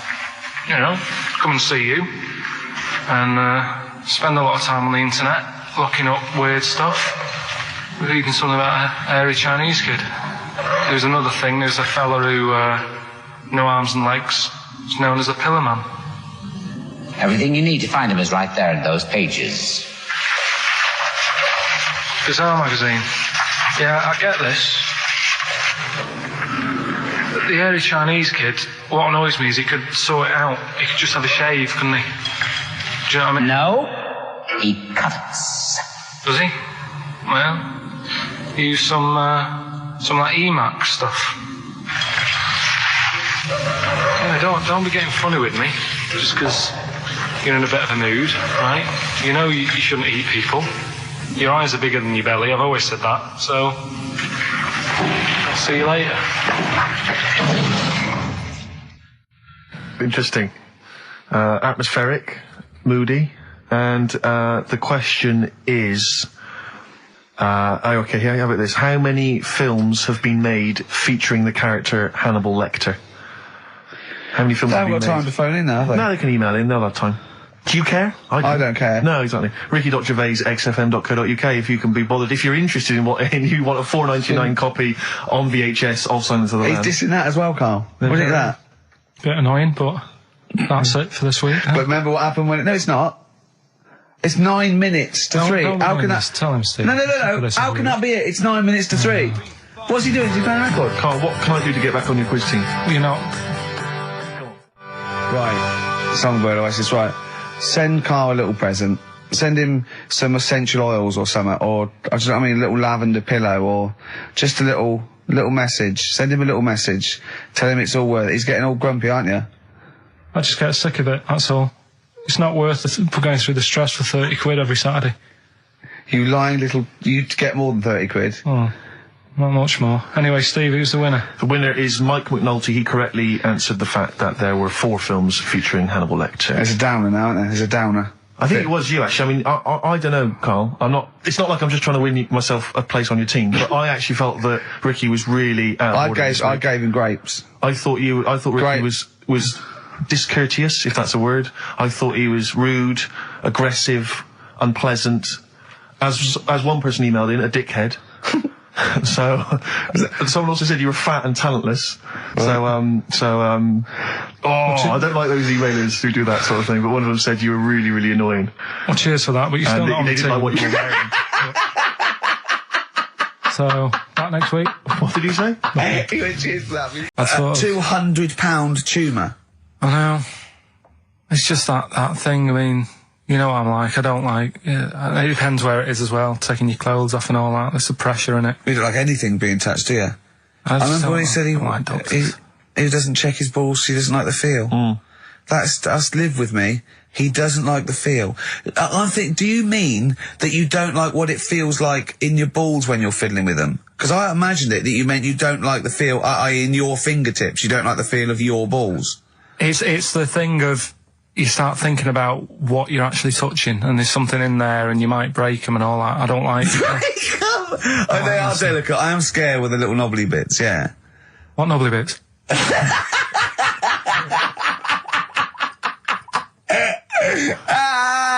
I'll tell you what, it's that thought at the doctor's. It's that thing of... It's not taking your clothes off in front of him, right? It's the way you've got to take your clothes off, but he asks you to go behind that curtain to do it first. Yeah. So there's more pressure because then you come walking out with nothing on. Yeah. So it's like, why have you asked me to go behind there? Yeah. Rather than if I just sat there having a chat and he's going, so how have you been? It's like, all right, and just taking the pants off. And then exactly. Yeah. It's the pressure. Don't take your clothes off, and you came out and he lit a candle, and there was some soft music on. The lights were down. Nice. Yeah. Or he said, if you'll make you feel more relaxed, I'll take my clothes off. Yeah, exactly, yeah. But I'll do it in the form of a striptease. Now, Carl, I'm going to ask you the question, knowing the answer. What do you think of maybe a gay doctor just checking his testicles out? He's a professional, he just happens to be gay. That would never happen, would it? What are you talking about? Why not? Oh, speaking of... Go on, doctors. No, gay people and that. Do you know when we discussed gay-only toilets? Yeah. Mm-hmm. It's only, it looks like it's coming into action. No, it doesn't. Right. No way. It was mentioned again. Where? On... Your head. No, I think... Do you think that people in positions of power are listening to this show getting ideas from you? Tony Blair. Makes you wonder, doesn't it? No, it really does. And the funny thing is, why are they getting upset? Why are gay people getting upset that they might have to have their own toilets? Carl, you don't know what you're talking about anymore. You're having a sly look. You don't know what you're talking about. Okay, can we have Cheeky Freak after this? If you want. Placebo. This picture on XFM 104.9. Steve, you're thinking of taking over as producer, aren't you? Well, I just think it's a shambles. I've asked for Cheeky Freak of the Week, and it appears that Carl's not ready. He's not prepared. No, I can sort of remember it. It's just that I like to have all the information. Contempt for the listener. You've just had a whole bunch of adverts and placebo in order to get it ready. We're having a chat and that. Right, do you want to sort yourself out in future? Yeah. This is what we were chatting about. Someone emailed in about they watched the £200 tumour thing, and when it was removed, it was carried away in a wheelbarrow, right? Carl said, what, even when she had it removed, she still carried it round in a wheelbarrow? And he went, I thought it's sort of like she'd become attached to it. You definitely are my favourite thing in the world. It's great. Look at the way he's looking back. But I think they're all the same. The people, I have had more emails about people saying I watched the £200 tumour and I shaved me arse than anything else. When we ask questions about science, we talk, nothing. High concept. We talk about political issues. One person emailed in. They said I tuned into the £200 tumour documentary. It looked disgusting. I couldn't watch for long. What were you expecting? Yeah, that they might sing and dance, do a little show for you. Anyway, these are really your listeners, Carl. Now, I think do you know what I mean? You sort of, you find your niche, you attract your. I think me and Steve are pretty much just here. I think the people that we had in the early days, Rick, they've long since abandoned us. They jumped ship. They've got jobs. Yeah, they've got jobs. They're out now. They've been released. Exactly. Yeah, they're getting their life back together. Carl, Come on, what's the Carl. situation with Cheeky Freak? I've got like a couple of bits. Like I say, I haven't got the in-depth stuff that I know. Oh no, because usually it's it's Heavily pretty scientific. Exactly. Yeah. Do the jingle. We've come up with a new one, haven't we? Well, the freak, say chic. Cheeky Freak of the Week. Right. Well, couple of bits. I don't know which one to use as the main feature for this week. It's not good, is it? Well, there's been another one born. What? Little kid. Who won? 4 eyes. Insult. Just a guy who wears glasses. Come on. 4 eyes, 2 noses, 2 mouths. That's weird, isn't it? This bloke, did he also have 2 heads, 2 bodies? Sort of born sort of slightly separately? He wasn't stood next to a mirror. No. It's weird, that, isn't it? That's all you've got. I love that. That's weird. That. Imagine the doctor said that. Well, Mrs. Parks, kid's got 4 eyes and 2 noses. Weird, isn't it? Any clues? Any clues? So that's it. That's all the information. Well, I'll tell you what, but that again- shouldn't be the main one. Okay, I've answered But it. like I say, what's the idea of this feature? What do I say all the time? Dunno. I always say, think about it. Think about what that would be like. Okay. What? Giving birth to him? No. Being, I think it's a girl. Being like her. 2 mouths. 4 eyes. What would that be like? Mad, innit?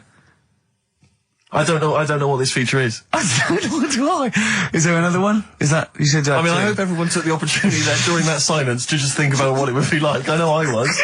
What? Could she talk with a mouthful? What? Is that allowed? Because she's got 2 mouths. Yeah. Yeah. Would that be alright in her house? She'd be eating. Yeah, she can talk with one mouth and eat with the other, I Right, well, suppose. listen, the main one, right? You've thought about that. That's good. The main Cheeky Freak of the Week. I haven't got all the details. Smallest person ever. Right? How big would you say that is? Carl is now sort of like holding his hands up like a fisherman, long ways. That's about 1 foot. Right. Smallest man in the world. I printed the thing off and I can't find it. There's a little picture of him. Right? The odd thing was... But why have you asked me how... Did it say, or was it a picture of him? I didn't really read it. Of course you didn't. Jesus. I just saw it and thought, that's... What, you straight away sorted. assumed it was natural size? No, it was that big. But what do you mean it was that big? Little fella, like that. But why are you doing that? What? It was a page with a little fella. How do you know that was natural size? No, it was, because he said it's world's smallest man. And the funny thing is, I've read the first line. I always read the first line. It said, world's Well smallest done. man. Well done. The weird thing is, he got an head like a light bulb. The shape of it, apparently. I don't know if that's got anything to do with his shape and face. God. That big. His name's Mr. Watts. And the annoying thing is, what got me is, if you're that big, right, don't have your picture taken next to a fruit bowl. Why was he having his photo taken next to a fruit bowl? Don't know. Whoever the photographer was, obviously having a bit of a laugh. Yeah. At his expense. Because you would just stand in the middle of nowhere, you'd look normal and that, but he was stood there, just leaning on an apple. Leaning on an apple? What is this? In what world do you inhabit? No, this was on the internet. Leaning on an apple? Was it Tom Thumb? What is this? Are you sure it wasn't some sort of sci-fi show they're advertising? No, it was leaning on it. Can you just lean on the apple? Just lean on the apple there. Do me a favour, you stand next to my chihuahua. You're not taking the piss, are you? No, not at all, no. Would you mind leaning on this matchbox? Yeah. Leaning on an apple. And that's what, so it just said, is the world's smallest man leaning on an apple? Smallest man, said about his head being like a light bulb, I don't know what that meant. And I just thought, right, that'll do. That's that sorted. Cheeky Freak of the Week done. I think that was on like Monday. Right? I found that. I thought that's done. Printed it off. Forgot to get it off the photocopier. Someone's nicked it. Play a record. You got to... You know, it's just... Steve. No, can I just say, no Carl, point. please, There's no if point. I say, let's have Cheeky Freak of the Week, and you haven't done your research, you haven't got the information, just tell us you can't do it. But don't lead us on. Don't say things in like this on charade. radio. Hold your hand up to me and go, how tall is that? It's nothing. That's This is radio. nothing. It's nothing. I think it was that big because he was leaning on an apple. It's not enough information. But, imagine Trevor McDonald coming on, going some news, some stuff. How big's that? How big do you think that is? Yeah. Because there was a fella, coming up after Chris Tarrant. Play a record. I'm angry. I'm actually angry. And if Monkey News is in any way similar, you've really pulled your finger out with that, have you? Mm-hmm. Good. Let's have Rockbusters answers next. Supersonic. Oasis on XFM 104.9. Right. Getting through it. It's the Rockbusters. It's the Rockbusters results, really, because this is a very important result. It's whether they stay in the Premiership or are relegated. This is the playoffs for Karl. Okay? You need 3 points. You need 3 points to stay up, Karl. Go on. Right, had a lot of right answers on that. Right, okay, that's in your favour, you know. Okay. The first clue was, the doctor said part of the foot and the leg was no good, so he took them off, he threw them away. Yeah. The initials TB. Yeah. Right? Go on. Tony Bennett. Alright, that's Tony Bennett. Tony Bennett. Tony Bennett. Yeah. Okay, that's a warning. That's a yellow card. That is a yellow card, but you can still get the points. Right.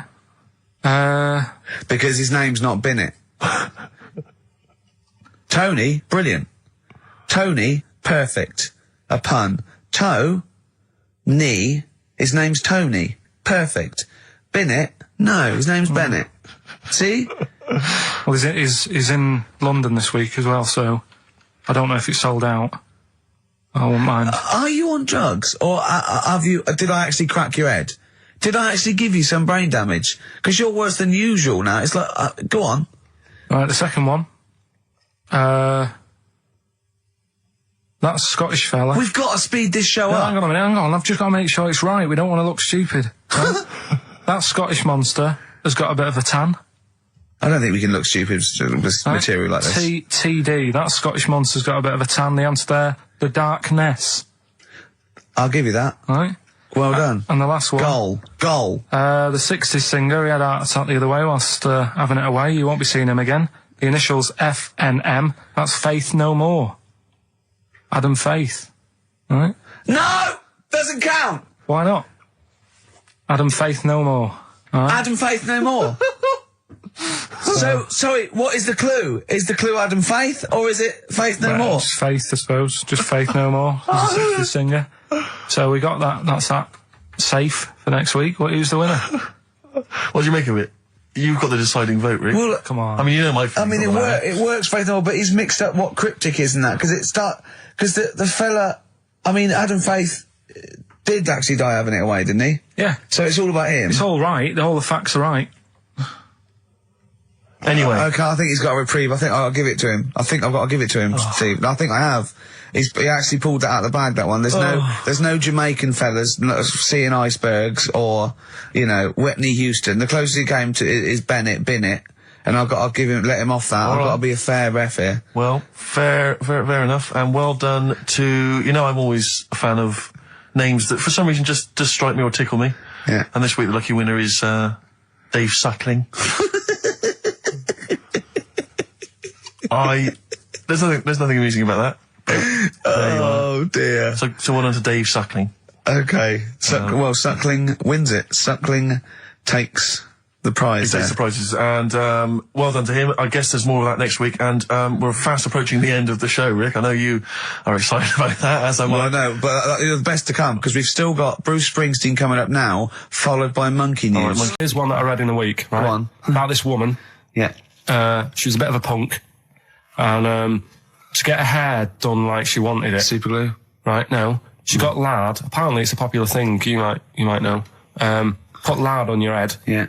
And you put it in the oven. Oh. Now, apparently the heat that you get from the oven is different from the sort of heat you get from an hairdryer. right? And she had to do that to get the style that she wanted. But anyway, she comes into the money or whatever, treats herself to a microwave, right? It's not true. Opens the door, jams the things, you know, like the little catch. So the microwave works. She jams it with a screwdriver or a knife or something. Yeah. Puts the microwave on, sticks her head in, boils her brain. Don't be ridiculous. Right? Well, why is that ridiculous? Boils her brain. She boiled her brain. She boiled her brain. And this is what's good about the internet. I went straight from that, and there was a subject about brains. And do you know that Russell Crowe, when he dies, he's given his brain to charity or something, some sort of some people who can do stuff with it. She gave hers to Pot Noodle. Vesta. Yeah. Oh, That's boiling the a sort of skull. Yeah. It's not true. It's not true, Carl. Just urban myths. Someone made it up. Yeah. For a laugh. They're just too convenient urban myths. Everyone's you can tell an urban myth's not true because it's always this happened to a mate of mine, and when you say what happened then, they go, don't know, that was it. Was it? Was that it? Was it? Someone boiled a brain and that was it. There was no more story. Well, Were there any dates, locations, times? I think it was in Belgium. There's that one. There's that one that a bloke, right, was going to get a phone call at 4 o'clock to find out if his business was, okay, right? And if he didn't get the phone call, he knew he was broke, destitute. So dead on 4 o'clock, the phone didn't ring. So he went up to the roof, his office, and he jumped off to commit suicide. And as he was passing his window, the phone was ringing. Oh no. Carl, it didn't happen. Didn't happen. Think it through. Think it through. Who told that story? Who told that story? As he hit the pavement at 120 miles an hour. He's the only person who could have known that series of incidents. Also, why didn't he wait? Dead. As his life's at stake, why didn't he wait till 5 past? I'm going to give it 5 minutes just in case. In case the lines are busy. Yeah. And what sort of bloke goes, I'll call you at 4, okay, if your business, well, call me anyway. No. If I don't call exactly 4, then, you commit suicide. Commit suicide. I would, because if I don't call at 4, that's the end of it. Well, call me anyway. No, that's not the way I work. Why can't he just call me and tell me the other way? Well, I'm telling you how I do it. If you're bust, I don't call. Can't you just call to verify in case someone goes, well, what if it's engaged? It won't be engaged. Just commit suicide at 4, please. It didn't happen, Carl. The other one, right? A bloke, right? He's on a train station, and I'll tell you how I heard it. He's waiting for a cruise station, whatever, and he shits himself. As you do. And so he goes, oh, well, train's in 5 minutes. So he runs across to Millets and goes, quick, Levi's, 36.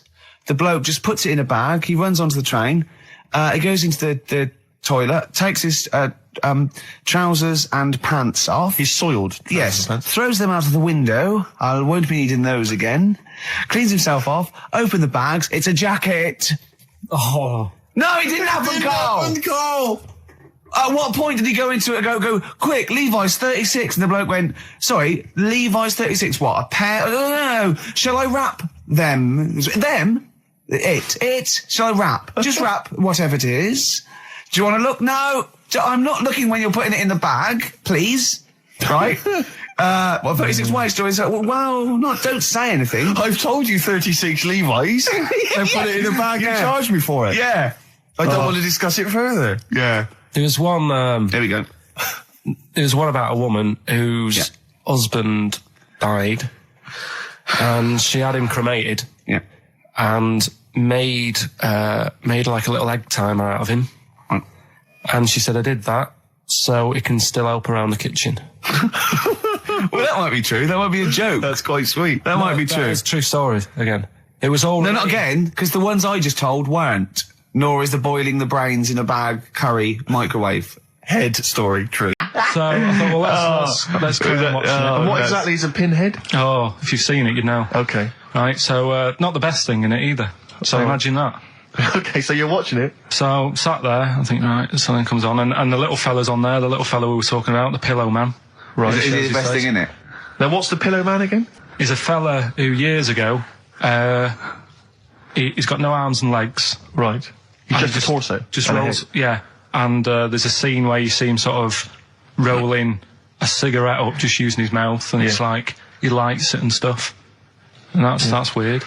And then what else is on it? Smoking stench of growth. And then there's a little fella on it who is fed up because he looks 5, but he's actually 34.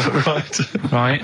But there's a woman who is 42 and looked 8. So they both had the opposite thing. They were both really fed up. And I kind of thought that shows that, you know, you always want what someone else has got. Sure. Do you know what I mean? Yeah. So in a way, there's a story there in that. No, you described the same there. No. No, it was like... No, they both, you just said, they both looked young, but they are actually both older. No. This was like a little man. Yeah. Who was 35. Who was 35. And looked 8. Yeah. And so did she. No, well, the other way round then. What? So she was an 8-year-old that looked 35? Yeah. So, oh, maybe not then. Anyway. No. But that wasn't that weird. I kind of thought it's a slow start on that. Yeah. And then... It's not a difficult film to follow. No. Yeah, but I wasn't really listening to what it's all about. I was just looking at what they had. And they had like a fella who's running about on just... They had like he was shopping. You know, they had a fella with no legs and he's running about on his hands and sort of got about on a skateboard, talking to someone about it. They said that's how E.T. was done. There's actually a little fella in E.T. Right. Who's just half of, sort of half a body. Is that true? I've no idea. I've never heard that before. Why haven't we heard that before? I've never heard that before. I don't think he would fit in E.T. Because where's the head? He's got no neck, E.T. It's a skinny little thing. There's no human neck couldn't fit in that skinny little neck. Wow. Well, you sure it wasn't Kenny Baker up to his old tricks? What are you talking about, Carl? There's a fella with no legs in E.T. In E.T. they had two fellas, right? I think they had a little, a midget fella. Right. Who did it. And then I think he was off sick and they were like, oh, you know, what else are we going to do? So they saw a guy on a skateboard going by. And said, do you fancy some work? Right. And he's done it. I think someone told me. I mean, it might be wrong. Exactly. Might be wrong. It might be, mightn't it? I mean, you've never been wrong before, so I don't know why you'd be wrong there. So what's the worst thing in it? Now, it's intriguing to me because here's a film called Freaks, featuring real-life freaks, and you're sort of a bit nonplussed by it. Just because it wasn't... Because it's built up. If you call a video Freaks, you've got to make sure that there's some good stuff on there. Yeah. What were you disappointed about? Was it that? Because there was a few things on it, right? There was a woman who said she was half man, half woman. And it's like, well, you're not, are you? It was just like she had some makeup on. I thought, well, that's rubbish. And then there was a woman who could eat using her feet. That isn't that freaky. Do you know what I mean? She's not hungry, she looks normal. Yeah. And that's when I was thinking... I mean, I'm not being right, Steve. You know I'm not being funny. Oh, here we go. No. But I'm just saying, if that woman wasn't eating and you were sat next to her in that film, yeah, I'd probably be sort of drawn to you more than her. I'm not... I know you hate me saying it, but there's no point sort of pretending.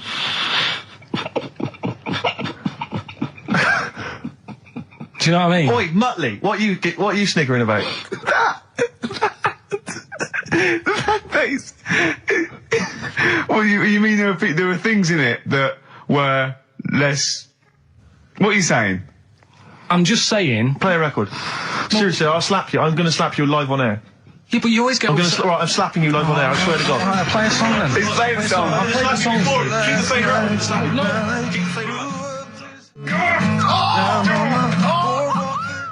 Bruce Springsteen, Atlantic City from the album Nebraska. So melancholy, that one. I love that one. Wow. So Freaks then.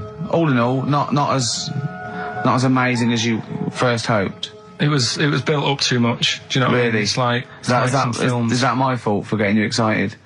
I just can't believe it. I hand you this thing on a plate.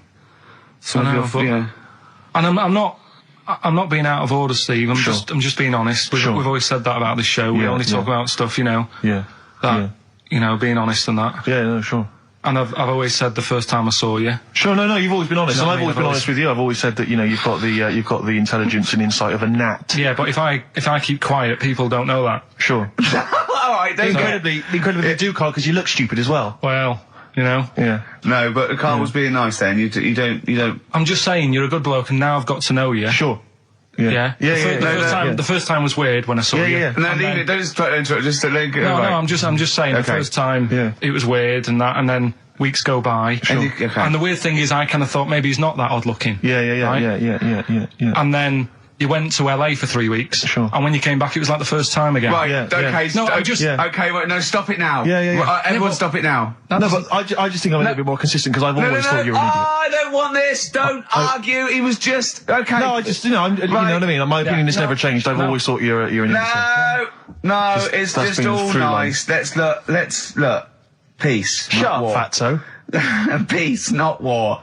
He's just such a stirrer, isn't he? No, he loves it. Don't think I didn't see you whispering behind the microphone about what to say to Carl. Look what I've just drawn, Carl, subconsciously. Yeah. Let's see. I drew a picture of him. It's something going to be on the website. It's not been on the website. No, it's going to be. I drew a little cartoon of him. No, not yours. I drew one of Carl. Right, okay. What were we talking about? That was the Freaks thing is over and done with. It was alright if you want to get it out on video. Sure. You know, it's probably worth a look. Yeah. There's a couple of things on there that get you thinking more, you know, it's like how their life is and stuff, do you know what I mean? How it's affected, and like the little pillow man, or the fella who's got half of his body missing. Yeah. You know, it's stuff like that you think, oh. But what's the one that was disappointing? You said it was a half man, half woman. Yeah, I don't quite understand that one. Do you mean hermaphrodite or half? I can't remember it. Do you mean it was one sort of like it had bits of both? It was just like half a face done in makeup and long hair, then on the other side it had it shaved. I love the idea that you go to this circus and there's people in there that have been sort of persecuted all their life, and they think, well, maybe I can make some money, and then you boo them because they're not freakish enough. I love the idea. They go, boo, you're not freakish enough, boo. Oh, you've got bits of legs, boo. You know what I mean? Yeah. But there was, I mean, talking about that, you see, why did they join the circus and that? Because there are things they can do. I was telling you in the week that I was reading something on some news website about some sort of Olympic-style games where they're going to see, like, disabled people against able-bodied. Right. Let's be careful here, shall we? No, I'm just saying, though. Okay. Do you know what I mean? So there is other things. It doesn't mean just because you haven't got legs you can't do other stuff. Yeah. And in this race, there's, like, disabled people who are beating able-bodied people. Yeah. I mean, what? Would you go and see that? I don't know. But, I mean, it depends. What do you mean? They're beating them? At what? He didn't state what the little races were and that. Little races. He can't help himself. No, little races. Oh, look, there's the disabled with their little races. Yeah, having another little race. Oh, dear. Would you go? Would you go and watch that? Do you remember when Jimmy thought that Paralympics stood for Paraplegic Olympics? The Paralympics? Yeah, it means parallel Olympics. Yeah. He thought it meant paraplegic Olympics. That would be a good site, wouldn't it? Mainly blow football. 104.9 XFM. You alright? This is Carl, producer of Ricky Gervais and Steve Merchant. They're not about today. Ricky's on holiday. Steve couldn't be bothered. So I'm left here with all the DATs. That's a digital audio tape of all the shows they've done since they've been here over the last, I don't know, year and a half or something. So we'll play you some of the best bits. All right, so here's the first bit. That blew me away, right? That the fact that he got the name, he got the number. Spooky bit, right? I'm walking home. I called you up a couple of times, then I left a message on your phone. Yeah. Because it was just amazing. Not only was he good at magic, but his maths was brilliant. No, well, that thing adding up to 42 was like, how did he do that? I mean, we didn't even make a big deal out of that. He said that to me. He said, all Carol Vorderman's got is the maths. Yeah. Do you know what I mean? Imagine him on Countdown. Yeah. He'd even know what they were going to write down. Do you know what I mean? So a bit of a wasted talent. I should see him again about that. I think he's... Right. So I get into my flat, right, and what they do in my flat where I live, they put the post in, like, these little pigeonholes. Right, and I don't normally check them out. I leave it for Suzanne to do, right? Sure. But this time, for some weird reason, I thought, right, I'll check it, see if we've got any post. Open it up. There's only this. A letter for Miss Harris. Yep, there it is. Bona fide in front of us. A letter addressed to a Miss Harris. Well, does she live there? No, it's my address. She doesn't live there. Did she ever? Don't know. It doesn't matter. It's weird, isn't it? But we've never had. Normally, I think there was a guy who lived there called Yaki Shoki. Mr. 42. It definitely wasn't an Harris, right? This is the first time we've had a letter for this woman. Yes. Right. But what are you claiming? Because Darren Brown himself admits that it is not paranormal, it is not supernatural, it is a trick. It's a trick. Is it? But he would say that, wouldn't he? Hitler said that. Play a record. Well, can we open this? No! It's illegal! No, but I'm thinking if it's a birthday card for someone's 42nd birthday. Right. You can't open that letter. Go and put it back, or you cannot open that letter. Why not? You can't open someone else's mail because you think Darren Brown's supernatural. What if we steamed it open, then resealed it? No one would know. It's only a letter. You can't. You can, but I don't want any part of it. Carl, I think you should open it. Oh, you open it? I'm not opening it. It's against the law. You should open it then. We won't open it then. They won't send you to prison. Forget it. You'll get off. Cure? Yeah. Bit of cure? There's no cure, no. I'm looking. What? I'm tempted to open it. Well, do you want to, Steve? There you go. No, I'm not going to open it, but I think you should, definitely. 6 Different Ways by The Cure from the album The Head on the Door. We've enjoyed that. The Head on the Door, Carl. Ooh, bit of a coincidence. Spooky, isn't it? It was only 4 weeks ago you were talking about a head and a door. Exactly. Has the door got a number on it? 42. Oh, dear. So we're not opening it? No. Well, I can't open it because as the producer, right? Oh, yeah, because your standing in society is such that they'd make a real example of you. Yeah. A producer of a tin pot radio show once a week. Yeah, he should know better. He can press buttons and talk at the same time.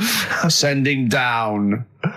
But they wouldn't try you in an adult court. You would get away. You would get away with it. Just they'd hear you speaking for a little while, and the judge would end up squeezing your head and letting you off. It'd be like those people who train monkeys to break in. Do you remember down in South London? We talked about it in the past, and they were going around robbing stuff, and they trained them to do it. Yeah, I don't think those monkeys would have got in trouble. It would have been the keepers. So, I think XFM would probably take the rap. Will you open it? No, I can't be seen to open it. No, he's a writer-director. Exactly. So am I. I can't be seen to open it. I'll give it here then. Right, I'm having no part of this. That's against the law, but... Right, I'm having no part of it. Open it. Come on, you've started now. Right. The thing is, right, if it's important, we can say maybe she's listening. But do you need to stress? What it could be anything. What are you going to say? We're going to say, oh, and if you are listening, Mrs. Harris, you have got gonorrhea. Call the clinic. Do you know what I mean? It could be anything. Oh dear. Oh well. I think my talk did well. Well, what is it? It's the number 42 on there. What is it? Can you say? Be careful. What? Let me see what it is. What is it? Dear Sir, Madam, your periodical dental inspection is now due. Would you kindly contact the surgery to make an appointment? Harris, Mrs. Harris, if you're listening, your periodical dental inspection is now due. You might want to contact the dental surgeon that you normally go to. She could have a faulty tooth. 42. 42. 42. I don't believe it. 42. 42. Oh my God. God, that Darren's good. Darren Brown's good, isn't it? Oh dear.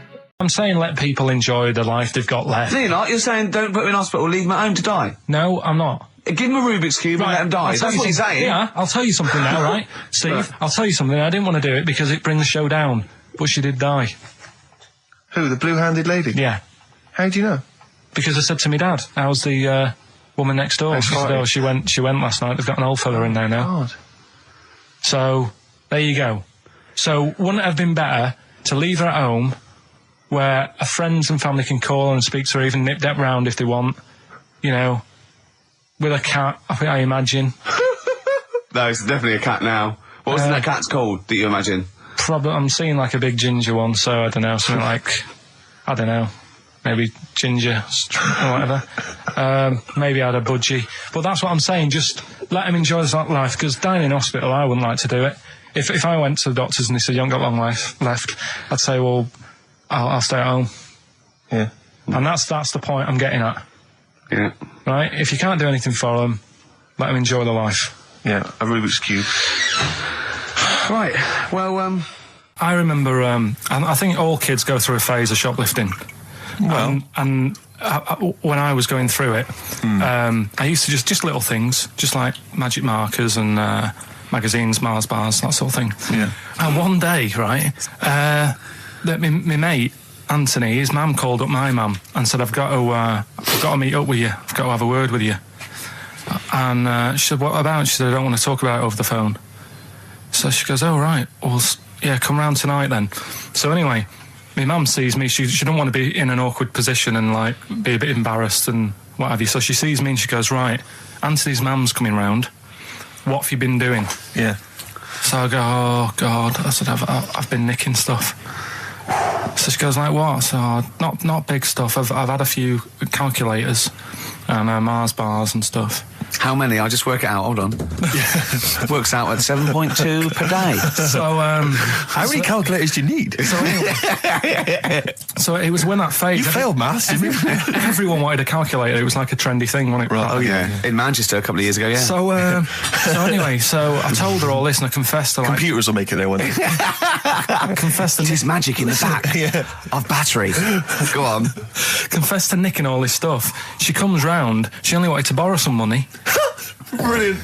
She said, oh, I don't like asking. I was a bit embarrassed to ask you over the phone, but can I borrow 20 quid? Oh, that's fantastic. And there's me. That's great. And it's similar sort of thing to yours. And did you? And he went, hold on, I'm going to work out the interest on that. I bank 10%. She'll owe you £4.40. Yeah. Oh, dear. So your mum was a loan shark. yeah. And did she mention? She that went, you did nicking stuff with that other? Because what I'm saying is, presumably you got your mate in trouble. No. Right, you didn't. That's great. Anyway, policeman caught photographing. I don't know why it makes me laugh. It's just the phrasing, I suppose. It's the headline. Policeman caught photographing up woman's skirt.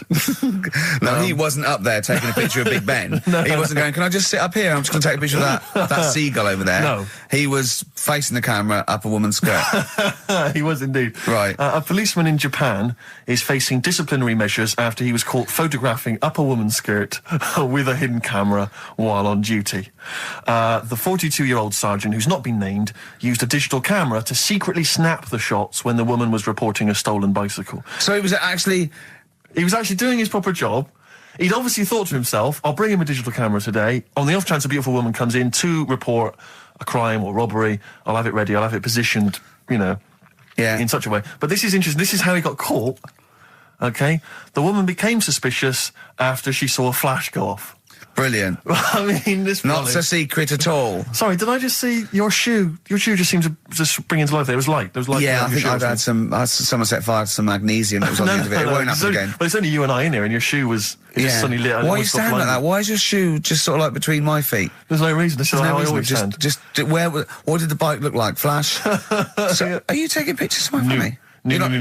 And no, I'm not. And you should be wearing knickers anyway. Well, how do you know that? What? How did you know I'm not? How did I know what? I'm not wearing any... I didn't know you. I don't know what you've got up there. Well, I don't know what it looks like, and there's no way I could. Of course, it would be roughly that conversation in Japanese. I know, yeah. Can I just ask Karl how he got on over Christmas? Because the last time I spoke to him, you hadn't bought a present for your girlfriend. I have to say, I was on tenterhooks all Christmas. Well, you changed it. After that show, I felt bad, even though I shouldn't have done, because... Because you hadn't bought your girlfriend a Christmas present? Yeah, but I said to you, I booked a table at a hotel in Covent Garden, had Christmas dinner there, which was nice, right? It's good food and everything. Didn't feel like enough to me. Well, then I went out and treated some stuff, and then... No.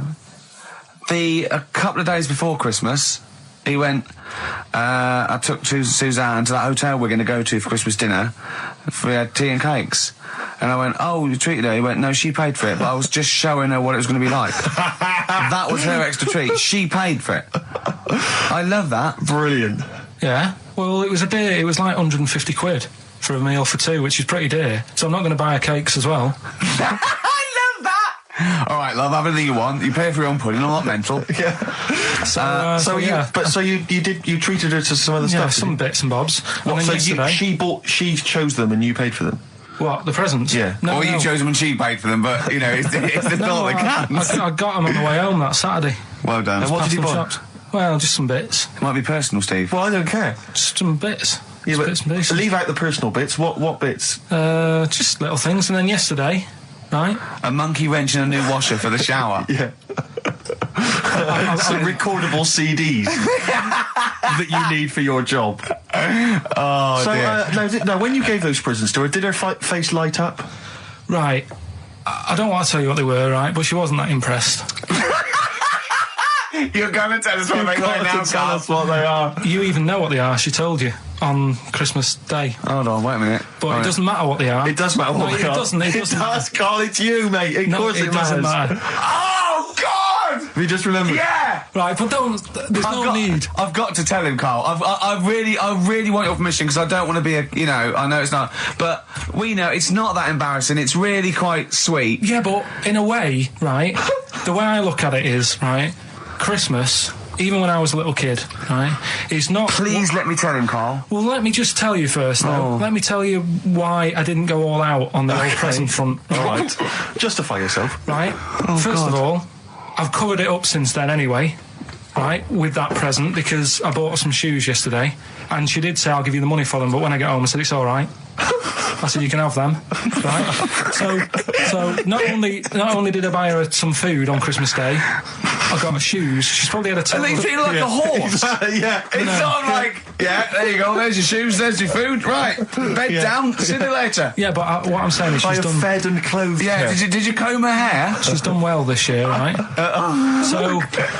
The thing She's done well this year. It's like you're a single parent living on a council estate with a smack problem, and you still managed to buy them some Lego. When I was a kid, it wasn't about what you got. I remember one year when I was about 8. Right? It's going to make me cry, isn't it, this? No, it's not. I'm just saying the way it is, right? I woke up at about 4 in the morning.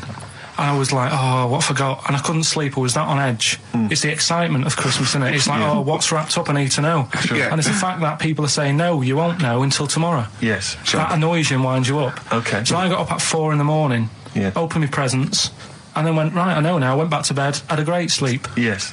Right? So it's nothing to do with the excitement of what you get. It's the excitement of not knowing what you've got. And then what happened when you got up to go down with the presents? What you're saying to me is that you could wrap up a brick because the thrill of Christmas is in hoping and being excited about what it is, not the actual gift itself. Yeah. Is that what you did? Did she get a brick? No, let me tell you now what he got. He got her a present, right? And she said, she came and said, yeah, he got me. It was an industrial-sized packet of condoms. It was a joke gift. No, it wasn't a joke. It wasn't even a joke. I went home that Saturday after here, past Boots, thought, might have something in here. They were on, like, some value. Right, you passed the makeup. Were they used? Right, the makeup, you passed all the other... Passed the makeup, stuff. Passed the lovely vanity cases. Yeah, the foot spas. Exactly. Yeah. Hold on. How much are these, love, for 100? Yeah. $4.99. Yeah. Do I get them reduced if I buy in bulk?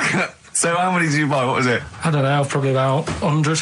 Right, okay. And is she allowed to use those with anyone?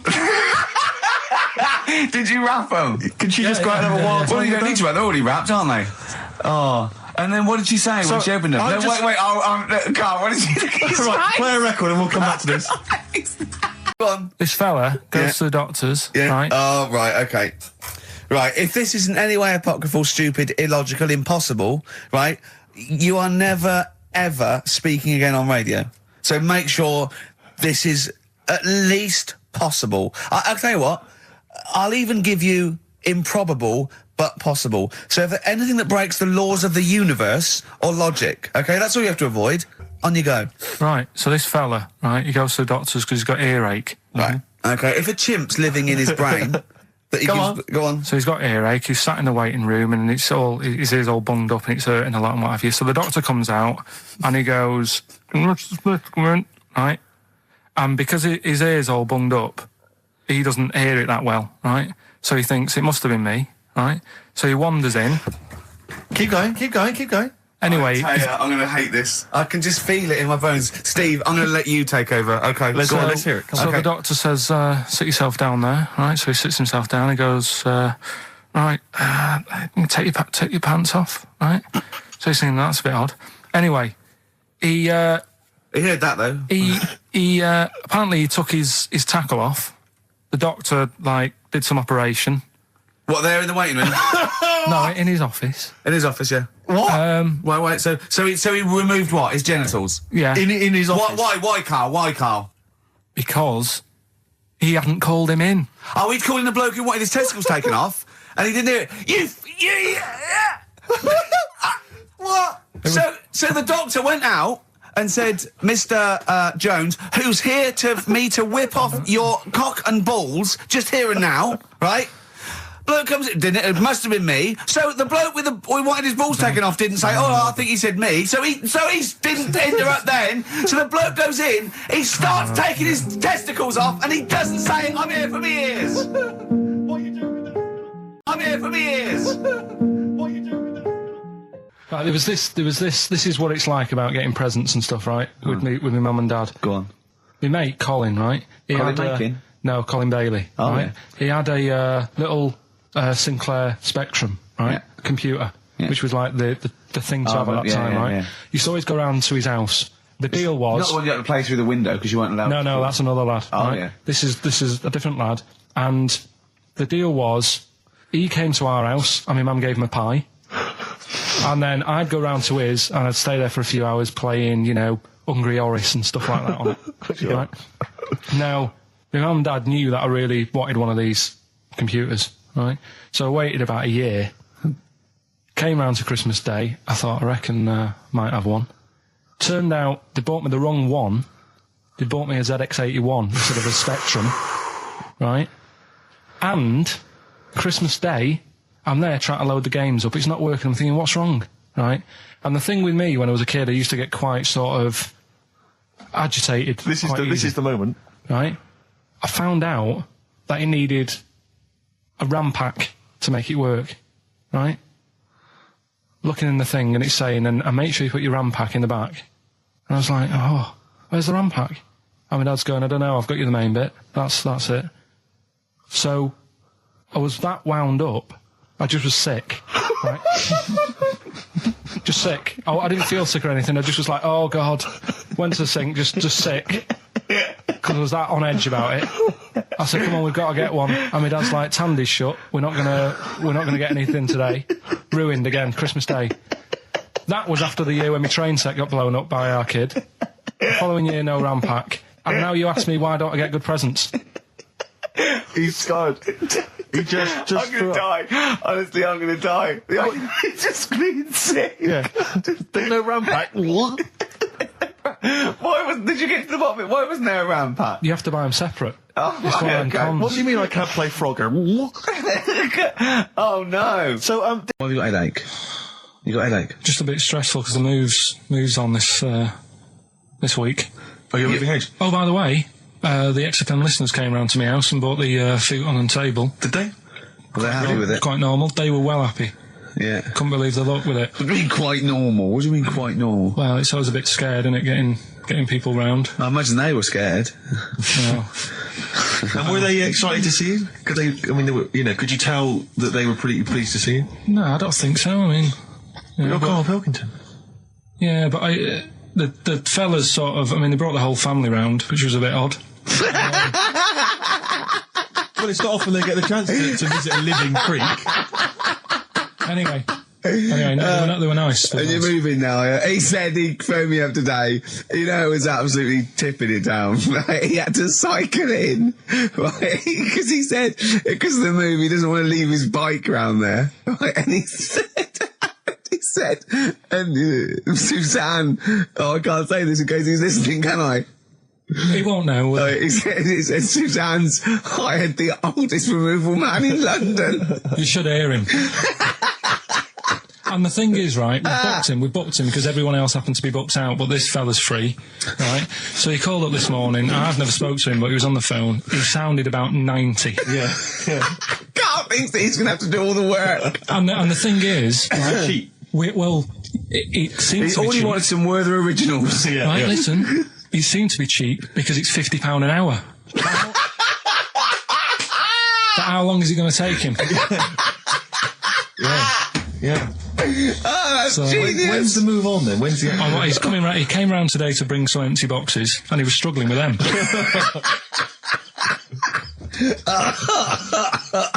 So it actually happens on Wednesday.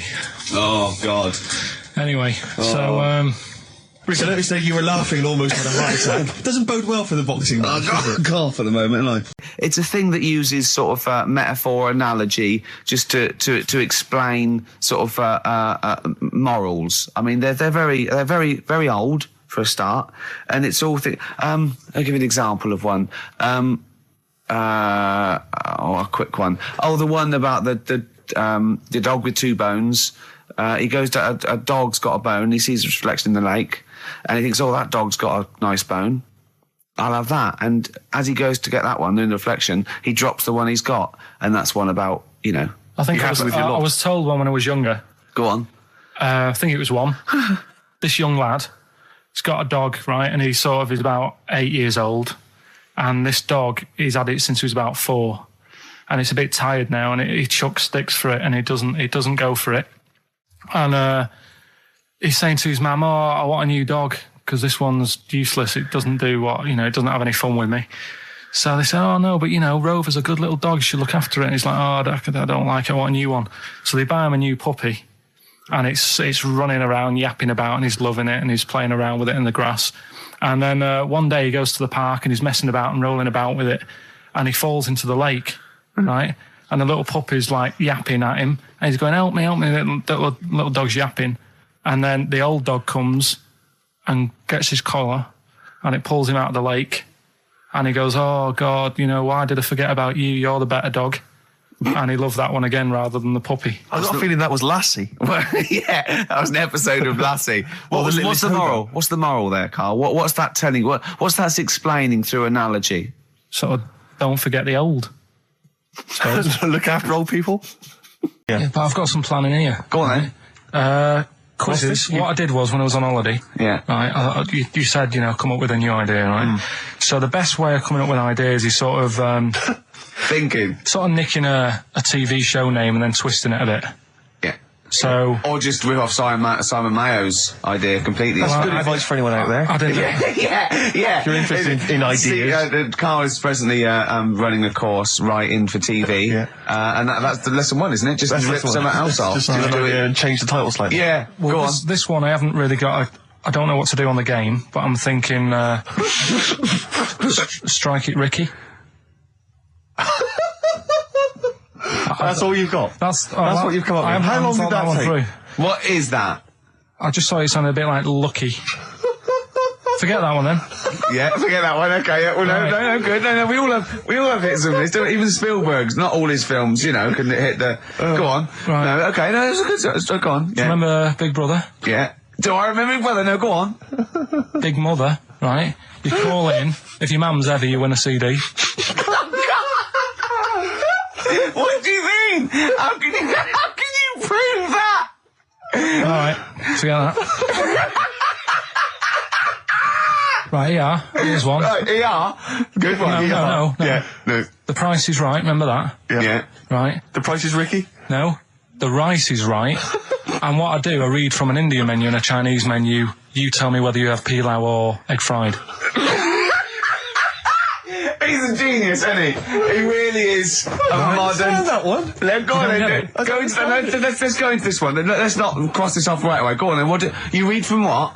Well, I'll get a couple of menus from like an Indian and a Chinese takeaway. Yeah. And I'll go like, chicken korma.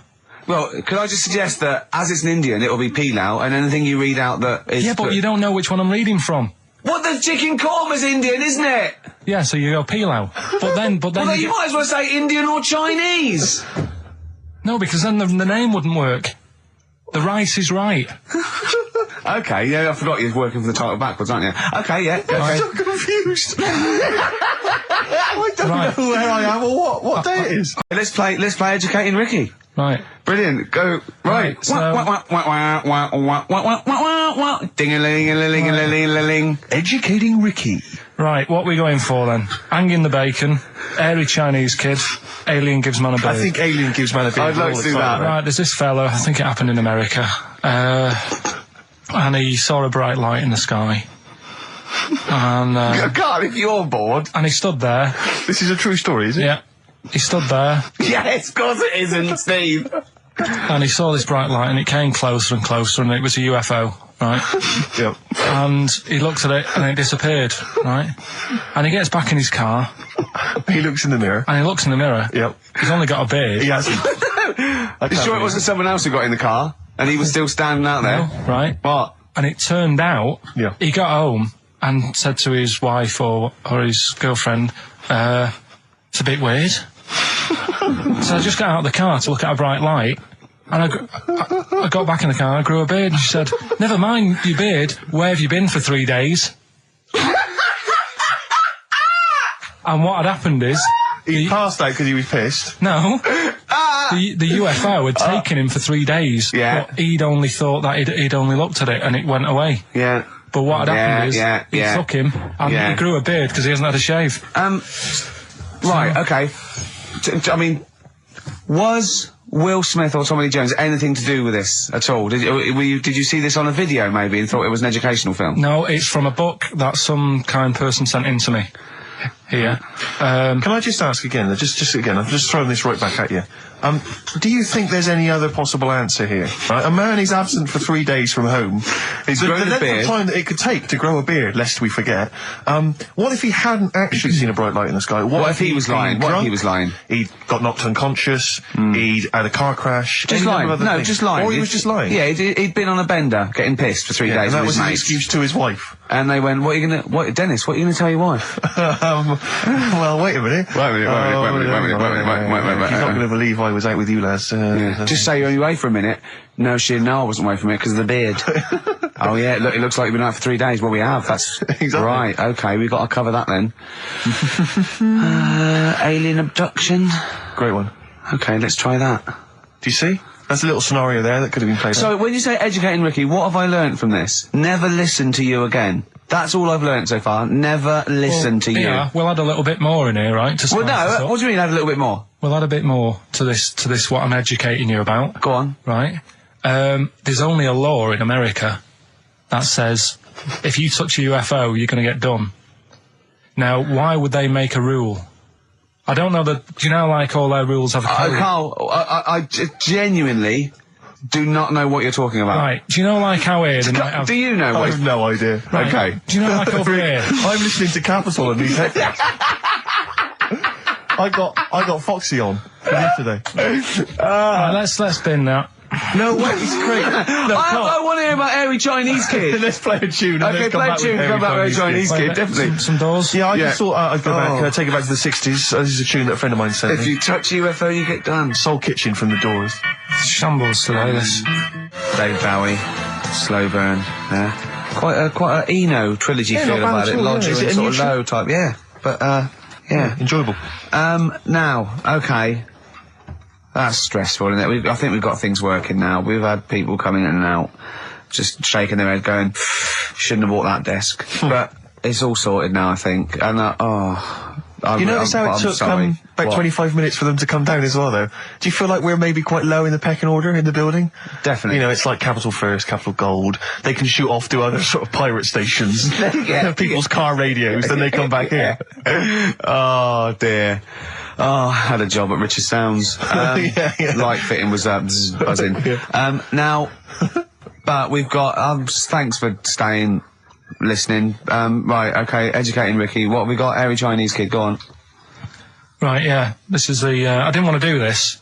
What do you want to do it? Well, I wanted to give you three, and I gave you one. It was like the alien man gets a beard or whatever. Yeah, which was total rubbish, so this one should be better, maybe. Hey, Chinese Kid. Right, well, we've talked about airy people in the past. True enough. Haven't we? Yeah. You know, the little kids who grew up in woods and hung around with wolves and that. Yeah, again, you're confusing it. Yeah, they're not, there were some people that were born very hirsute. They were not the people who were brought up with wolves. You just put that together in your Homer Simpson type mind. Right, well, this is like a sort of close to that sort of story. But the weird thing is, right, Chinese people aren't that hairy as a nation. No, seriously, that's a well-known fact. They don't have that much body hair and stuff. Okay. So this little kid who was born over there, he was like covered in stuff. Was he? And it was only his nose that wasn't hairy. The rest of his body was caked in hair, right? And his hair sort of What grew. sort of hair was it? Was thick hair. No, what I mean is, was it sort of like a pony's mane, so he just looked like an Ewok? You know what I mean? Just like hanging down sort of straight, dark hair. In the picture, it looked like it grows from his eyebrow. It grows from his eyebrows quite thick, and then it just goes all the way over his head. You don't think it was just really long eyebrows that he'd done a comb over? No, it was all over his body. It had a picture of like his back and that. Yeah. And had he styled it? Had he styled it at all? Did he have it in a quiff or? No, it was just hanging everywhere. all over him. Yeah. And they were like, you know, this is a bit weird happening in China, where we're not normally that hairy. That was the scientist speaking there. And the local press and that were getting him down, calling him monkey boy and all this. Oh. And thinking Chinese press. But the doctor, yeah. Oh, they're cruel, aren't they? It's like those game shows. That's Japanese, isn't it? Yeah. That's what. Yeah. And the doctor said, I was talking through all that time while we were just like talking to each other then. Because I turned around and I still saw he was talking. So anyway, the local press came in to see the hairy boy, the monkey boy. and they were like being tight, taking the mickey out of him, and the doctor said, showing him nuts. Said he's only hairy. Said he's a healthy young kid.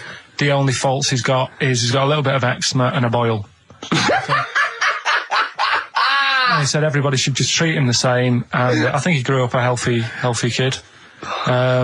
Yeah, so that's the That's the end of the story. That's not a story.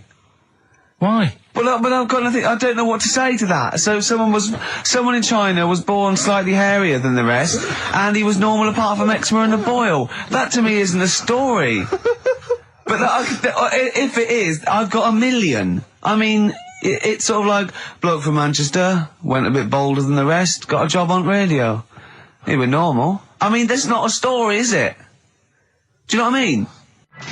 Dandy Warhols and Bohemian Like You on XFM 104.9. I'm Ricky Gervais, with me Steve Merchant and Karl Pilkington. Karl, what's the story then? Right, so what did you say you're going for? You've got your 3 titles, your 3 teasers. Well, I think I'm going to go for Don't Do That to It. You know it can't live without an edge. I'm looking forward to this.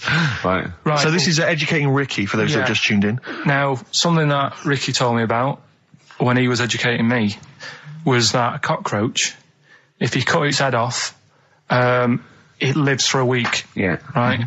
And the only reason it dies is because it can't take on water. Sure. It doesn't have a great time in that week, though, does it? I mean, it doesn't get much done, I don't imagine. It just needs water, and because it can't find any, like its eyes, it eventually dies. Yeah. Right? No. So what? No, it's not. That's not. It's anyway. You can't drink. Anyway. So have you heard that one about worms? Okay. I have. Go on.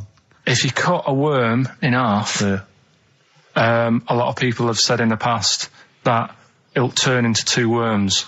Right. But that isn't actually true. Okay. Who said that?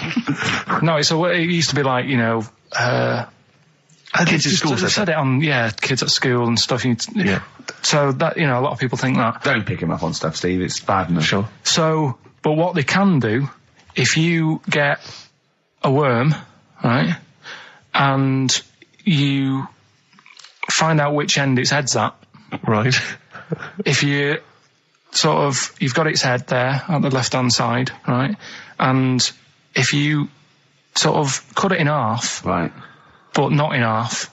So there's more of its neck than the tail, if you know what I mean. Yeah. The bit that you've cut off will sort of die, and the rest of the worm will get better. So in a way, you can cut it in half, and it'll survive, but only one half will survive. Okay. Yeah? What have you learned there? I wish you hadn't chosen that one. I know, because it's nothing, is it? Yeah, you know that joke, how do you tell a worm's head from its eye? You put it in a bowl of flour and wait till it farts. Yes. Right? I told my mate that, right? And he went, what if it coughs? Yeah? Yeah. So, there is a bit of truth in that myth of cutting one in half. Where did you get this information? I don't understand where you get this information That was from the Fortean Times. It was like the myth about worms. Yeah. That was the big article that week. Did it take you as long to read that article as it took you to tell us just then? I like the fact that it starts off debunking a myth that we hadn't heard of anyway. Exactly. You know the big thing about cutting a worm in half and making 2 worms? No. Yeah. What's the other one? It's not the thing to do either, by the way. Don't go doing it. No. It's not very nice. But, it's cruel. But it can get by and if it's you pointless. do. Yeah. There's no scientific worth in that. Well, there you go. Okay then. So the others now, you see what I do. No, I'll tell you the other titles. You're not having them yet. That's the whole idea of this. People will be driving or about to go out doing the shopping. They'll think about that now. What was the other 2? Well, the other 2 They won't think about that. They've forgotten that. No, they will. No, they've forgotten that already. If only it was raining and what's tomato with you. Right, I'm looking forward to that one. Use Rooster's Pride Cock Soup as a snack with crackers on toast. Still think of a normal knob. An appetizer, again, or a soup base. That doesn't really work as an Indian. No, That's disappointing. We'll work on that, though. The darkness growing on me on XFM 104.9. Going well, isn't it? I've enjoyed it so far. It's been a bit naughty and everything. Yeah, a bit smart. Nothing wrong with that. No. I was on the way in today, right, Steve? Mm-hmm. Walking in. Always walking in. I get left early and stuff. I like to get in early, get some bits done, that. Yeah. Monkey News, Songs of Phrase. That sort of thing. And living in London, right, there's a lot of shops that open early and stuff. Do you know what I mean? People say that's a good thing about London. Yeah. It's almost like 24-hour city and stuff, right? I'm walking in and there's like, you've got your newsagents open. Obviously. Selling newspapers and that. That's good. They've got to be open early. Yeah. Then you've got your coffee shops, your Starbucks. You have a cup of coffee in the morning. You know what I mean? They're doing well in the morning. Yeah. Then you see like the odd restaurant and you think, well, maybe they sort of got the doors open, but they're preparing for lunch. So you think, fair enough. Yeah. I'll let that pass. Yeah. Carrying on walking down the road. Bondage shop. Open. Sure. About 10:30. Yeah. Busy, was it? There's a couple in. Really? Some good offers. 10:30 for a bondage shop. I'm assuming if you're into bondage, though, you stock up at any time, day or night. I mean, you don't. Yeah. Well, I assume it. I suppose you get up and you go, I've got nothing on. I need to be a bit tied down. Yeah. I need some rope. These clothes are too baggy. I need more belts. Oh, God. I need more straps. Yeah. Get some rubber on my face. Weird, don't it? What were you doing in there? So just having a browse. But, so a bit worried really, because the things that I've noticed this week like that's probably a little bit small. You've brought your soup in. I just found it out there. Yeah, it is Rooster's Pride cock soup, noodle soup mix, chicken flavour. But I mean, do they not know that is obviously just going to be used on the Graham Norton show and Chris Tarrant when he's doing his show abroad? Yeah. I mean, do you know what I mean? How could they call it cock soup in this day and age? Don't keep saying it. Well, no, it's fine, because you can say cock as long as it means the male we've done this. Oh, do you mean the chicken? Yeah, look, it's a picture of a chicken. Yeah, sorry. What did you think it meant? No, I don't know, I don't know. My head. Okay. Sorry. Yeah. But, there's something else that's a bit sort of... A bit blue? A little bit blue, but then it's real as well, do you know what I mean? Well, it's a that problem. excuses it. Go on. There's a programme We could have said the cock soup if we'd made it up, but because it's real, it's fine. Yeah. We also couldn't have said the cock soup if we'd have meant a male penis. Thankfully, we don't. So. We mean a little chicken. You go on. This programme was on. It was Wednesday night, something. About this little lad. Yeah. It was a fella and a woman. At the same time. What do you mean? Like a cartoon with a secret identity. By night. What do you mean? He had both by sex? day a boy, by night a woman. He had it all. What'd you go? Sorry, wait. So he had male and female genitalia. Yeah. So what do you call someone that's born like that? Weird. Yeah. Now, what's the term for it? Go on. You know it. We've talked about it before. Aphrodite. Really? Hey, so close. Hermaphrodite. Yeah, hermaphrodite. Yeah. That's weird, don't it? Yeah. And he had the ball. Yeah. And he had the... Well, what happened was he was born, right? Obviously. And the doctor said, there you go. Lovely little boy and girl. So the mum was like, what? So he said... No, I don't think the doctor was sarcastic. Yeah, what? I don't think the doctor was sort of dissing them. Yeah. There you go. What do you mean, doctor? I'll have a look. There's the cock, there's the minch. All right, see you later. What are you going to call her? Hit. But doctor, what do you mean? Have a look. He wasn't sarcastic. He didn't give Doctor, clues. tell me what you mean. Give me a straight answer. He probably went, oh shit, she's got a cock. He didn't go... He wasn't sarky to the parents. No, but I'm just getting across. Do you know what I mean? I always had a little bit just to... Yeah, I know you do. Yeah. You should be a up. newsreader. Be brilliant. So there's a little kid lying there. Yeah. And the mum says, you know, what am I going to do then? So the doctor... I mean, I'm condensing this. It was like an hour long. Sure. Yeah. Yeah. So he says, she said, what will I do? And the doctor said, well, he's not sort of well hung. Right. Oh, So he's not sort of well on. This doctor has been struck off since for saying these things. It was a real doctor. It wasn't Dr. Fox. Yeah. Right, go on. So the doctor said, so I recommend that we make it a woman. Right. So they sort of do a little bit of... Jiggery pokery. Yeah, a little bit of work. And I don't think that's true, Carl. No, it is. It was on the programme.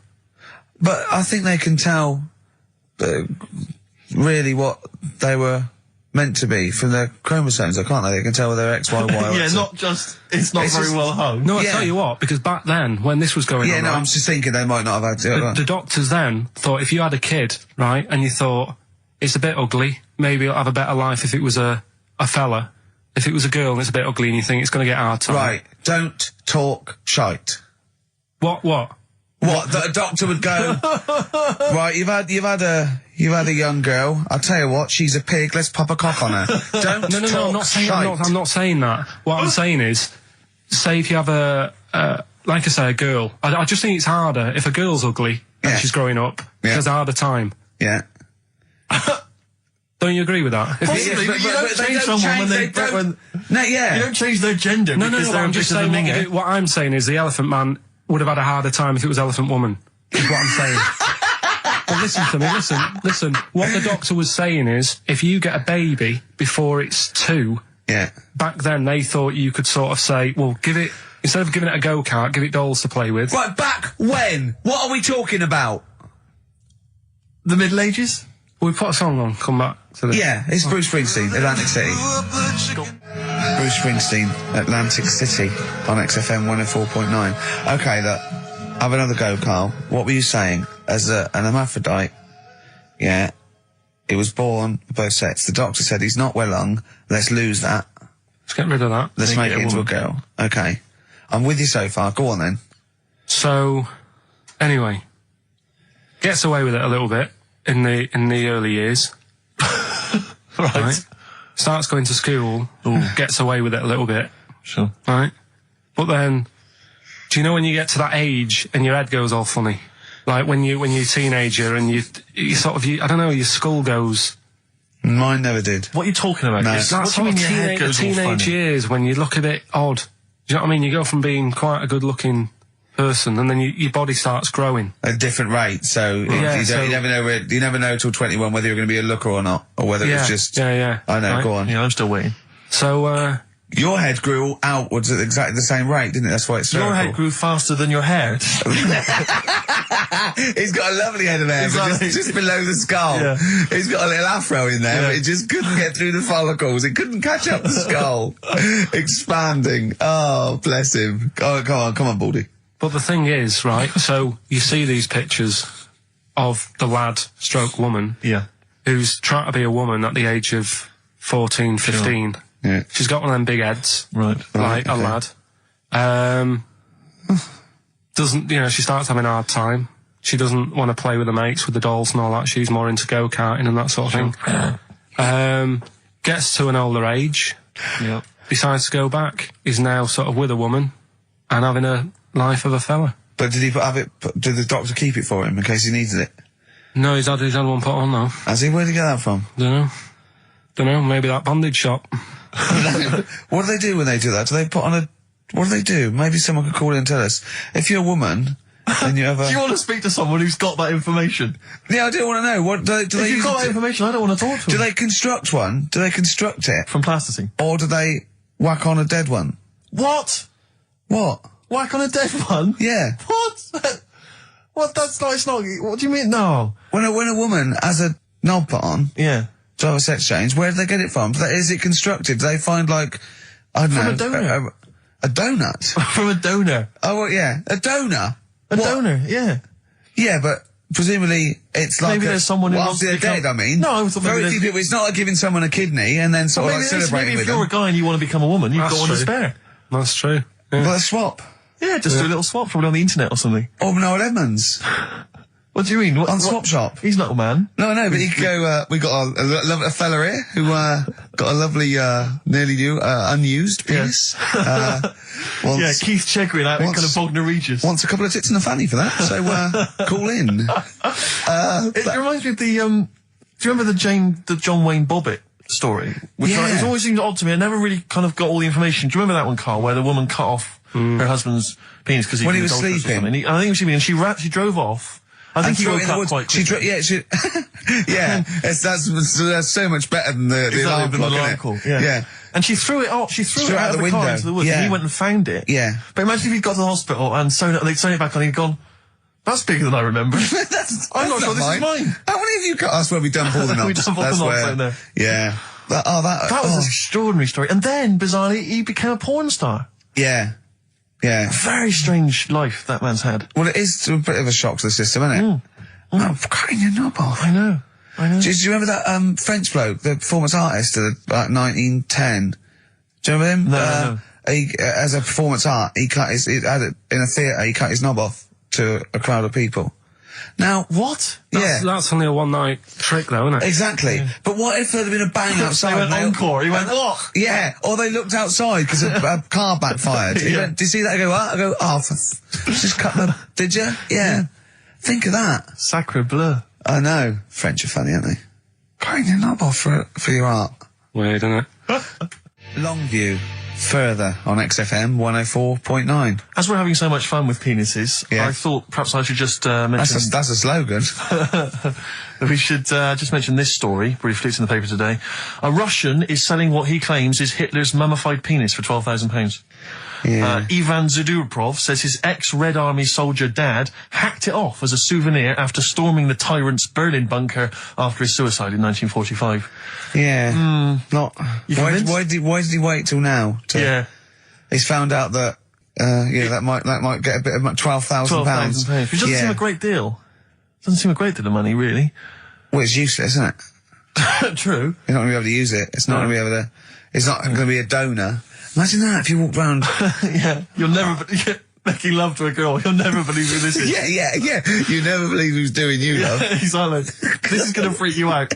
This is, just relax. Okay, sit down now. Was that all right? Surprise for It was brilliant, yeah, so you enjoyed it? Yeah. Right. Are you a fan of the Third Reich? Exactly. Well, no, awful racist. Okay, let's go a different tack. You did like the sex. I love the sex. Okay, then. Yeah, it's not going to be Hitler's knob, is it?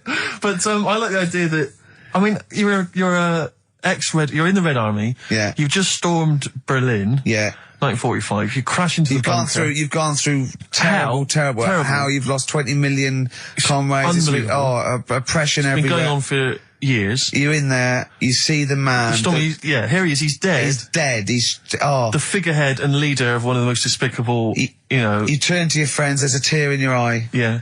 And your immediate thought is, I ought to chop off his todger. Yeah. Well, no, I said Bagsy. I said Bagsy is Winkle. I said Bagsy is Winkle outside. Whoever it was. Yeah, I didn't know it was going to be Hitler. Brilliant. It's just, I can't, it just doesn't make sense. It's ludicrous. And I don't know how is he expecting to prove this? Because I want some proof. Well, I think that's why he said that. He probably started off with, I've got Hitler's face. And they went, brilliant. Oh, let's have a look at it. What do you mean let's have a look? Well, just check Hitler's face. Obviously I know what he looks like. Oh, yeah. No, it's not. You know what no, it's not his face. What wouldn't you know what it looked like? Well, I mean, no one's ever seen his genitals. That's what I've got. Yeah. I've got his It's got a little swastika on it. Is that proof, is it? Yeah. Have you got his ball? Well, no, the Albert Hall's got one, his mother's got the other, so I don't know. See, the Albert Hall, I would have thought, would probably be paying that £12,000, because apparently they've already got his ball. Yeah, they got one of his balls. They got one of his balls in the Albert Hall, his mother's got the other. Yeah. But if they got the Todgers if they can track down the one his mother's got, they would have a complete set of Hitler's. I'm just hoping it doesn't fall into the hands of some kind of crazed genetic scientist. What, I could clone it from his knob? Could clone Hitler. Back to, I don't even want to think about the future if that's the sort of way we're going. Exactly. If that's the sort of way we're going, Carl, I'd rather not know about it. What do you make of it, Carl? Weird, isn't it? It is weird. I mean, I don't want to go on for this too long. We've probably got about a minute left for the first half hour, and I reckon should can this sort of... What, 30 minutes of genital talk? Just quickly, on a Saturday afternoon? There's one in a museum, I think it's like that London Museum. What? One what? Well, do you know like how people are buying weird stuff and that to put in museums? Yeah. There's this device that, I mean, think about it, years and years ago they used to torture people, didn't they? Yeah. Really badly. Mm. And the device that they've got... There's no real good torture, but go on, I see your point. Yeah, but this device, right, think about it, you've done something really bad years ago. Yeah. Right, and you're thinking, oh, what are they going to do? Do you know what I mean? Could do anything here, it could be the end for me. The device they've got is this thing that you put on your bits, as a fella, and it's sort of metal, so it means you can't sort of, you know, get excited. It puts a stop to you, sort of... That wasn't a torture device. I think it was a Victorian thing to stop adolescent boys wanking. They used to have things like wrist things as well with, like, spikes on them. It's not a torture device. Isn't that? Well, not really. Imagine that being captured by, you're never going to get hard on again. All right. Not really a torture device, is it? And there wasn't that many nice-looking women wandering about anyway about them, was there? Didn't get excited about stuff. What are you talking about? Well, they filthy, they stunk and everything back then. Right, we've covered that. No more of that talk now, right? Let's move on. Filthy, all Victorian women, filthy and stinky. Yeah.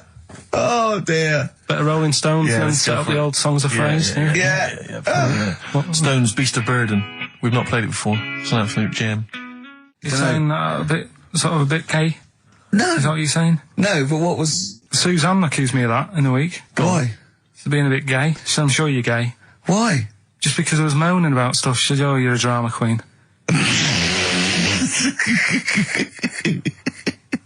Right, well, that's what were you moaning about? Not having enough gay sex? No. She didn't have a knob. Yeah. It's going, why don't you get yourself a nice little knob? Yeah. I mean, can I call you Frank, please? Could you wear this false beard? Yeah. It's just, well, we'll talk about it later. It was about the Seven Wonders. I just wasn't that impressed. He wasn't impressed by it. He said, well, we'd say that, yeah.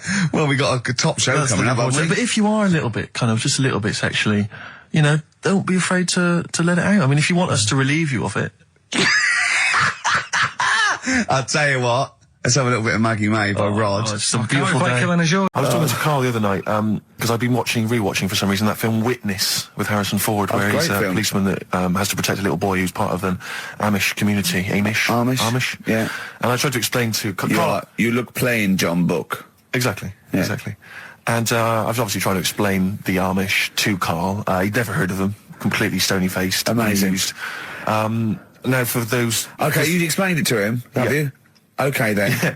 Now, I don't know what you said, but I'm assuming you got it right? Carl, now tell me back now, what are the Amish? They're just people who sort of live like in the olden times. So to them, they're sort of in about 1842 or something. So they're getting old papers and that. They haven't cut up to. They don't have telly. They don't deny that the 20th century has happened. They just don't want to be part of it. They look up and they see planes and they know what they are, and they go into the town and they see it in the window of Dixon's, a telly. They just don't want to be part of it. No, they're still living. They are still living like it's that's what I mean. Yeah, but they don't. They know about everything else. They just don't want to be part of it because they think that the sort of the revolution was a bad thing. They think that society became more and more depraved, and they wanted to go away from it, and they want to go back to old values, and they think they don't need TV and jets and that way of life. They can survive in the old way because the old way was better. Missing out on Live 8. Yeah, but they haven't had Band-Aid yet. Yeah. I think this is the problem that Carl had. He in his mind, they were just a bit delayed, so that in his head they were slowly moving towards the 20th century. They wouldn't be able to watch most of these bands, all their electric guitar. They'd be allowed to watch Tracy Chapman. Yeah. Doing an acoustic set. Yeah. Between the bands. Yeah. That'd be all right. But no, in Carl's mind, it's like if he... Although they wouldn't like Fast Car. They wouldn't like a scene about that. They go, I don't know what you're talking about.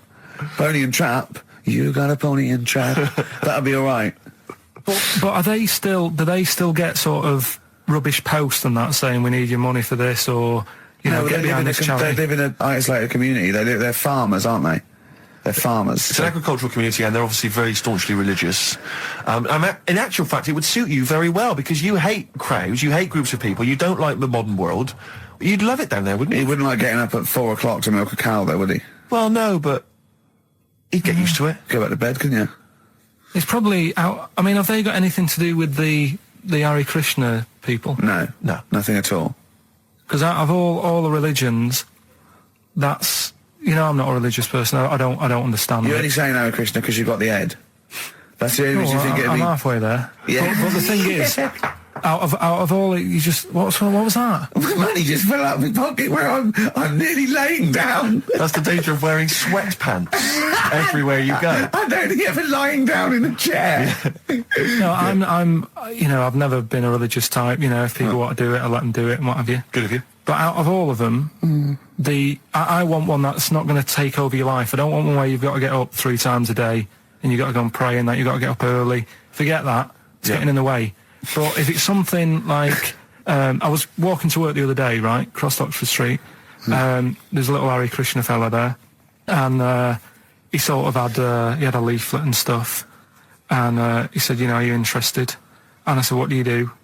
And he said, well, you know, we're against getting stressed out and what have you. And he gave me a plum. They hand out food for some reason. But I sort of asked a few questions. That's the imagery. These two bold people, one of which is wearing an orange smock, holding a plum in the middle. He hands the other one a plum. It's almost like you could imagine some kind of religious painting. Yeah, exactly. Yeah. But you know, what is their sort of main thing? Because he didn't really tell me that much. He was a Japanese bloke, so I didn't know what he was saying that much. Why? He wasn't speaking English? Not very well. He wasn't the best sales bloke to send out for them, is what I'm saying.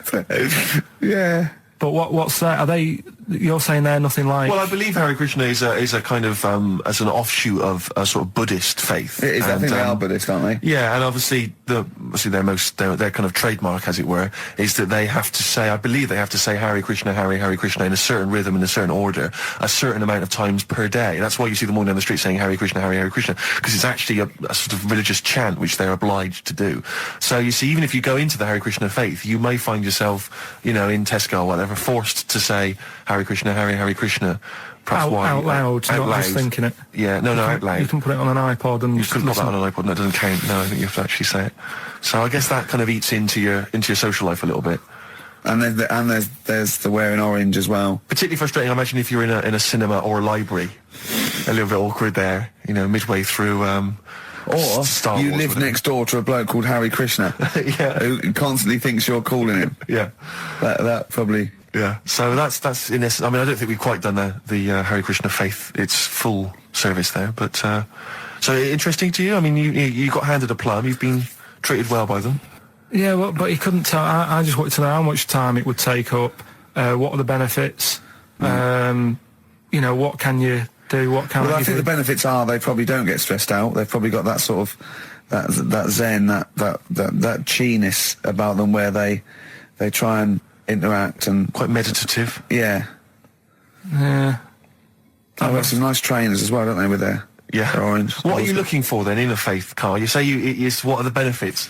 I mean, obviously Catholicism, you get the communion wine and bread, so...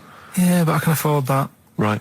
Probably just I like the Crusaders. I was forced into joining that as a kid because a mate sort of joined it, and he sort of said he'd join in. I sort of swore at him. I said, I'm not doing that, right? Yeah. He said, right, if you don't come with me, I'll tell your mum that you just swore. So I was like, oh. So I went along, and I used to just go on the Friday when they played, Sabutio and stuff, and then I went on one Sunday, and it was totally different. There was no Sabutio. There was no sort of, table tennis. The thing where you hold a thing and knock things over. Skittles. There was all that on a Friday. Went on the Sunday, it was rubbish. He said, right, sit down in this room. They gave me a Bible. Thought, this looks too heavy, this is too big, I'm not interested in this book. And I never went again. I used to hide on a Sunday when they came round. And that's been the only sort of... why did it suddenly turn out to have to hide on a Sunday when they're coming round? Because they wouldn't leave. Who was it? Were they adults? It was well, he seemed like an adult to me at the time, but he was probably about 27. Well, that is an adult. Yeah, but do you know what I mean? He seemed a lot older when I was a kid. Yeah. And he came knocking and that, and he used to say to me, Mum, I'll just tell him I'm ill or something. And he used to hang around to see if I'd eventually come out to play and that. And if I did, I think they would have grabbed me and took me there. I love the idea that for you, religion has to bring with it some kind of gift. It's like, join our faith and you get an alarm clock radio. It's like something like I think religion does bring a gift. Usually, it's the gift of the Lord. Well, the gift of everlasting life, isn't it? And that's the problem with it. A lot of people believe in it because they think. But for Karl, his feeling is like that should be a given. That's safe. I'm definitely going home with eternal life. But what else can I have? Is there an iPod? Do you have to have a religion? Because obviously I don't have a religion. I don't miss it, and I wouldn't want one. I'm an atheist, and that's out of belief. That's out of logic. And we don't get into the politics or the morality of it. Why do you feel you need a religion? Why don't you just get a hobby? Well, I didn't want one. I don't want one. I just was saying that, if I was to get one, which one would I go for? Is what I'm saying. I'd like to see you perhaps as a Jew. I think Judaism would suit you well, I think. What are the hours like for that? Tough. Can be tricky. That's what I mean. I don't want anything that's, And they have a day where they don't eat and stuff. I couldn't be doing with that. So they have days when they eat too much. Yeah, but what happens if I'm not that hungry that day? Like I say, I don't like change.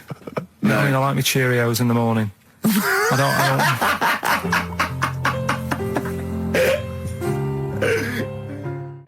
still have that other... You're listening to the best of, basically, Karl Pilkington. There's only one bird that has a penis. It's not a joke. It's not a joke. This is a genuine trivia question. I'd say... I think I've seen one on this. Is it an ostrich? Right, you're going for ostrich, Karl? I'll go for ostrich as well. Right. Did you come up with that yourself, or...? Yeah, I was going to say that before you said it. Well, guys, you went for ostrich. Chicken? You're both wrong. It's actually the swan. The large chicken. Yeah. What? That's a bit worrying then, because I thought I saw an ostrich penis, so what was I looking at? I don't know, were you just examining it closely at the zoo? I just... It was probably a strap-on. It was probably two leather ostriches giving each other one. Exactly. And that's how that can influence people. Things like that. Dirty, filthy leather ostriches can confuse a child if he's at the zoo and he doesn't know. A swan's got... That's really annoying. I'd never give a swan a knob. So it's the little puffiest of all birds, isn't it? Yeah. Oh, I'm protected by the queen. But I need a knob. If I had to give a knob to any bird, Good question. No, I wish I'd posed that myself. If you could give a knob to any bird, what would it be? Phone in. Vulture. Of course, a vulture. They need a big bang stick. Yeah. What about yourself, Karl? If you could give a knob to any bird, and don't make it rude. Or if I could give a knob to any bird, what bird do you suit up? It's got to be a bird of prey or something like that, hasn't it? Cool. Just a robin, really. That would be amazing. That would be Christmas cards would be like. Yeah, but it's a normal human-sized knob on the robin. That'd be great, wouldn't it? And the other thing annoying about this is ironic, right? Now, the male of all bird species they're called a cock. Yes. Right. But the only bird with a cock, right, is called a cob. Is that what a swan's called? Yeah, they're cob and pen. They're not cock and hen. That's annoying. And he isn't a cock, but he's got a cock. Yeah. Good. Quick query there, Rick. Go on. When you said then cock, presumably you meant male bird the first time you said it. Yeah. The second time you said it, you said cock. Did you mean the penis? Well, you're showing off the whole farce of radio broadcasting. Because you're not really allowed to say cock. No, exactly, no. One cock cause great offence. Yeah. The other cock's fine. Exactly. It's weird, isn't it? It is strange. It is strange. So, I mean, if I said now to you, I like cocks. Yeah. Meaning birds. Yeah, that's that'd fine. be fine. Yeah. But if I meant penises, it would be a problem. If you like cocks, it was yeah, that would be... Carl, yeah. do you like cocks? Do you like cocks? No. Right, okay, that's fine. I was asking if you like... No, I like, Yeah. Well, I'm a big fan of tits. The small birds that come down and peck at you. Yeah. Yeah, you like tits and cocks. There's nothing... Tits and cocks. There's nothing wrong with... There's nothing... Carl, don't worry. There's nothing wrong with saying tits and cocks. When I said tits, I meant the little birds. Yeah, and when I said cocks, I mean the big birds. Yeah. Do you know, when... Go on. No, it's just that... It's when you're talking about tits. Yeah. At the milk. Do you... I like the fact they flutter away when they hear the milkman coming. Oh, come on. So when... What are you talking about? What are you talking about? No, when the milkman's coming, when he's walking up... Now, me and Steve have done our research for you, and we've got two amazing things to tell you. What should I tell them first, about the baby or the... Well, they're both equally fascinating, so you choose. I'll tell you the crab thing first, right? Steve actually saw this thing in The Guardian of the Week about our research thing, and then we looked into it on Friday, and it is incredible. Right, listen to this. There's a thing in a bay in New England, right, where it's like the biggest. They make silicon chips and stuff for computers, right? And because of the data protection thing, after they've done them, because they have to destroy the plates, right, well, the information's sort of put onto them, but there's still flakes of silicon. They sort of grind it down straight away, and some of the flakes got into the bay, okay, but some of the information's still on even the slight granules of silicon. Anyway, gets in the water, and silicon is rather like a carbon derivative. They reckon if there had been life on another planet that wasn't carbon-based, it'd be silicon-based, because that simple sugars and proteins, it's just COH and that, and it can work with silicon, right? Anyway, the crabs have been taken up, they're still in the water, and they looked out on the beach, and over years the crabs have started sort of putting themselves in formations, like geometric format, and they couldn't work out why they were doing this. And when they put them in the experiment, they sort of like chopped them up, and they found they'd taken on silicon, and it had sort of got into their brain, and they were downloading information. They picked up little things, because it's just chemical, electrical impulses that got information off the silicon chip, and they were interfacing it. But this is the amazing thing.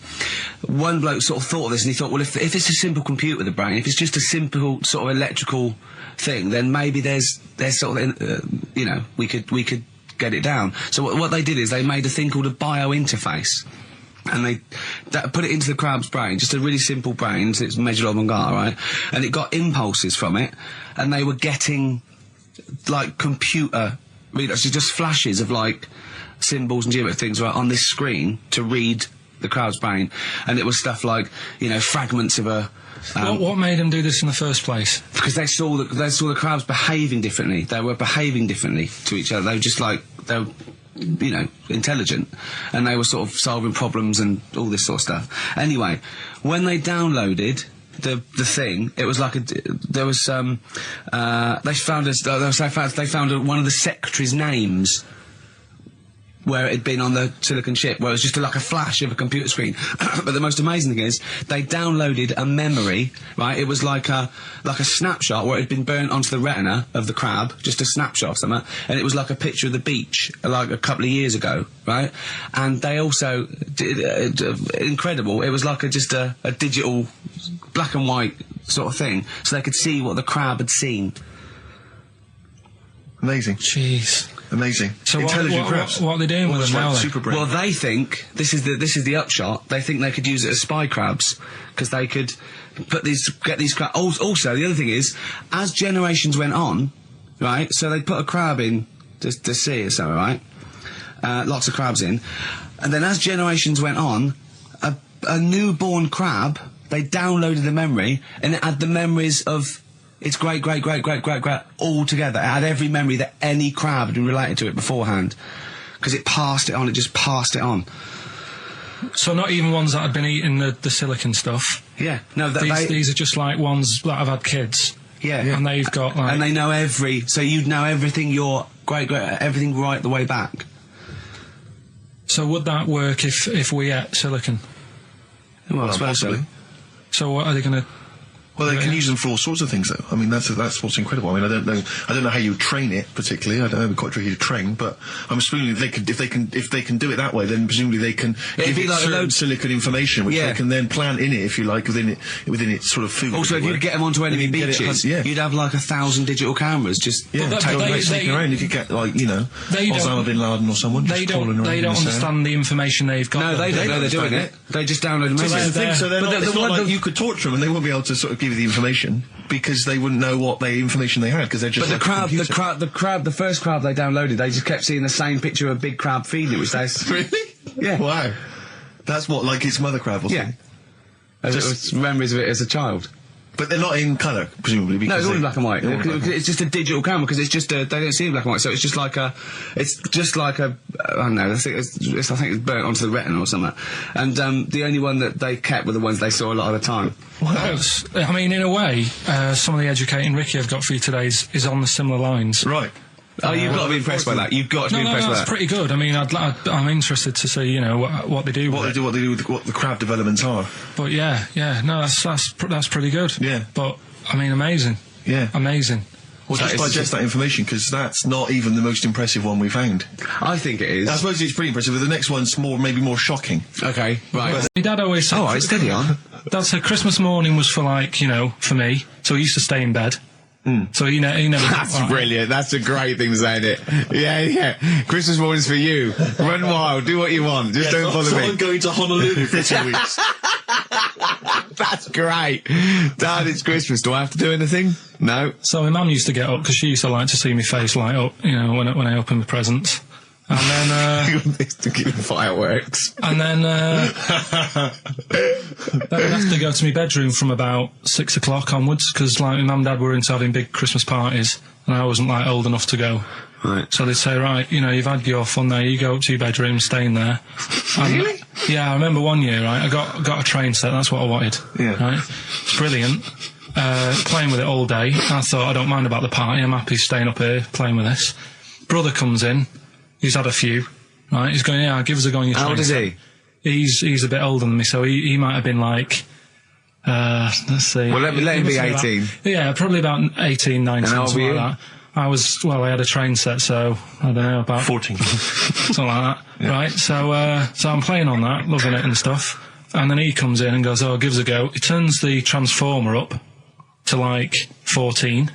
He went really fast for about 5 seconds, broke it, and then he went back downstairs.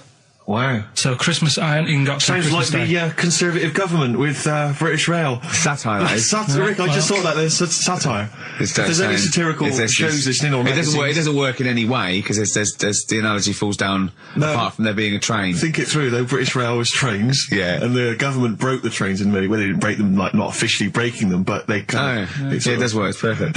Oh, I'm pretty pleased with that. And I can't... And no one's asked him to be on Have I Got News For You. It's weird, isn't it? Because it's strange, that, when you've got a satirical mind that's as quick as that. Yeah. And he's broke your little train set. So what did you do? I just watched telly and had some sausages. I bet you were happy with that, though, weren't you? It's a bit annoying, though, isn't it, when your main present of the year has been broke. And did it ever get it fixed? No, that was it. Put away. I'm intrigued why your parents wouldn't let you come and join in the festive fun. Was it really debauched down there? Was it eggnog everywhere? Well, no, but I mean, that's fair enough. 6 is a little bit early, but I just think, if you're a kid, he had his fun, put him to bed at 8, maybe. And you think so on Christmas Day? I thought that was a day for family. Well, not if there's a party going on. Well, don't have the party on Christmas Day. Well, that's another option. Yeah. Your parents are weird, aren't they? A strange breed. Well, I think that was the year, right? You're talking about buying presents and stuff. I think I did treat my mum to... I didn't buy my dad anything. I think that was when I got a bit older, I used to get my dad something because he wasn't that bothered anyway. No. So, got me mum. There was a cheap shop, right? Of course. Thank God for that. Called Snips. Right? So I went in there and I thought, let's see what I can get her. And remember Victoria Plum? I don't think so. Well, it's like a fairy character. Right. Right? I mean, mum's into gnomes and stuff, right? So I thought, right... She must be pleased with you, then. Victoria Plum. I was thinking, is that one of the neighbours? Is it like a brandy Do you liqueur? remember Victoria Plum? Victoria Plum. Victoria Plum, yeah, it's like a little fictional sort of character, right? Okay. So I saw it, I thought, yeah, she'll love that, right? So I did my paper round, saved up for 2 weeks, right? Got that sorted, went to Snips, bought the Victoria Plum. Next day, I'm in town with her, right? So I think, I know what I'll do. I said, come in here a minute, right? So we go in, and we're looking around, and I tested her, right? I went, look at that there, that's all right, innit? And she goes, oh, it's bloody awful. Oh, Carl. Oh, Carl, oh, God. So then, Christmas Day comes, I said, don't bother opening it. She said, no, why? I said, Oh, "Don't no, why did you still give it to her? So, well, it's too late, I'd already bought it. Oh, Carl. So she opened it, and I was like, and she said, oh, that's nice. I said, why are you saying that? I said, the other day, you said it's bloody awful. She said, oh, no, I thought you were pointing at something else. Oh, no. So that's why I don't get anyone anything anymore. Oh, God. Play record. Oh, God. Oh. That's good, isn't it? Not bad. Gold Rush. Let you down. I'm actually quite affected by Carl's Victoria Plum scenario. Just the fact that, like, that eagerness, he wants to make sure it's a great present. He's saved up his paper round. He thinks it's like a gnome, but modern. I'm worried that you're using it as an excuse now, and that's why you're not buying anyone any gifts, because you've had your fingers burned once. I mean, you were 6, 7 years old. To be fair. No, you weren't. You were about 13, weren't you, if you're doing your paper round? Yeah, it must have been, 11 or 12 then. All right. Yeah, so I'd saved up. Oh, no, I'm not using it as a thing. It's just What did you get your mum this year? I've sent them some money so they can get a passport. So they can get a passport? What do you mean, where are they? Immigrants? Are they trapped No, somewhere? Well, they're in a holding bay somewhere in Dover. Yeah, I've got a friend who's a truck driver who's going to sneak them across. For New Year. What do you mean? So they can buy a passport. What do they do? Sell it when they're a bit down in their luck? No, they haven't got that much money, right? They've never been abroad, and the mate said they might take them next year, and they said, oh, we haven't got a passport, so You've got to buy a passport, have you? Isn't that your God-given right as an Englishman? No, you've got to pay for them. They're 30 quid each, so you better add to, otherwise they're conning me. Right. So you send them 60 You don't quid? get born with a passport, of course You you send them don't. 60 quid in an envelope, have you? Well, check. Right. I love that. He'll be watching telly and France will come on and he'll go, oh, what do you think of that? She goes, it looks bloody awful. He goes, don't open it. No. Don't open it. Yeah. Don't open it. So you've not paid for a holiday for them. No, I've just sorted out it's the better prize, isn't it? Because they can't go anywhere without it. Well, the passport keeps on giving. Yeah. So, 10 years. That is, yeah. So, but no, I never used to. I mean, I can't think of other things. I used to get me dad once I started getting him stuff. It used to be a dressing gown, and then. But as an extra surprise, I used to put like a cigar in the pocket, so he'd think that was it. Yeah. Then he'd put it on and put his hand in the pocket. Right. And then he'd just hit you because he thought you'd nicked it. Yeah. Oh dear. So you bought him a jacket with a cigar? That's quite thoughtful. Did you sneak a cigar once on Christmas? Yeah. Well, that's when they used to have like the big do's, like I say. You know, they were known for it. Like the whole estate used to know that. You know, we were having a party. Yeah. So they'd all come round. So they'd all come round and have food and drink and that. I cannot imagine how unpleasant that must have been. Awful. And you locked in your bedroom with a broken train set. Yeah, crying. And looking at Victoria Plum, whatever that was. In the bin. Oh, in the bin, yeah. And hear a mum saying, and he got me this. Isn't this piece shit? of rubbish. You could hear him just throwing it against the wall and laughing. And all the neighbours laughing. This is the dilemma. Me and Steve, yesterday, were trying to convince Carl that it would be a good idea to buy Suzanne a Christmas present. Okay? Now, why aren't you going to buy her a Christmas present? Explain, Carl, why you don't think you should buy her a Christmas present. No, I've told her I'll get her one, but in the new year. We're going away on holiday and that, so there's no point taking stuff away. Yeah. Going to Lanzarote next week. Just get something in the sales after Christmas for this, yeah? Yeah. Right. And me and Steve were trying to explain to Carl that she would love it if you bought her something on Christmas Day. Yeah, but she knows now. But knows what? I've told her. So no, well, I'm going to tell you. Do you know, right, this, dear listener, this was Carl's worry. I said, I bet she's got you something. And Carl was worried in case he got her something and she hadn't got him something. Yeah, he'd be livid. He didn't want to be down. He didn't want to be a present down. Yeah. Look at his face. So buy her a nice necklace. Don't spend, just spend £100, you know, just a little token. We're going away. We're going taking her away on holiday. No, you're not taking her away on holiday. What, you're paying for it, are you? Yeah. Are you really? Well, half and half and that. Right. So you're paying for you to go on holiday? That's good of you. So the gift is your company, really? She's done all right. She's done all right. Why do you talk like you're 60 years old? And you've been working down the mines? I don't know, she's done all right. Do you go over to her and say, Suzanne, you're bloody lucky? I mean... You've fallen on your feet. Look who fair, you've got. What? I'm not sure she has done all right. I don't want to be critical, but... Oh, dear. So what are you going to get in the sales? What are you going to get her? Yeah, it depends. I'm thinking... I mean, I'll give her the choice. You can have Kingsley and or Bob Marley.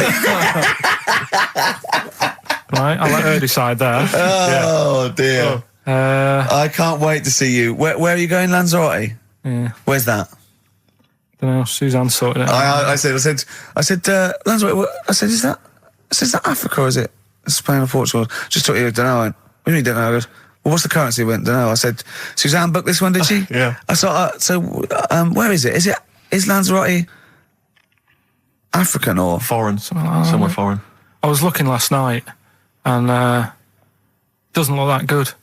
There was like one of the highlights of the things it says you've got to do is go and have. Apparently, they've got restaurants in caves. I don't know if there's a jingle for that, maybe. Oh, you nearly had me eye out. Knob news. Knob news, excellent. This is an extraordinary story. A woman tried to sue her bosses for £210,000 after finding a cooked penis in a canteen stew. Hospital cleaner Sophie, something, I can't quite pronounce that name, was eating goulash for lunch and could not cut one of the lumps of meat. You can see where it's going. I've got so many questions already. I know. She picked it up and tried to chew it, but it was too tough. Then she inspected it with workmates who all agreed it was a penis. Imagine that discussion. Yeah. Miss McLata said she vomited for the rest of the day, instantly became a vegetarian, and had to have psychiatric help. It's not known whether the organ was from a human. The case continues. Well, it can be found out, so that's one thing. Obviously, the doctors aren't confused. They're not going, I don't know, I've never seen one like it. Yeah. Also, why is she eating goulash? I know. I mean, that's my first question. Why? You got lunch. Oh, what do you want? I don't know, I fancy some goulash. Yeah. Oh, some gooly lash. Gooly lash, Thanks very like much it. Indeed. Lancashire cockpot. Oh, it's on the menu. Brilliant. Only £5.50. Wangers and mash. I'd love some wangers and mash, please. Coq au vin. Coq au vin. It's already done for There's you. there's wangers and mash, coq au vin, Lancashire cockpot. You know. That's just off the top of our brains. Yeah. So if you've got any of your own, keep them to yourself. We're not interested. What do you make of that knob news? And it's in a hospital. Oh, yes, it was. No, hospital cleaner. You're right. Oh, cleaner. God. I know how your mind's thinking already. There's been a mix-up. That's been a mix-up. What kind of mix-up? I love that. What, some bloke's gone in, some lesbian's gone in, wanting a sex change. She's got a carrot for a cock. Bit of stewing steak. Stewing steak. Finally, White Van Man, what do you make of the fact that Sainsbury's are bringing in square tins? Is that a true? concern for you? Is that true? Apparently so. Why? Don't know. Like it's easier to stack. This is what the guy in the Sun has said. That should be interesting. That should be his comment on Sainsbury's are bringing in square tins. Is that should be interesting for meatballs.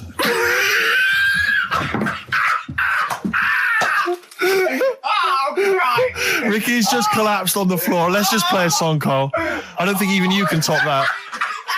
Cooper Temple Claws. Who needs enemies? Good question, lads. Nobody. Woman says partner ran off to become vampire. Yeah. And it says a young mother says her partner has dumped her to become a vampire. Rebecca Roberts from Somerset says Matthew Barrett fell for a blood-worshipping woman in a US cult. The 23-year-old mother says he began shaving all his body hair, dressed in black, and used Rebecca's lipstick to redden his eyes. Rebecca caught him performing weird blood rituals in front of his computer at night, cutting himself to prove commitment. She said, I thought it was just a hobby. Everyone's got a right to one. I was pleased he'd found an interest. Brilliant. This is apparently from The Sun. Apparently he's left. He's gone to America. He's living in this Ohio-based cult.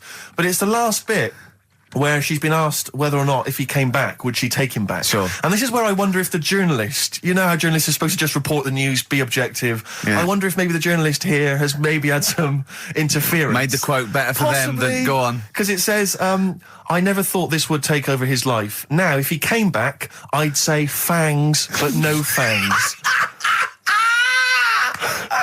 Oh dear! I can't believe. Imagine you're the woman, Rick. Okay. And I've come round. You're the journalist. I'm the journalist, and I've come in and I've said, okay, I read about this. All I have to do is not say that thing. You've come. I understand you're obviously quite upset. Your husband's gone gutted. off. If he came back, would you take him back? Definitely not. Right. What would you say to him then if he came back? Just get lost. Right, but I'm really pissed off with you. Would you perhaps say something a bit more pithy? Not in this situation, no. You're upset? He cuts himself, he drinks blood, he's left me. Sod off. I'm not interested, mate. Because I tell you what. Go on. I mean, I like what you said there, but I wonder if we could condense that a bit more. If he came back, would you say... Go away. Would you ever say something like, thanks, but no thanks? No, because it makes it flippant, because I'm really angry. I know you're annoyed. And I'm upset, so I wouldn't say... I certainly wouldn't say thanks. I might say no thanks. But what if you sort of said it like aggressively, like you were giving him the finger, thanks, but no thanks? Like you didn't really mean sort it. of sarcastically? Sarcastically, would you possibly say I might say thanks, but no thanks, and that'll be it. And that's and I'd leave it there. I'd never change that. Sure. I'd never change those words. Can I ask you a question? Go on. Do you like puns? Hate them. Right. I don't like It's Countdown. I don't like QI. I don't like any of those posh Cambridge, Oxford types. I hate puns. If you had to say thanks but no thanks in the form of a pun, what would you maybe say? I wouldn't. I never would. Right. I'd say thanks but no thanks. I would, I mean, I feel embarrassed that I'd even say that because I don't think I would even say thanks but no thanks. Okay. But if I did go that far, I'd leave it there. Sure. So, have you ever noticed, as I have, go on, the similarity between the word thanks and fangs? Not really. It's very similar. Not thanks, really. Fangs, F-T-H, there's a K. Fangs very much. G, it's A and S. Well, the A, the N and the S, but that's about it. Would you agree it sounds marginally similar? Yeah, Is it possible you might one day say fangs but no fangs? I wouldn't know. Right. I could put that though, could I? But don't say I said it. Right. I mean, yeah. Fangs, but no fangs. Yeah. This is the thing. Just, if you ever read an article in The Sun, The Mirror, anything, do not believe it. Really seriously question and query it, because... If it ends with fangs, no fangs. If it ends with a pun, almost certainly they never said it. Yeah. Well, anyway, right, so it doesn't matter. I think I'll go off and do some prep, right? Yes. Do some research for Saturday. Found one of Suzanne's magazines, right? Flicking through, because there's always interesting stuff in there. There was something about swingers. Right. I was like, what's all that about? Yeah. And it had an interview with some people talking about, how they sleep about a bit. Yeah. And I thought, if my wife looked like that, I probably would. Because there was a few pictures of them and they were all pretty ugly. Yes. I thought, right. So I took that in, soaked that up, thought, there you go. Carried on reading. There was a bit in there about how women still have crushes, right? Yes. And the woman was going on about how she's 38, right? But she still fancies Chris Martin from Coldplay. Uh-huh. And, even though it'll never happen, she's still got that little bit in her head that thinks one day she'll leave Gwyneth, right? And end up with her, right? Right. Anyway, so I'm thinking this is a bit boring, but I'm flicking through it all. And, Is this a Rockbusters clue? No. Right. And I read further on, right? And she said, I like to go out with my mates, and we come up with lists in pubs of people who they'd be nice to go out with. She also came up with a list of unlikely lost objects, I think she called them. Yeah. Guess who was in that list? Ricky Gervais. Think again. Karl Pilkington. Right. Next one. Johnny Vegas. Said, lanky co-writer. Rubbish. Lanky co-writer. What do you mean lanky co-writer? Well, do I need to say any more? He said... Hang on, wait a minute. Let's not talk about... I don't know why you're laughing at my expense. I'm an unlikely lost object. Yeah, but you... Yeah, what was it called? The list? The unlikely lost object list. You were in there, right? Who else was? Well, you weren't in there. Richard Madeley. Fine. Yeah. He's a good-looking guy. Alistair Campbell. Brilliant. Another handsome dude. Then What are you talking about?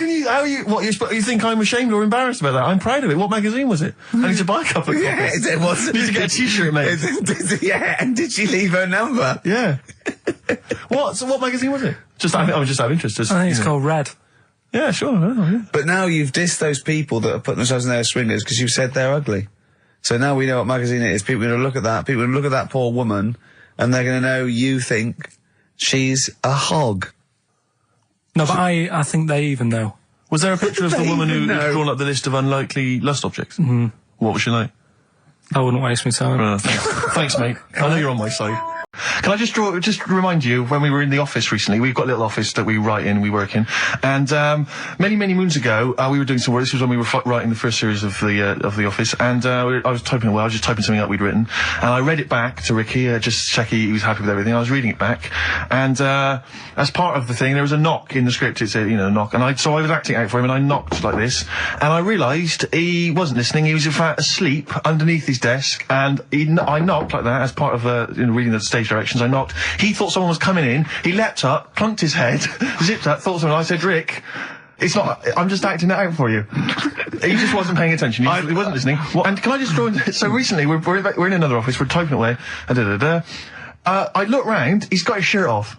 It was hot. He's taking his shirt off, right? So he's sat there, 41-year-old man, or whatever you are, 40-year-old man there with his shirt out. Beautiful. I mean, I've seen most parts of your body now at one point or another. I think from the early days when we used to work at XFM, you started showing me bits of your anatomy, which is something he does to people he likes, friends of his. I'm sure you've seen most of it, Carl. No. And so, it's not that sort of relationship. He was sat there, and there was a knock at the door because we'd asked someone who worked in the building to bring us something. And so I had to delay it by sort of not opening the door so he could get his shirt back on. Yeah. So he was running around trying to get his shirt back on. So what would they have thought? What would they have thought? They'd have walked in, he'd have just been sat there, stripped to the waist. Didn't they sort of think, hang on, what's going on? Look through the keyhole. No. No. It was ludicrous, because as they came in, he was flustered and he kind of was just leaning against the window, just looking like... I often stand here with my shirt back to front. I was getting like Bernard Manning. You see Bernard Manning, whenever he goes into the house, he has to go upstairs to take his trousers off. I love that. The fact that in your house, you've just got your pants and your vest on. That's what you want to do. Yeah, but it's all the time. It's not just, I mean, you haven't done that with me, taking your clothes off and that yet. But, like, last night we were sat in the pub and I was saying, right, let's not even worry about new features then. Let's get the current ones, going. Like what? Good. Like... the one I was trying to work out, the cheeky freak of the week. Think of that! Yeah, but Think of that, though, as a normal conversation. Yeah, I'd looked online, right? I didn't find that much. I found... actually, I'll tell you what I found later. Brilliant. We're looking for them, right? And then at one point, I think you said to me, go and, what about the Guinness Book of Records? Yeah, they'll have, like, the best freak in the world or whatever. Yeah, ever. So I said, yeah, bring one in. Now, you've got one at home. Yeah, I've got a couple. But you couldn't be bothered carrying that in today, so I had to go out of the pub that I was at. Yeah. Nip into Borders. Yeah. Buy a Guinness Book of Records. Yeah. Out of my own money, $18.99. Yeah. Bring it back, and then you said, I don't know if I want to do this feature. So it cost me 20 quid for that. I had to buy a video for Silence of the Lambs film clip. I'm actually out of pocket at the end of this. But do you want to work with me is the thing. If you want to work with... people would pay that sort of money to work with me, Carl. You're a lucky bloke. Think how many people think, Carl, he gets to drink and sit. Yeah.